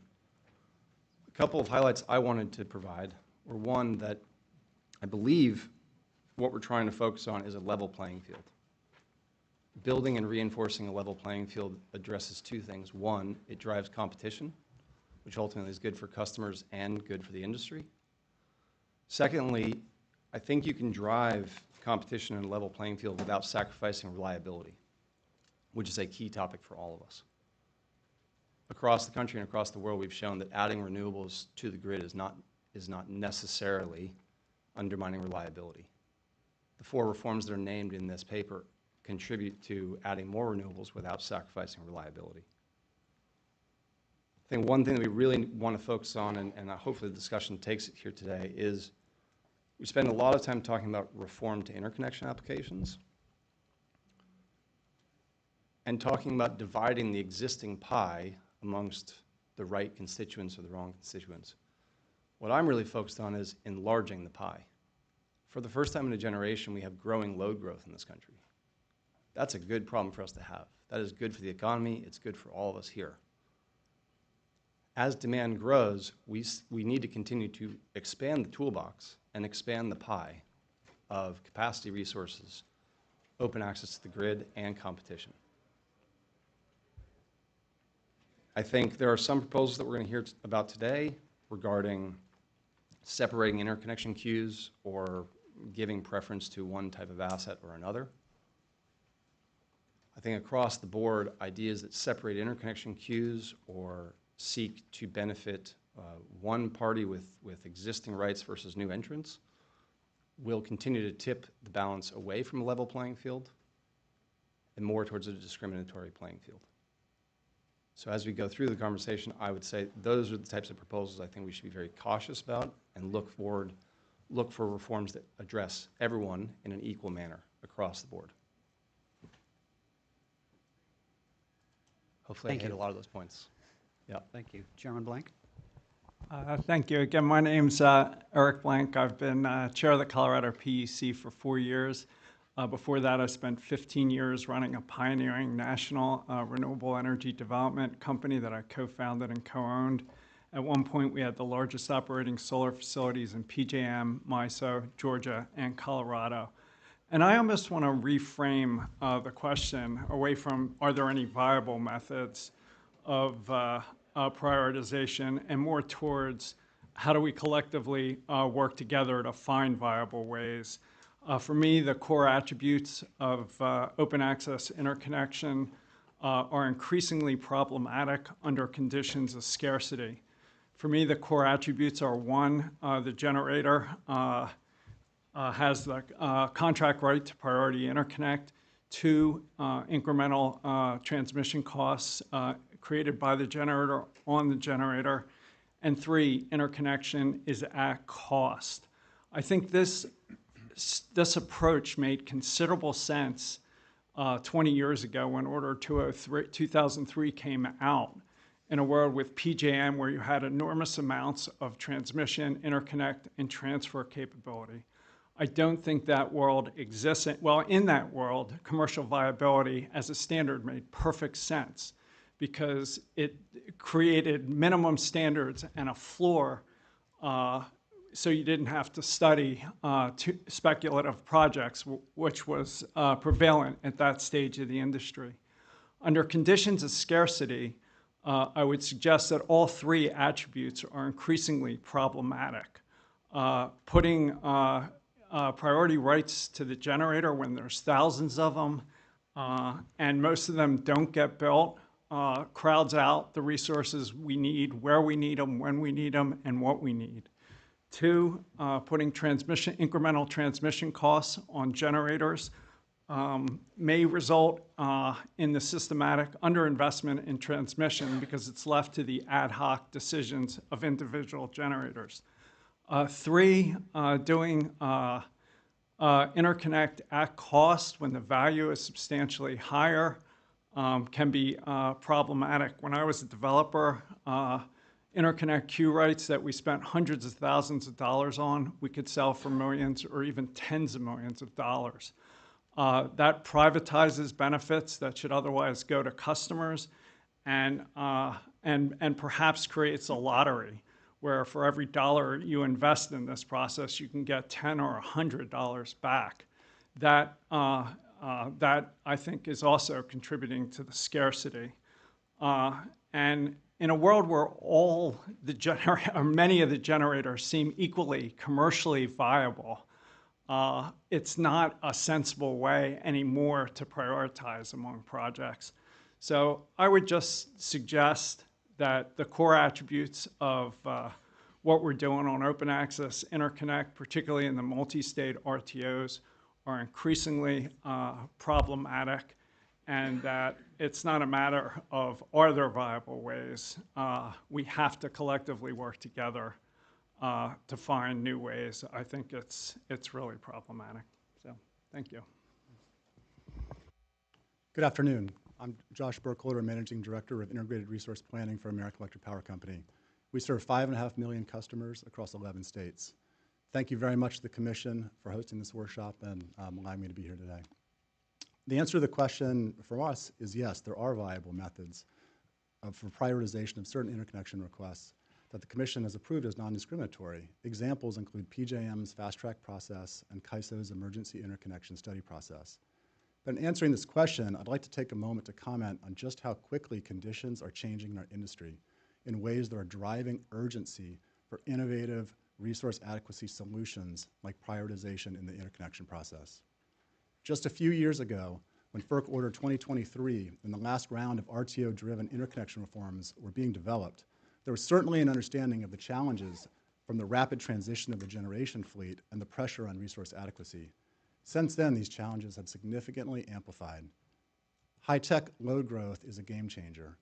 In several of AEP's states, generation capacity needs are expected to double within the next 5 to 10 years.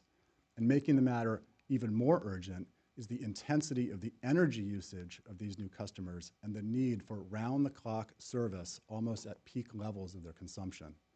The energy demand for our utility companies, that is the amount of megawatt hours consumed over the full year, is forecasted to grow nearly 3 times the current levels in certain areas.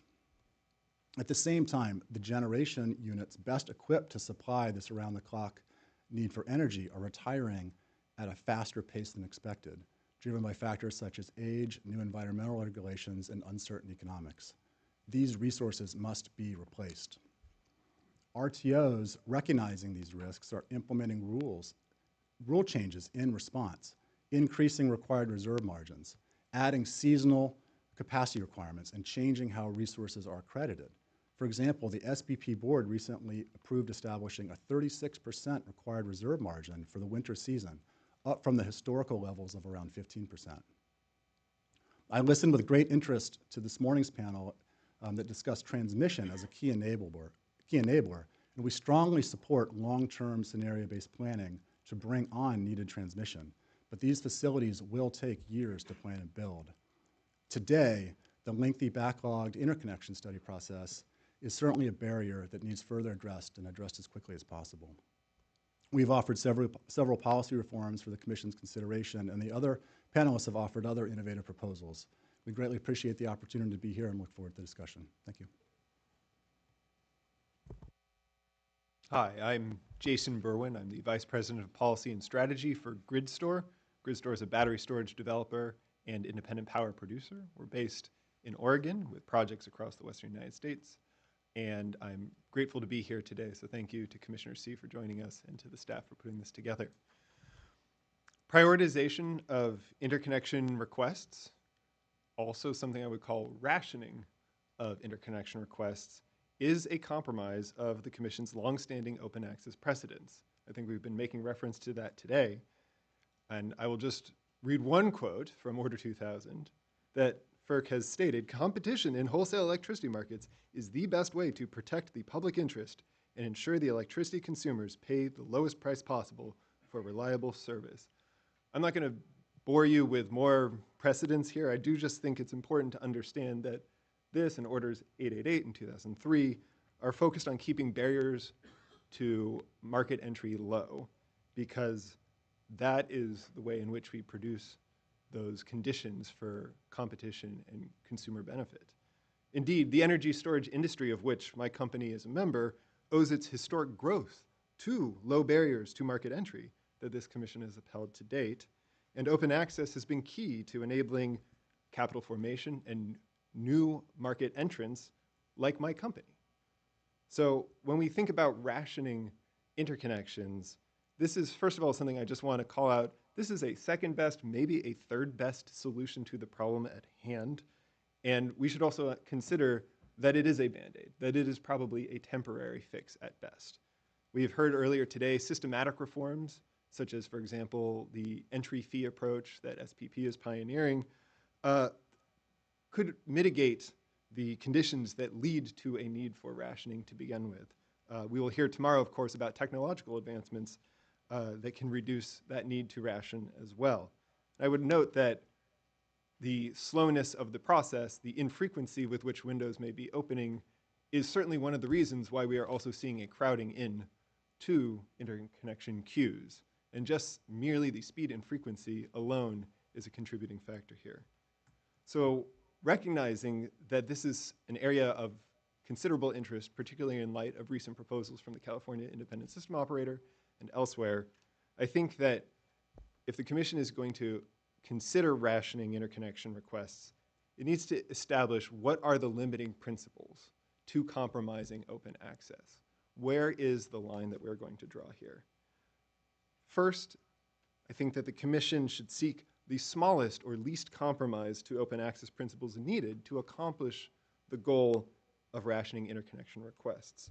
Reforms that go beyond what's strictly necessary to address the current imbalance between the supply of transmission infrastructure and the demand for interconnections should be avoided, given the fundamental responsibility of the Commission to uphold open access principles and continue to create a level playing field. Accepting more extensive reforms that institutionalize discrimination is potentially a slippery slope to other parts of wholesale market operations and processes, accepting that as well. The second principle that I would put forward today is that the Commission should seek rationing mechanisms through which interconnection customers can most determine their standing through their own decisions and actions.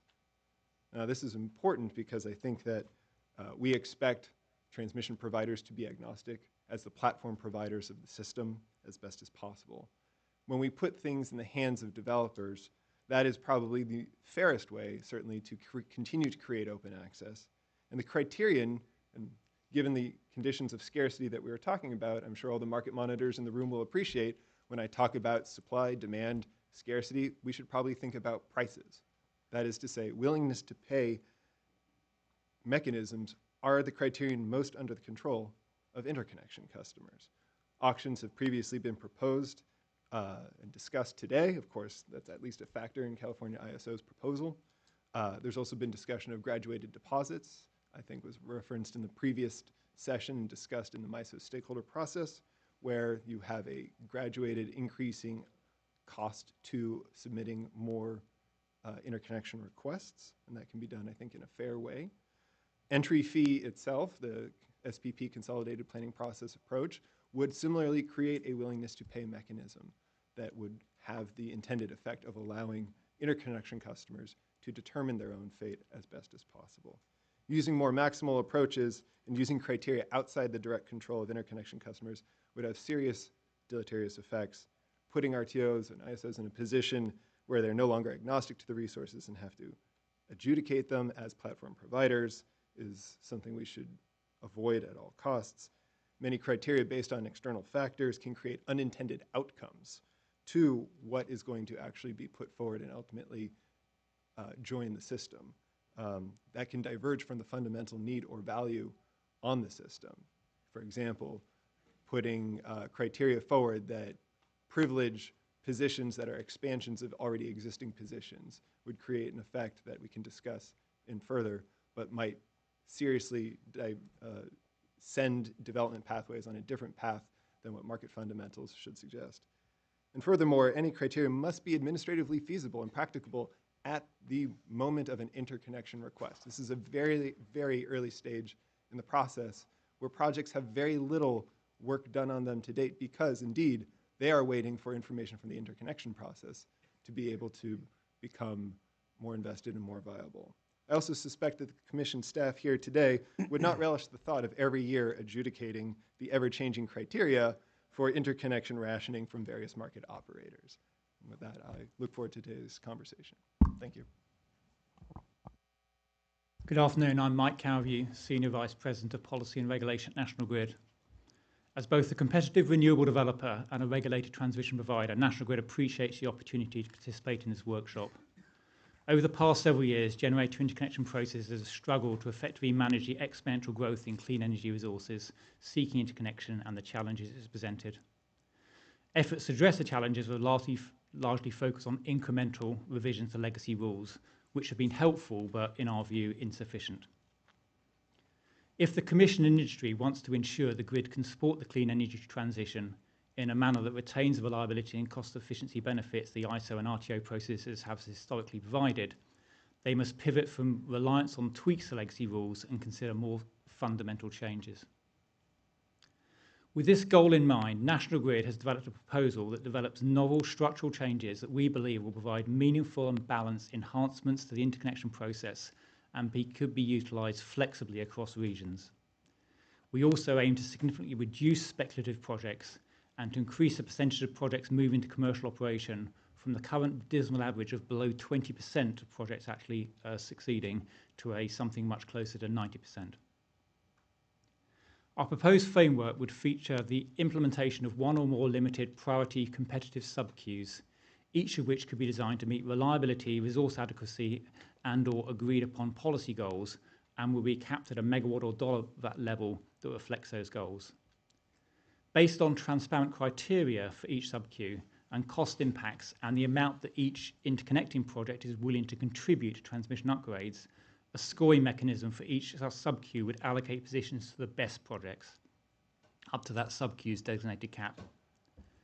This mechanism would create an incentive for developers to pursue projects that align with system needs, cost efficiency, and relevant policy goals, as well as provide cost certainty to projects in exchange for the upfront commercial financial commitments. Additionally, our proposed framework would continue to provide a distinct interconnection avenue for all other projects. These projects would not be subject to selection according to stated criteria, would request interconnection in traditional fashion, and we studied on a first ready, first served cluster basis, secondary in sequence to the priority sub-queue. Our approach also features improved coordination between the long-term transmission planning process and generator interconnection processes to more effectively capture the potential synergies and cost efficiencies between the two processes that are presently often left unrealised. This will be accomplished through serial long-term transmission planning study process for each sub-queue that will produce an initial transmission plan based on the sub-queue's objectives and further refined as the first cut of submitted projects is made and then as project selection is finalised. Last but not least, we propose to use a transparent and equitable cost allocation method that shares the cost of system upgrades between generation and load, with the selected project transmission upgrade commitments applied to the cost of the transmission plan for that sub-queue, and then the remainder of the cost assigned to load. We've discussed this approach with various stakeholders across the country and had lots of good feedback, and believe it warrants serious consideration because it offers a promise of reasonable, equitable, and efficiently interconnecting a more deliberate set of resources through a competitive process to arrive at a manageable queue that meets system and policy needs in a balanced and not unduly discriminating manner. Thank you. Thank you, Adrienne Ford. Thank you. Yes, I'm Adrienne Ford with Constellation. Good afternoon, Commissioner C, FERC staff, my fellow panelists, and those stakeholders in the room and with us virtually. Really pleased to be here And the weight of today does not escape me. We're at a really critical time in our energy transition to a clean future, and there's much work to be done. The concepts we laid out in my comments, I think, are applicable to multiple RTOs, but I admittedly focus on PJM just given that's the area where I do focus most of my work. I think that PJM has done a really great job with interconnection reform. They worked hard with stakeholders, came to stakeholder consensus, which is nearly impossible, it seems sometimes, filed and had rules approved, which is great, but I question whether it's enough. And as recently as last week, their executive vice president of Markets, Services and Strategy was quoted as saying it might not be enough, and indicated that there might be a need to run in parallel a queue to allow fast, shovel-ready projects to get on to support resource adequacy. And I completely agree. I think that aligns very well with the expedited reliability process that I outlined in my comments. I'll note that some keys to that are site control, the ability to get on the system very quickly, and the ability to benefit the system in terms of reliability and resource adequacy. We must work through the backlog queues. I think that's very important, but we can't allow the queue to prevent reliable and ready resources from aiding in resource adequacy. Demand is increasing at an ever-growing rate, and the pace appears to only be getting faster. I believe that RTOs have an obligation to facilitate the reliable and ready resources. I'll give you an example from Constellation. We've announced uprates at our Byron and Braidwood facilities. Granted, they only total 135 megawatts, but I'll note that's 135 megawatts at a time when it appears every megawatt matters. Now, we will enter the queue when we're able to do so. Right now in PJM, they won't review our application until they estimate February of 26. But we're going to put these megawatts in at our facilities when we do refueling. That's when we have to do it.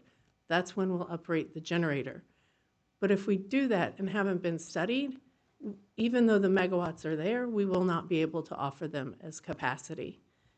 And that just does not make sense on its face. I think the expedited reliability process, though, is not only for nuclear resources, it's not only for existing resources.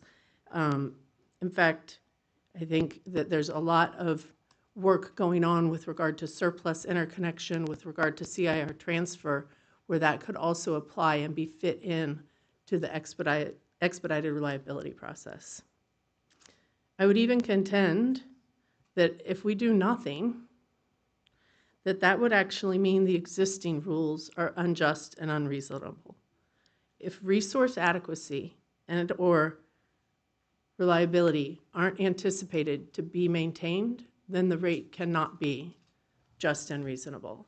So I think it's imperative that action is taken. The expedited reliability process could run in parallel to the existing queue, no need to slow down. And as long as once the process is triggered, there's gating criteria to really keep it a narrow focus on what resources are eligible, that will allow the RTO personnel to process both the existing queue as well as the expedited process. I look forward to the discussion. Thank you.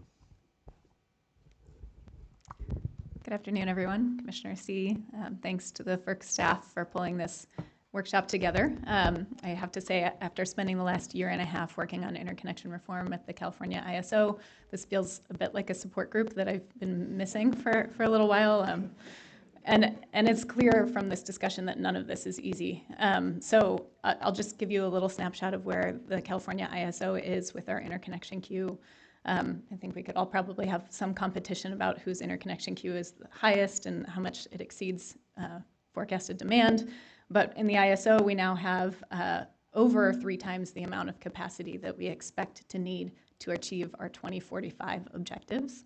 In our last cluster, Cluster 15, we received 541 individual interconnection requests, totaling 354 gigawatts worth of power.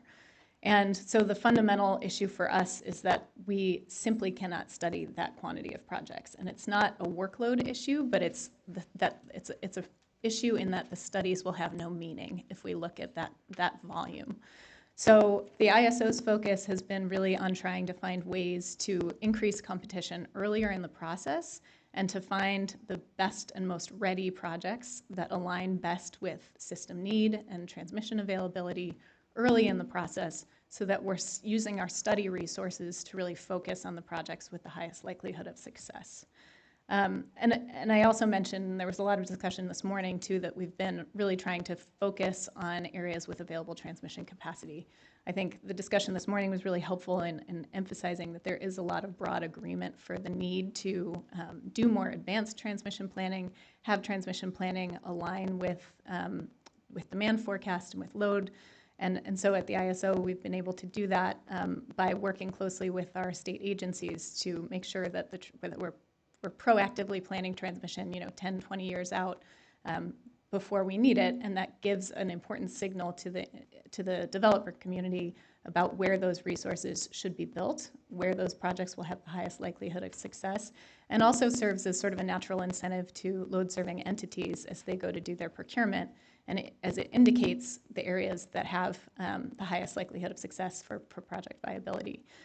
Those areas have been screened by the state agencies. They've looked at resource availability for wind, solar. They've looked at land use constraints, and that all gets factored in sort of at the front end of our process to make sure that the areas that we identify as needed for transmission will really be good, viable areas for development down the road. So we think that alignment with transmission availability is sort of a first order means to prioritize. I would say generally, having worked through two what we call superclusters, of just having this sort of excessive amount of competition in the queue that we're unable to study, we really feel that there need to be ways for us to prioritize. We need to work together to find ways to prioritize projects, find ways that are not discriminatory, and so we're trying a lot of these. We are somewhat on the bleeding edge of this. But I think we also need to think about designing projects and designing processes that are adaptive as well, and where we can, try some of these different prioritization techniques out. We're also looking at commercial viability, project viability, again, to sort of advance the number of advanced projects that come into our queue, and we need to see how that plays out. And then if we determine that there are issues or that there are elements of the process that are not effectively screening those projects out, then we need to come back and look at the process. So I'll be calling upon this support group to continue to work through these issues, hopefully for several years. Thank you. I think those comments really help set the stage, and I'll commend to the audience and the attendees in person and virtual. All our panelists have submitted written statements in response to these questions, and you've heard several of them refer to precedent. Those comments are full of rich material, so I commend them to you. And I think that this initial question is framed out a bit of the dilemma about how we can prioritize or ration, or maybe how Cal ISO is doing a triage of trying to get to the lowest or easiest fruit first. The integration of planning and interconnection. And so for our next question, which goes to that a bit, I'm going to move a little bit more randomly, but I'm going to start with Eric, move to Mike, and come back to Danielle, and then move on from there. And the question, which I'll read, has a couple parts. Would prioritization of interconnection requests selected in open competitive resource solicitations over other interconnection requests that are not similarly selected add efficiency to the generator interconnection process? How would this type of prioritization affect the alignment of transmission planning, resource solicitation, and generator interconnection processes? Under such a prioritization, must an open competitive solicitation process meet certain requirements to avoid infringing on the Commission's open access transmission requirements. And again, we'll start with Chairman Blank. Thank you. Not to compete with Danielle too much, but in Colorado, I would say the number of projects on our queues exceed the coincident peak demand of the balancing authority by something like a factor of 10. But I'd also suggest in Colorado it doesn't matter because we have a competitive resource solicitation process that any project larger than 20 megawatts has to go through. Given how FERC has allowed us to define commercial viability, the only projects that are financeable in Colorado are those that win the competitive process based on price and value. And you don't even need to have a signed generator interconnection agreement to win the queue and eventually move quickly forward towards that. And I'd highlight three attributes of the Colorado system. First, the regulated system is choosing who gets priority interconnect rates. We get generation where we want, when we want, and what kind of generation we need. Second, new transmission is not on the generators, it is on the regulated system. We build enormous amounts of new transmission for Colorado size, socialized across all customers.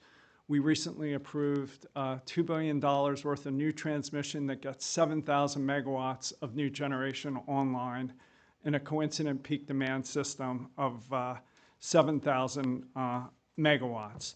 The last piece of that is the value of the interconnect goes to customers through the competitive bidding.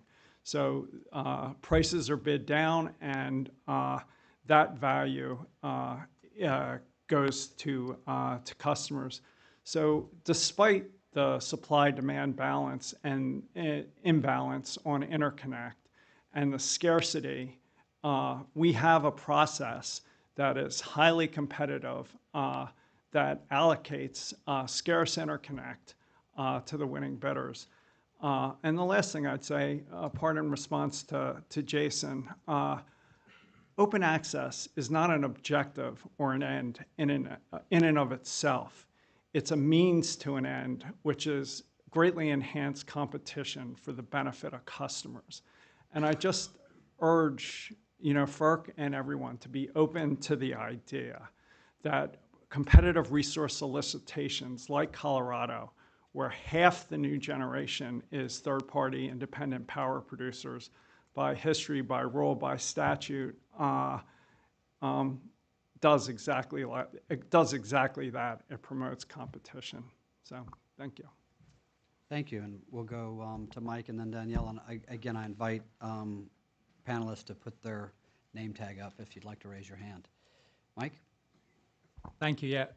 We do believe that there is a way to prioritize interconnection requests consistent with a resource allocation proposal, but without infringing on the sort of equal rights open access that currently exists. It's very important, I think, that all projects get a chance to be treated equally as discussed.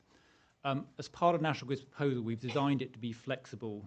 So, for example, in an area like New York where we have a single state ISO, then it's very easy for the state to agree the policy objectives, and effectively the sub-queue can be developed consistent with any state renewable RFPs or other activity going on. In a more bigger multi-state RTO, then the same could be done with the sub-queue, such as what's happened with PJM with the New Jersey SAA developments for wind, where that could be developed to effectively support the state's policy goals, and with the sub-queue being developed and transmission being developed to support those goals, and then consistent with what the state are trying to achieve with their resource facilitation. So the details will clearly have to be worked out and tailored for each region and developed. And as I say, we've tried to develop in a way to work in a flexible way that each region could apply. But the fundamental issue is, I think, that you need a mechanism for allocating scarce resource, but in a transparent and fair, non-discriminatory way.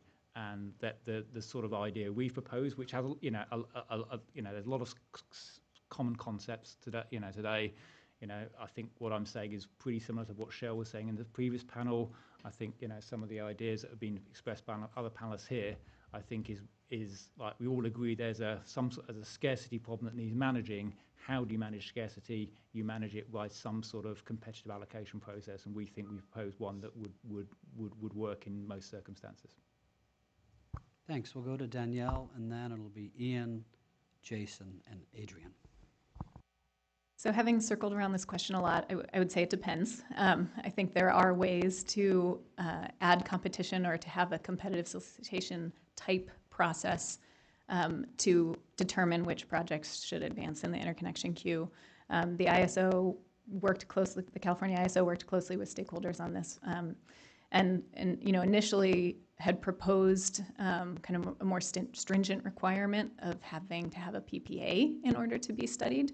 Had a lot of good stakeholder discussion with that, and I think there was almost unanimous concern. There may have been one outlier, but there was very consistent concern with that level of sort of that level of the binding nature of having a PPA that early in the process. And it's complicated because developers feel that they rightfully need important interconnection information from the study process before they can go and sign a power purchase agreement. And so we wanted to respect that and respect where developers are in this project development process when we're so early in the interconnection process. And so for that reason, we developed a non-binding sort of indicative way of gathering commercial interest from load-serving entities to inform a score for which projects should advance into the study process. And that helps us, again, right-size the study volumes to a level that is going to be more meaningful and going to result in those projects having higher certainty when they come through the study process so that they know they have willing off-takers, willing and interested off-takers who will be ready to sign PPAs once they have that important cost and timeline information. Thank you. Ian? Thank you. I'm going to start where you left off, which is it depends. In general, we're going in the right direction. There are a couple issues, and I apologize, Chairman. I'm going to use Colorado as an example. Before I joined ENGIE... Bring it on. Before I joined ENGIE, I was at a boutique bookseller, which happens to be one of the largest hyperscale data center builders in the world. And I can tell you, I negotiated wholesale tariffs sitting on that side of the table. The challenge with the structure that states like Utah and Colorado have adopted is you're concentrating all power in a single type of buyer. There are many more types of buyers out there, and they are being excluded in these markets from participating and making their own selections. So you are pushing all participants to a single source to make all decisions, to define what is speculative and what is real. I would argue that FERC would no more like to determine what species should be endangered than we would want Fish and Wildlife to determine how to reform interconnection. So I think understanding everyone's role and understanding that putting all of this power and influence into one stakeholder is always dangerous, no matter the context. We've done that in places like Colorado and Utah, where we have put a predominant amount of power in one stakeholder's hands. I would challenge to say that the outcomes there are not demonstrably better than what they are in California, where, so let's say half the projects in Colorado are third party. Let's just put aside for the moment that it's almost always the same 3 to 5 third parties. It's not a wildly open market. But in California, the major buyers and utilities are focused on grid operation and strategic planning for the grid. 90+% of the new generators coming online are third parties, and there are dozens of them. And so I think when we're talking about consumer choice and cost and where energy is supposed to go and where it's not, I could put California up against Colorado and say they're both having similar outcomes with entirely different approaches to this notion of what's speculative and what not. I think if you're going to go in this direction, that's great, but allow equal access to all buyers, first of all. Understand there's more than one type, and there's always more than one buyer. Two, if proposals are going to come out of FERC around this, really keep them limited to interconnection. Trying to define the entire spectrum of speculative is very challenging. Land use laws, environmental regulations, these are all changing, and they're largely outside the scope of this room, I think. And then lastly, I think you have to be careful when the folks running the solicitations who have the power to select winners and losers are bidding their own assets. It creates a real problem of agency, and it is happening in most of these markets where we're talking about creating a very narrow scope for competitive solicitations. So I think those are the things maybe to avoid rather than prescribing the success. I would just say those are lessons learned in these markets that have moved in this direction. Thank you. And we'll give Chairman Blank a chance to respond, but first we'll move to Jason. Thank you. Just first to very quickly respond to Chairman Blank, I think that indeed, open access is a means. I'm getting it from both sides. That's all right. The left and the right. Hey, man, open and free dialogue is the nature of American discourse. Let's celebrate it, all right? Bring it on. But I think also that the key thing is unduly discriminatory, right? I am not telling you that there is no way you can ever possibly. What I am trying to present today is that the commission staff have asked, how is a way we can do this that is not unduly discriminatory at the heart of what its mission is, one of its three main missions? And I would argue that that is what I am trying to draw attention to, is that there are many different things you can do. You can come up with a bunch of different scoring criteria. You can come up with a procurement process run by a load serving entity. You can do lots of different things. But at what point are you going to have protection from undue discrimination? That is why I am recommending that we look at things where the interconnection customer has the most agency, because that is the space where there is least likely to be undue discrimination in the process. You will choose your fate as much as possible, and therefore insulate both the commission and its regulators, as well as the RTO and its staff, from having to do that on your behalf. And I think that is what I'm trying to convey with my proposal today. But the second thing I also want to note on the competitive procurement side here, I am currently participating in numerous competitive procurements in California, driven by the proposal to have load serving entities evaluate interconnection requests. There is no way for my company to provide any credible estimate of the cost or schedule of our projects at the phase of an interconnection request. We do not have the interconnection study process information that would allow us to actually estimate that with any degree of accuracy or credibility. To be asked to therefore bid into procurement for those resources, I think is doing a great disservice. One, because the entities that are going to be procuring those resources are going to be getting garbage. We will be making decisions on garbage. I do not think that that is the intent of the process here, to create a system with poor information in it. We want to reveal better information. Now, it is possible to bring cost and schedule information earlier in the process. That may open the door to more of a competitive procurement system. But at the point of interconnection request, we don't have that information, and we should not think that the load serving entities or the other procurement entities will have access to quality information to make good decisions. Instead, they will make decisions on potentially other criteria. And that is, again, why I caution going down this path. Lastly, I'll just note, if we'd like to raise jurisdictional authority questions here, this is a great way to do it. Who will administer and oversee these non-FERC jurisdictional entities' competitive procurements?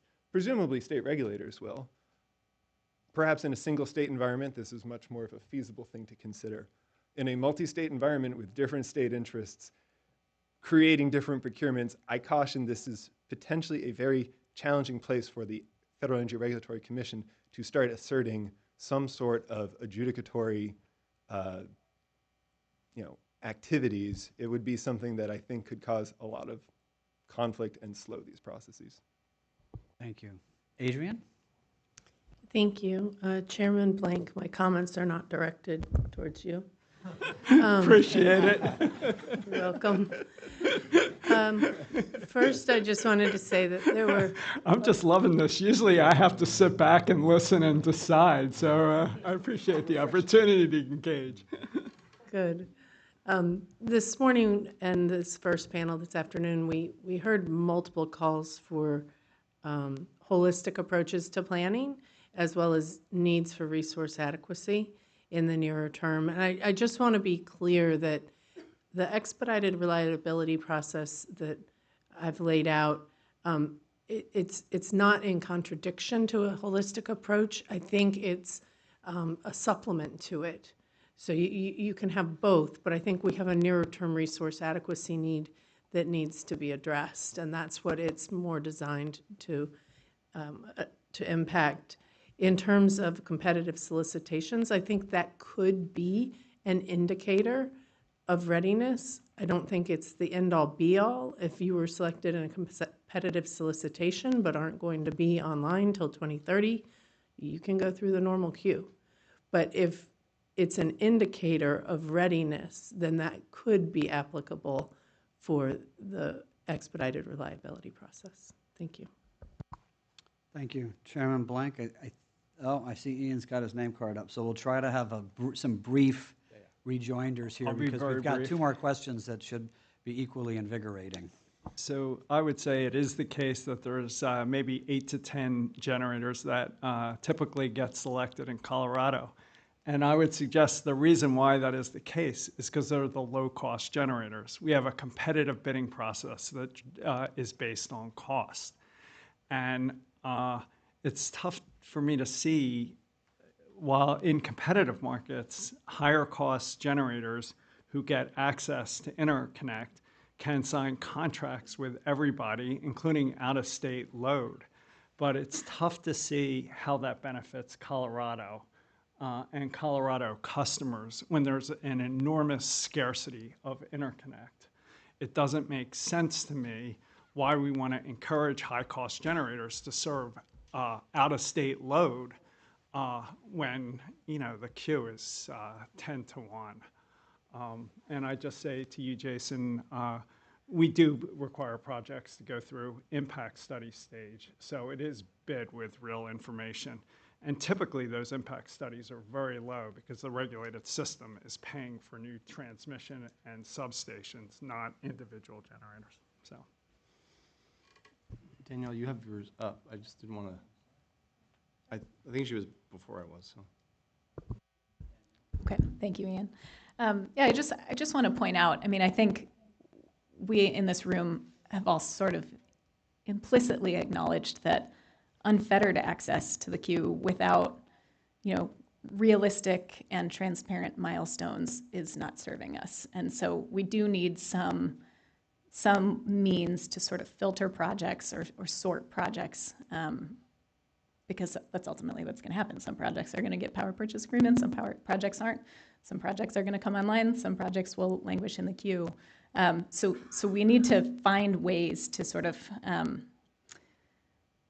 to sort these projects earlier in the process. And to that end, Jason made a couple points and expressed some concerns with, which entity gets to make this decision.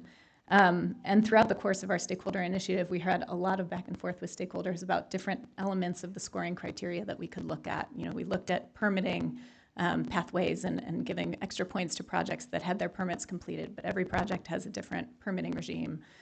We looked at developer experience. That's something that also could prohibit new entrants into the market if there's a new startup with a lot of new staff that doesn't have experience per se as a company, but great people who have come from other experienced developers.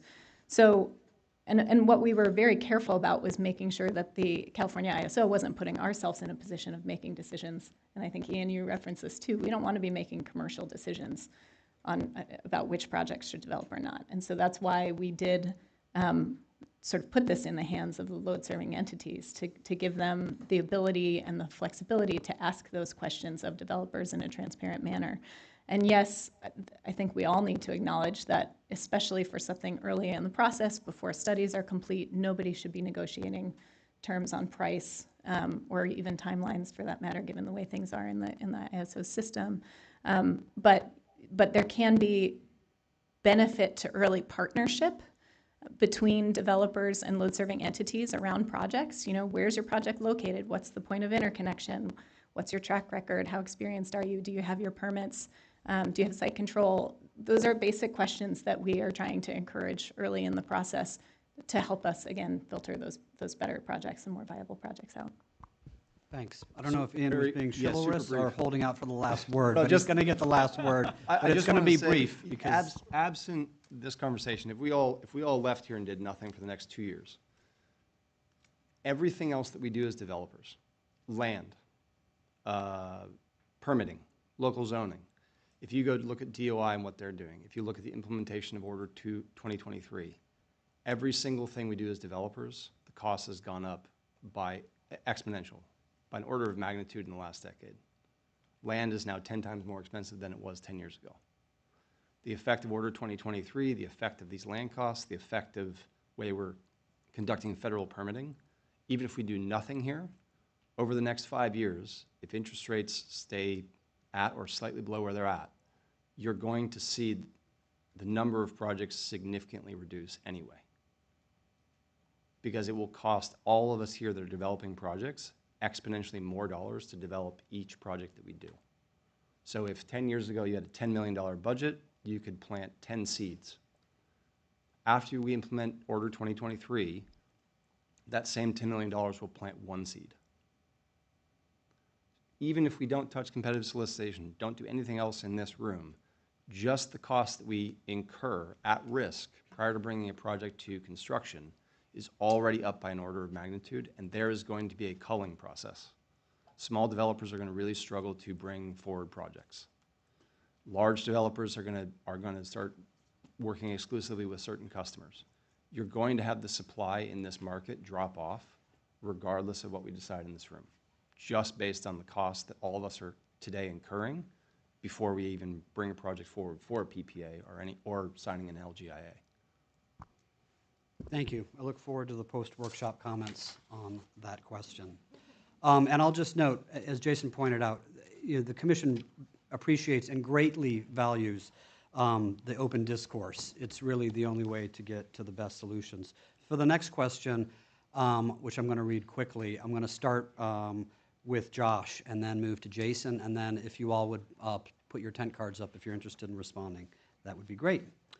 Question number 3 is, should interconnection requests for new generating facilities submitted to replace existing generating facilities at existing points of interconnection, replacement generation, have priority in the transmission provider's processing of its interconnection queue over the interconnection of new generating facilities at new points of interconnection? If so, are there conditions that should be required for such prioritization of replacement generation? For example, a finding by the transmission provider that the replacement generation allows for a faster or lower cost interconnection as compared to the interconnection of new generating facilities at new points of interconnection. And again, we'll start with Josh. Yeah, thank you for the question. In our view, the answer to that question is yes. Replacement of retiring generators should be treated differently and in an expedited manner. These projects, these opportunities represent the lowest hanging fruit in meeting the many resource adequacy challenges that we face. The pace of retirement of existing generation is only accelerating, and AEP's experience, the quickest, lowest cost, and least impactful way to add new resources is by replacement at the same point on the grid. This creates efficiencies in maximizing current land use, minimizing environmental impacts, and taking advantage of existing interconnection facilities that have been already paid for by customers. AEP operates in multiple RTOs, including PJM, SPP, and MISO. And based on our experience, we recommend that the Commission should require a retire and replace process by using and improving upon the effective elements of these existing RTO models. Most importantly, replacement generation facilities should be studied separately outside of the existing interconnection process under an expedited system impact study. This type of an expedited study process is currently in place in both SPP and MISO, and is proving to be very valuable to our customers. Decisions to add replacement resources are complex and typically must be vetted with our state regulators through a regulatory proceeding, and only after demonstrating that the replacement resource is the best option for customers can we proceed with significant expenditures on a major project. Under an expedited replacement process, like an SPP, following the applicable regulatory process, the system impact study takes less than a year, causing no unnecessary delay to the project. And we have multiple retiring sites where we currently are or plan on using this process. In contrast, like has been brought up before, in PJM, without an expedited process, the replacement project must enter the queue like any other project. And under current conditions, that project will not be studied until 2026 and not done with the interconnection process until at least 2028. That causes a multi-year delay of when the resource can be brought online. The bottom line is time and avoiding unnecessary delays in making resources available to meet the urgent resource adequacy needs of our customers. Thank you. Thank you. Jason? Thank you for the question. You know, I think that fundamentally it's the zero-sumness of rationing interconnection that I think should give the Commission pause. To the extent that there are means that are not zero-sum, the Commission has previously made clear that it is willing to accept that, whether that's surplus interconnection, and I think under limited circumstances has already approved expedited resource replacement proposals. What I would sort of note is that it's to what extent we can do that without, for example, delaying needlessly the study of new generation resources that are trying to interconnect would be certainly one concern. I also consider that you know, we need to consider the extent to which this would lock in incumbency advantages. You know, current interconnection study processes for deliverability advantage incumbents since it assumes, those studies assume the existing generator's deliverability when determining whether transmission lines can handle the newly interconnecting resources deliverability. If a generator retires today, presently, that frees deliverability that can be reallocated to other generators. To the extent retiring generators can be replaced and transfer that deliverability bilaterally, that will pronounce the incumbency advantages to accessing that deliverability. This raises a question of who owns deliverability. Is it a private right to buy and sell? Is it a public resource that is leased, as it were, to private entities to use? I would not come to you today and say that I have a definitive answer other than to note that that's probably the major questions that I would have. I think that as we've talked about again, for example, means by which people use willingness to pay, there are ways in which you could certainly allocate this. However, I'm not going to go so far as to say that I don't think you can do expedited generator replacement. I think that we need to be looking at all options for making sure that energy resources can join the grid as soon as possible. Thank you. We'll go to Adrian and then Danielle, Mike, and Ian. Yeah, thank you. I largely agree with what Josh shared. I'll just note that in PJM, you have a year to utilize your CIR rights, your capacity interconnection rights. You say getting closer is better, but I'm going to back up and see if that improves it. And in fact, tomorrow at the Market Implementation Committee in PJM land, we will be considering 4 different proposals about transfer of CIRs. But I'm going to set all that aside and say, regardless of whether you still own the capacity interconnection rights or not, regardless of whether you transfer them or not, if you're citing new generation where there was previously generation, there's a good chance that the ability to interconnect more quickly exists, that there's existing infrastructure that can be leveraged. And I think that's a good idea. And so I also won't weigh into whether it's a right or not, but I will say that siting at those locations makes sense, probably makes it more shovel-ready, and therefore more likely would qualify for an expedited reliability process. Thank you. Thank you. Danielle? Yeah, I'll be brief. I think the answer from my perspective on this one is yes, and. We do have a process that allows for repowering or replacement without having to go back through the entire queue, as long as the total capacity and the electrical characteristics remain unchanged. But I also think it's important kind of going back to the discussion this morning to make sure that the long-term transmission planning and resource planning that we're doing continues to inform the queue so that we don't find ourselves in positions as frequently where we have to take advantage of sort of an emergency interconnection process. And so that is something that the ISO has been working really hard to make sure that we're incorporating. We've had a number of resources that have been slated for development for multiple years. You know, we're trying to get out in front of that and have those replacement projects become a part of our interconnection process. Thank you. Mike?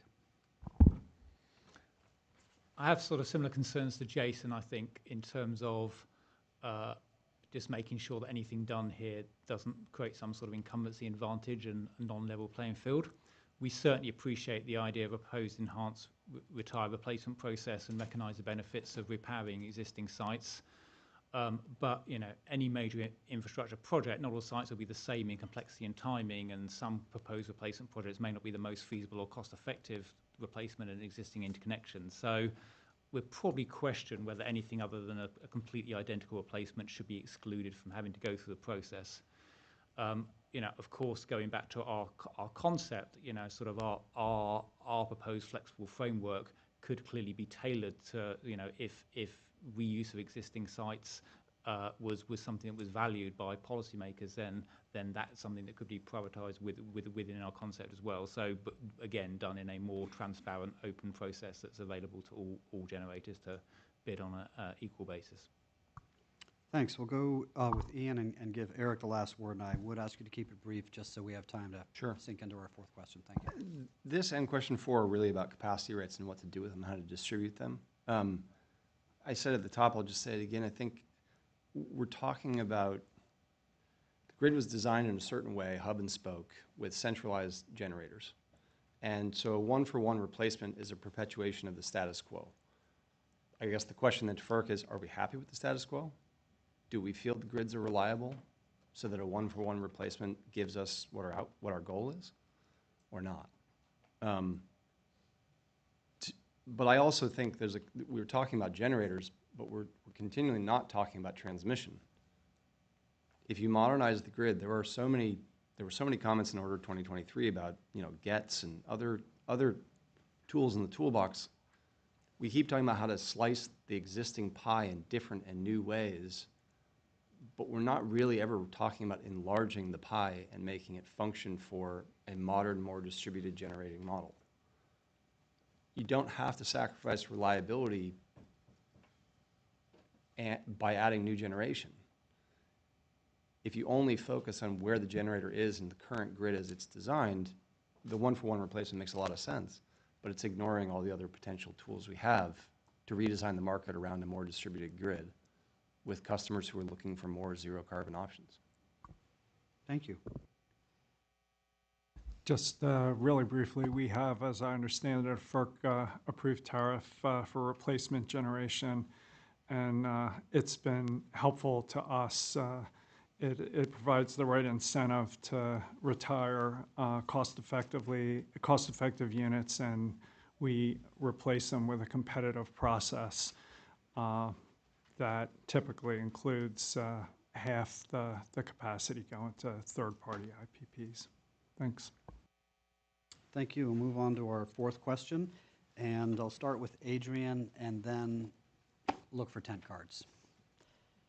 Should interconnection requests from proposed new generating facilities that meet certain resource adequacy or reliability needs have priority over other interconnection requests for new generating facilities? Great, thank you. So I ended the first question indicating that there would need to be gating criteria should expedited reliability be triggered. I think an expedited reliability process could be triggered for either resource adequacy or reliability needs. I view resource adequacy as a subset of reliability, and then I'm using reliability really to reference essential reliability services. So that's how I differentiate the two. I think once triggered, it's important that resources that are let into the process must aid in alleviating the identified need. So it can't just be, we've identified a need, now let everybody in. the resources that are in must be gated. In my comments, I focused on a parallel path to the existing queue.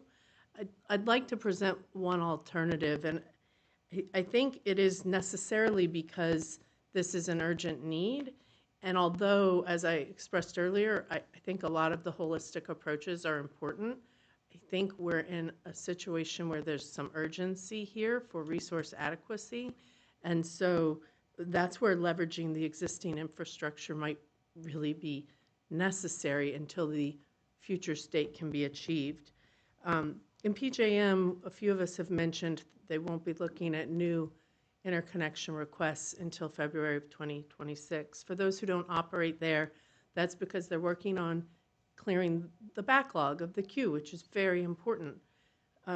Right now, they have a submission deadline of December 17th for transition cycle 2. That's their last transition cycle that they'll begin review once that date has passed. But in order to be in that queue, you must have submitted your initial interconnection request between October of 2020 and October of 2021, which was a little while ago. So I think another potential path is if you have reliable and ready projects and it's narrowly focused, we can't just let everything into transition cycle 2, but perhaps opening transition cycle 2 is another mechanism to help alleviate the very clear resource adequacy need that exists. And now how do you gate those that are allowed in?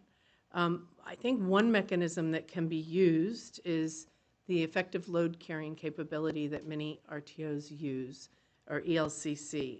And some will criticize that you can't use ELCC because that's going to vary, and you can't use ELCC because you don't know what it's going to be. But it's going to vary because that's what ELCC is supposed to do. It's supposed to be a measure of the, especially in a marginal ELCC world, the marginal contribution that you will make towards reliability. But if you look in a place like PJM, they've provided a forecast of 10 years out what the ELCC values will be for various resources. And you could set a line at, say, 60%. And if your ELCC value is above 60%, you qualify. That's not just nuclear. That includes combined cycles. That includes combustion turbines. That includes grid storage if you're, I think, 8 and 10 hours would meet that threshold. Those will have significant contributions to reliability and resource adequacy. And if you are shovel ready, I would propose you should be allowed in that queue. Locational considerations could be important in certain circumstances, but given where the last capacity auction for PJM cleared, I would submit that they need resource adequacy across the RTO. So in this particular situation, I don't think that the locational considerations are of import. The Commission already sanctions prioritization based on project readiness. I think now expedite reliability should focus further on highly viable shovel-ready projects. So what could that mean? That could mean that you leverage existing infrastructure. It could mean that it's a limited burden on the TO to be online. It could be that supply chain risks are mitigated. But I think the tightening supply and demand conditions that we are definitely faced with, we cannot allow the queue backlog to equate to inadequate resources. So if you're reliable and ready, I think you have to be allowed to support the grid. Thank you. We'll come back down to Ian and work our way down the line for those who have their cards up. So Adrian, I just wanted to say welcome to my world. I'm sorry, but that is the reality that everyone in our space has been living for the last decade. And I think we want the same thing, which is more resources on the grid. I will say that for for maybe fully depreciated operating assets, ELCC is maybe less impactful. Their ELCC numbers don't change that often. But if you built a solar project in California in 2012, and now you look at the ELCT today, these are not fully depreciated assets. This impacts investors on new gen. So linking back to question 3, it's great to address the question of resource adequacy and capacity rights and the question of incumbency. That's all fine, but it leads you back to the same destination, which is the status quo acceptable? If you fast-tracked every project that's existing and you said, great, we're going to extend every thermal plant, every coal plant, and we're going to let you skip the queue and extend them for the next 20 years, does it solve the problem? I don't think so. I think the problem is still demand is growing. We're being impacted by climate change. The customer preferences are changing. EVs are coming online. None of the perpetuation of the status quo fixes those issues. And so you need a second leg of this solution that ultimately addresses the ability to bring on new generation to solve some of not only the energy problems, but the capacity problems. So I'm not sure that this question addresses that as much. It really just addresses whether we should expedite existing gen. And I don't know that I have a strong opinion. The question I would ask is, are we happy with the status quo? Because I think that's where these questions drive us back to. Chairman Blank. Just a quick comment on the status quo. From where I sit, the jurisdictional boundaries between federal and state entities were set in the 1930s, and it's, no one has comprehensive regulatory authority over generation and transmission planning, wholesale rate setting, retail cost recovery, and generation and transmission siting. In the West, we have IOUs, munis, co-ops, federal power marketing entities, third-party for-profit power marketers, and it just sometimes seems that no one's in charge of resource adequacy. And, we don't have clear ways, perhaps outside of California, of pricing provider of last resort services. So I would just urge FERC to be flexible, because I think there's a lot of problems with the status quo, and we just need to experiment to protect resource adequacy and to keep the lights on. Thank you, Joshua Burkholder.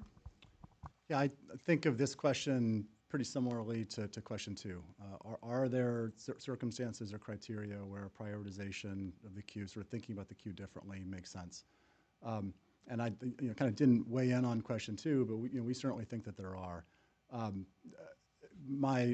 currently responsible for resource planning, but previously spent a lot of time in transmission planning, and we're on a lot of panels like this talking about competitive transmission, and heard a lot, the challenges around incumbency advantages, and hearing that again today. My reaction today is the same as it's been through my past role in transmission, and that is, from my perspective, we are laser focused on meeting the reliability needs of our customers and doing that in the most cost-effective and ultimately sort of reliable, dependable in the ways that they count on us to provide service. And so in the context of resource planning, that really centers around load responsible entities being able to meet their reserve margin requirements and be able to meet those capacity obligations and resource requirements of our customers. And this starts with an integrated resource planning process that establishes the need for new resources and identifies cost-effective options under various future scenarios.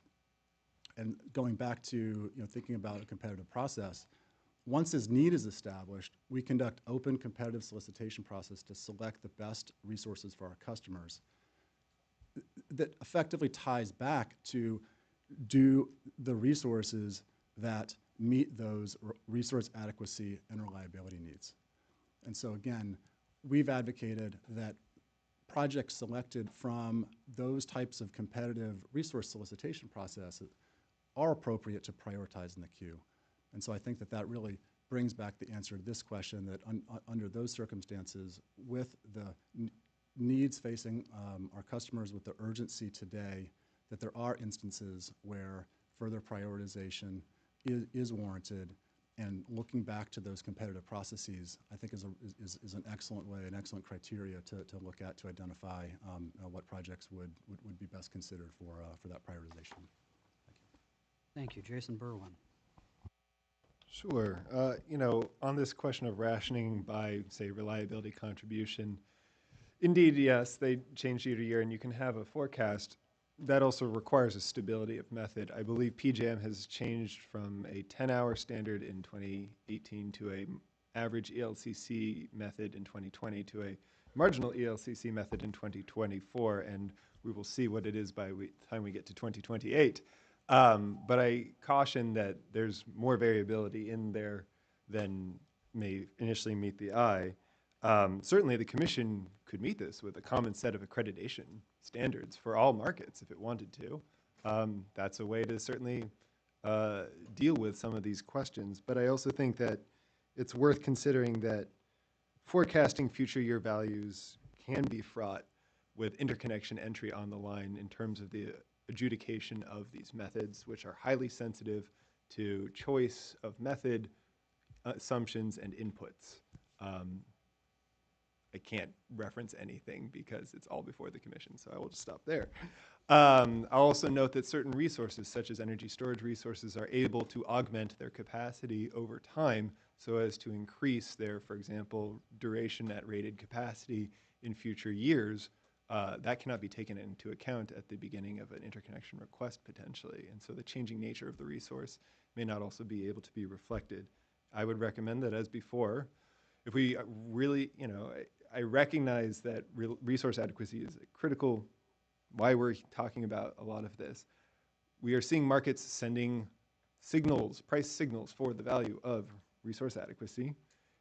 And you can consider a world in which there are interconnection customers who are going to reveal their willingness to pay to get into that line, to be able to interconnect for the purposes of providing resource adequacy. So, drawing administrative lines will always have a fraughtness to it that, I don't even know if that's a word, fraughtness, but it will always have something that will require some administrative setting of a line, and I would welcome thoughts on what that would look like. Mike Calview. Yeah, my views are pretty similar. Clearly, reliability, resource adequacy, important considerations, but if you focus on only just one criteria like reliability, you may be missing out on other important criteria, and in different circumstances, different regions, there are other things that stakeholders, policymakers, states may believe are more important, such as certain policy goals around clean energy. So I think my view is that sort of just focusing on one criteria like reliability leads to all the fraughtness issues that Jason was referring to, and which is why then sort of like what we've proposed is trying to propose a framework where multiple criteria can be considered and suitably tailored for the regional circumstances. We're not in where we operate in the Northeast, we're not seeing the demand growth that some other regions are seeing yet, though we are expecting it. But we also know that certain types of new resources, it's virtually impossible to deploy anything with fossil fuels. So, all new resources have to be storage or clean energy. And so it's a different set of challenges that we're facing in New England and New York than maybe other parts of the country are facing. So any proposal has to sort of like, work for the different regions in the US. And that's why we've tried to come up with something that we think, would meet those criteria. Adrian Ford. Thank you. I think there's plenty of fraughtness to go around, but I don't think that means we don't do anything. I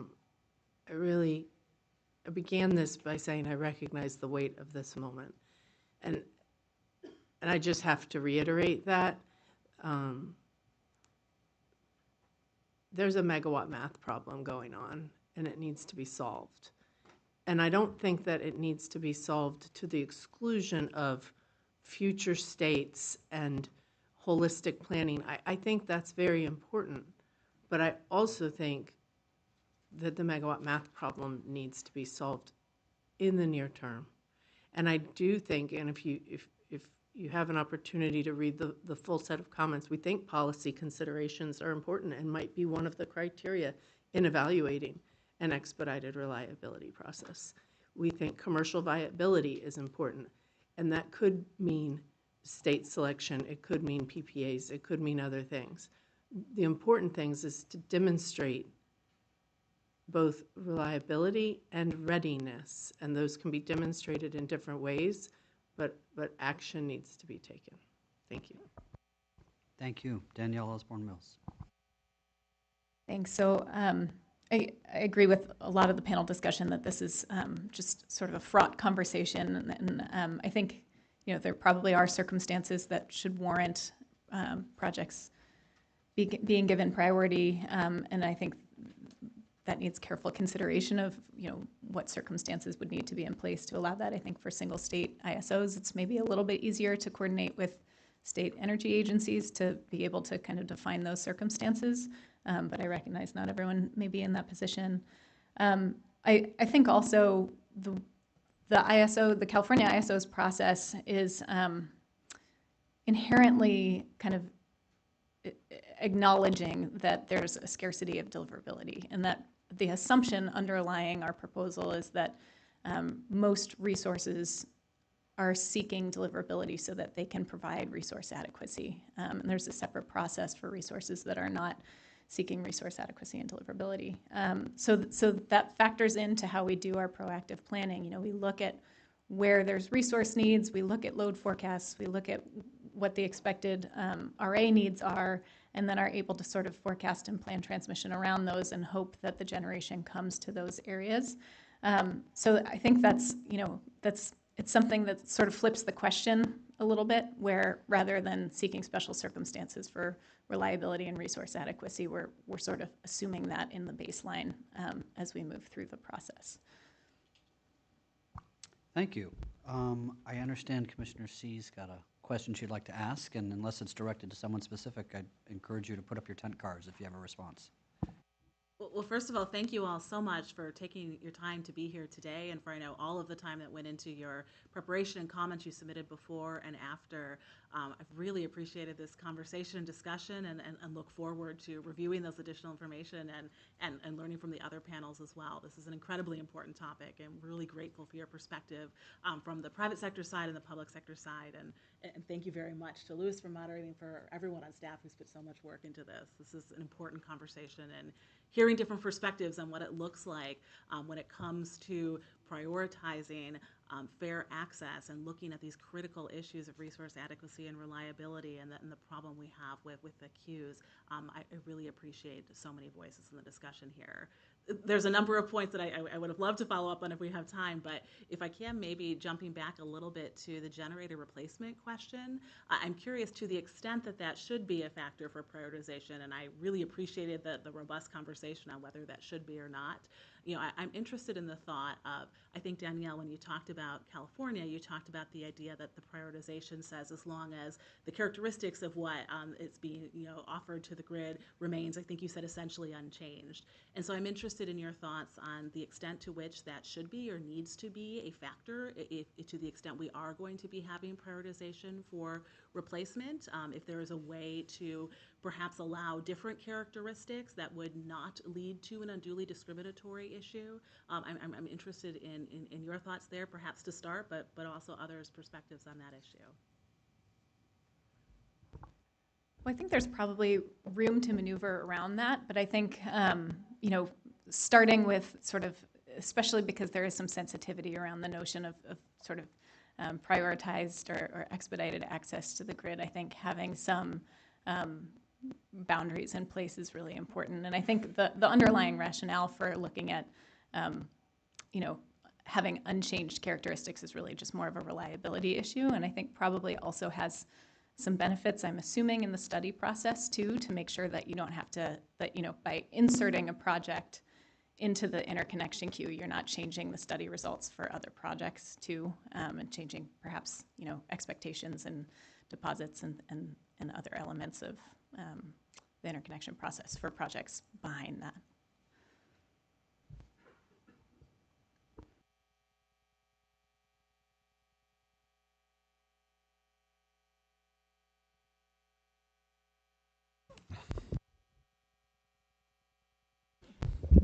So I participated, last time I was at FERC, we were working with Kessler and another advocate who was seeking to convert a gas plant to a solar plant and effectively jumped the queue. And it wasn't quite a replacement one for one. It wasn't gas for gas. And I think maybe, Commissioner, that's where your question's going. What are the characteristics? What I understood from that conversation, which ultimately FERC decided not to allow that plant to convert from gas to solar and keep all of its capacity rights, was if you study it as a new resource, new type of resource that dispatches at different times and in different ways, the open question was, how do you study what it does to the entire system? So if you take, on the one hand, maybe Josh's proposal to, one-for-one replace in the same location or in a new location with the same capacity rights,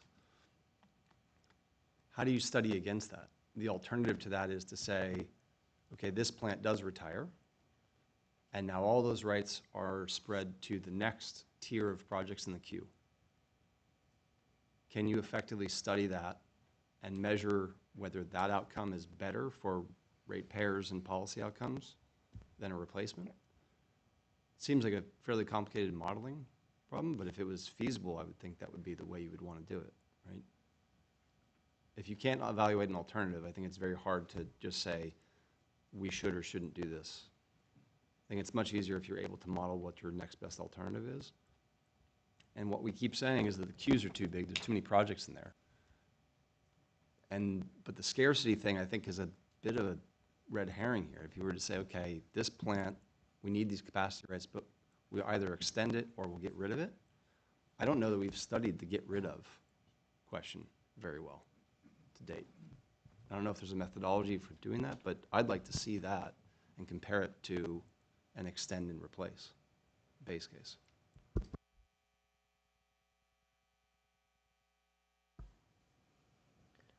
So when generation retires, we do, and I know you know this, but we do study the impact, and that's what sometimes leads to RMRs until the transmission replacement can get built. And to the extent siting generation at that site is more rapid than building the transmission reinforcements, I think that makes a lot of sense and should be considered and prioritized for study. Just because it's studied doesn't mean it's going to be approved and proceed, but I do think it makes a lot of sense as a method for prioritization.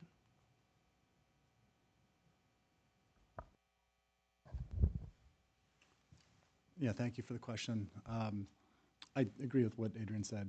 I think it's an opportunity to be studied. It's an opportunity to recognize that the transmission infrastructure has been built, that the system, that the grid effectively accommodates an injection at that point today. And so when you think about it, introducing a new resource type, the opportunity for an upfront study to say, so does that cause a materially adverse impact to the grid? If the answer to that question is yes, then clearly that resource would require further study and it ought to go into the queue, kind of like any other project. But if that answer is no, then that's when I think the opportunity is there to take advantage of sort of what's already in place, what's already been paid for, to again sort of continue bringing on that, be able to continue injecting into the system at that point and minimizing the time to sort of bring that replacement resource onto line. So again, that's kind of how I sort of see and think about the process in SPP and MISO and why that really, I think, really works and is in the best interest of our customers. Thank you. Thank you, Commissioner. And thank you to the panelists. As Commissioner C stated, the Commission very much appreciates the open, honest, and respectful discussion on this panel. And with that, I will turn it back over to Mike Henry to close us out. Thank you again, everyone, for attending, either in person or remotely. Thank you also to our panelists for making yourselves available and contributing your time to some extremely helpful and thoughtful comments. As you might have seen in a previously issued notice, the Commission does plan to accept comments in this docket. Please watch the docket for further information. You'll see a notice that contains details. From my perspective, I'd love to hear from attendees and panelists about their thoughts on what the Commission should do in response to the issues discussed today and tomorrow. A reminder also that a record of the workshop will be available on the Commission's YouTube channel, and a transcript of the workshop will be available from ACE reporting before it is made available in the Commission's e-library under Docket 24-9. Thank you again to all panelists, and also looking ahead to tomorrow's panelists for participating. We'll convene tomorrow morning at 9 a.m. for day 2 of the workshop, which will focus on efficiencies in generator interconnection. Thus, we convene, thus we close today's first day of the workshop. Thank you very much. Thank you.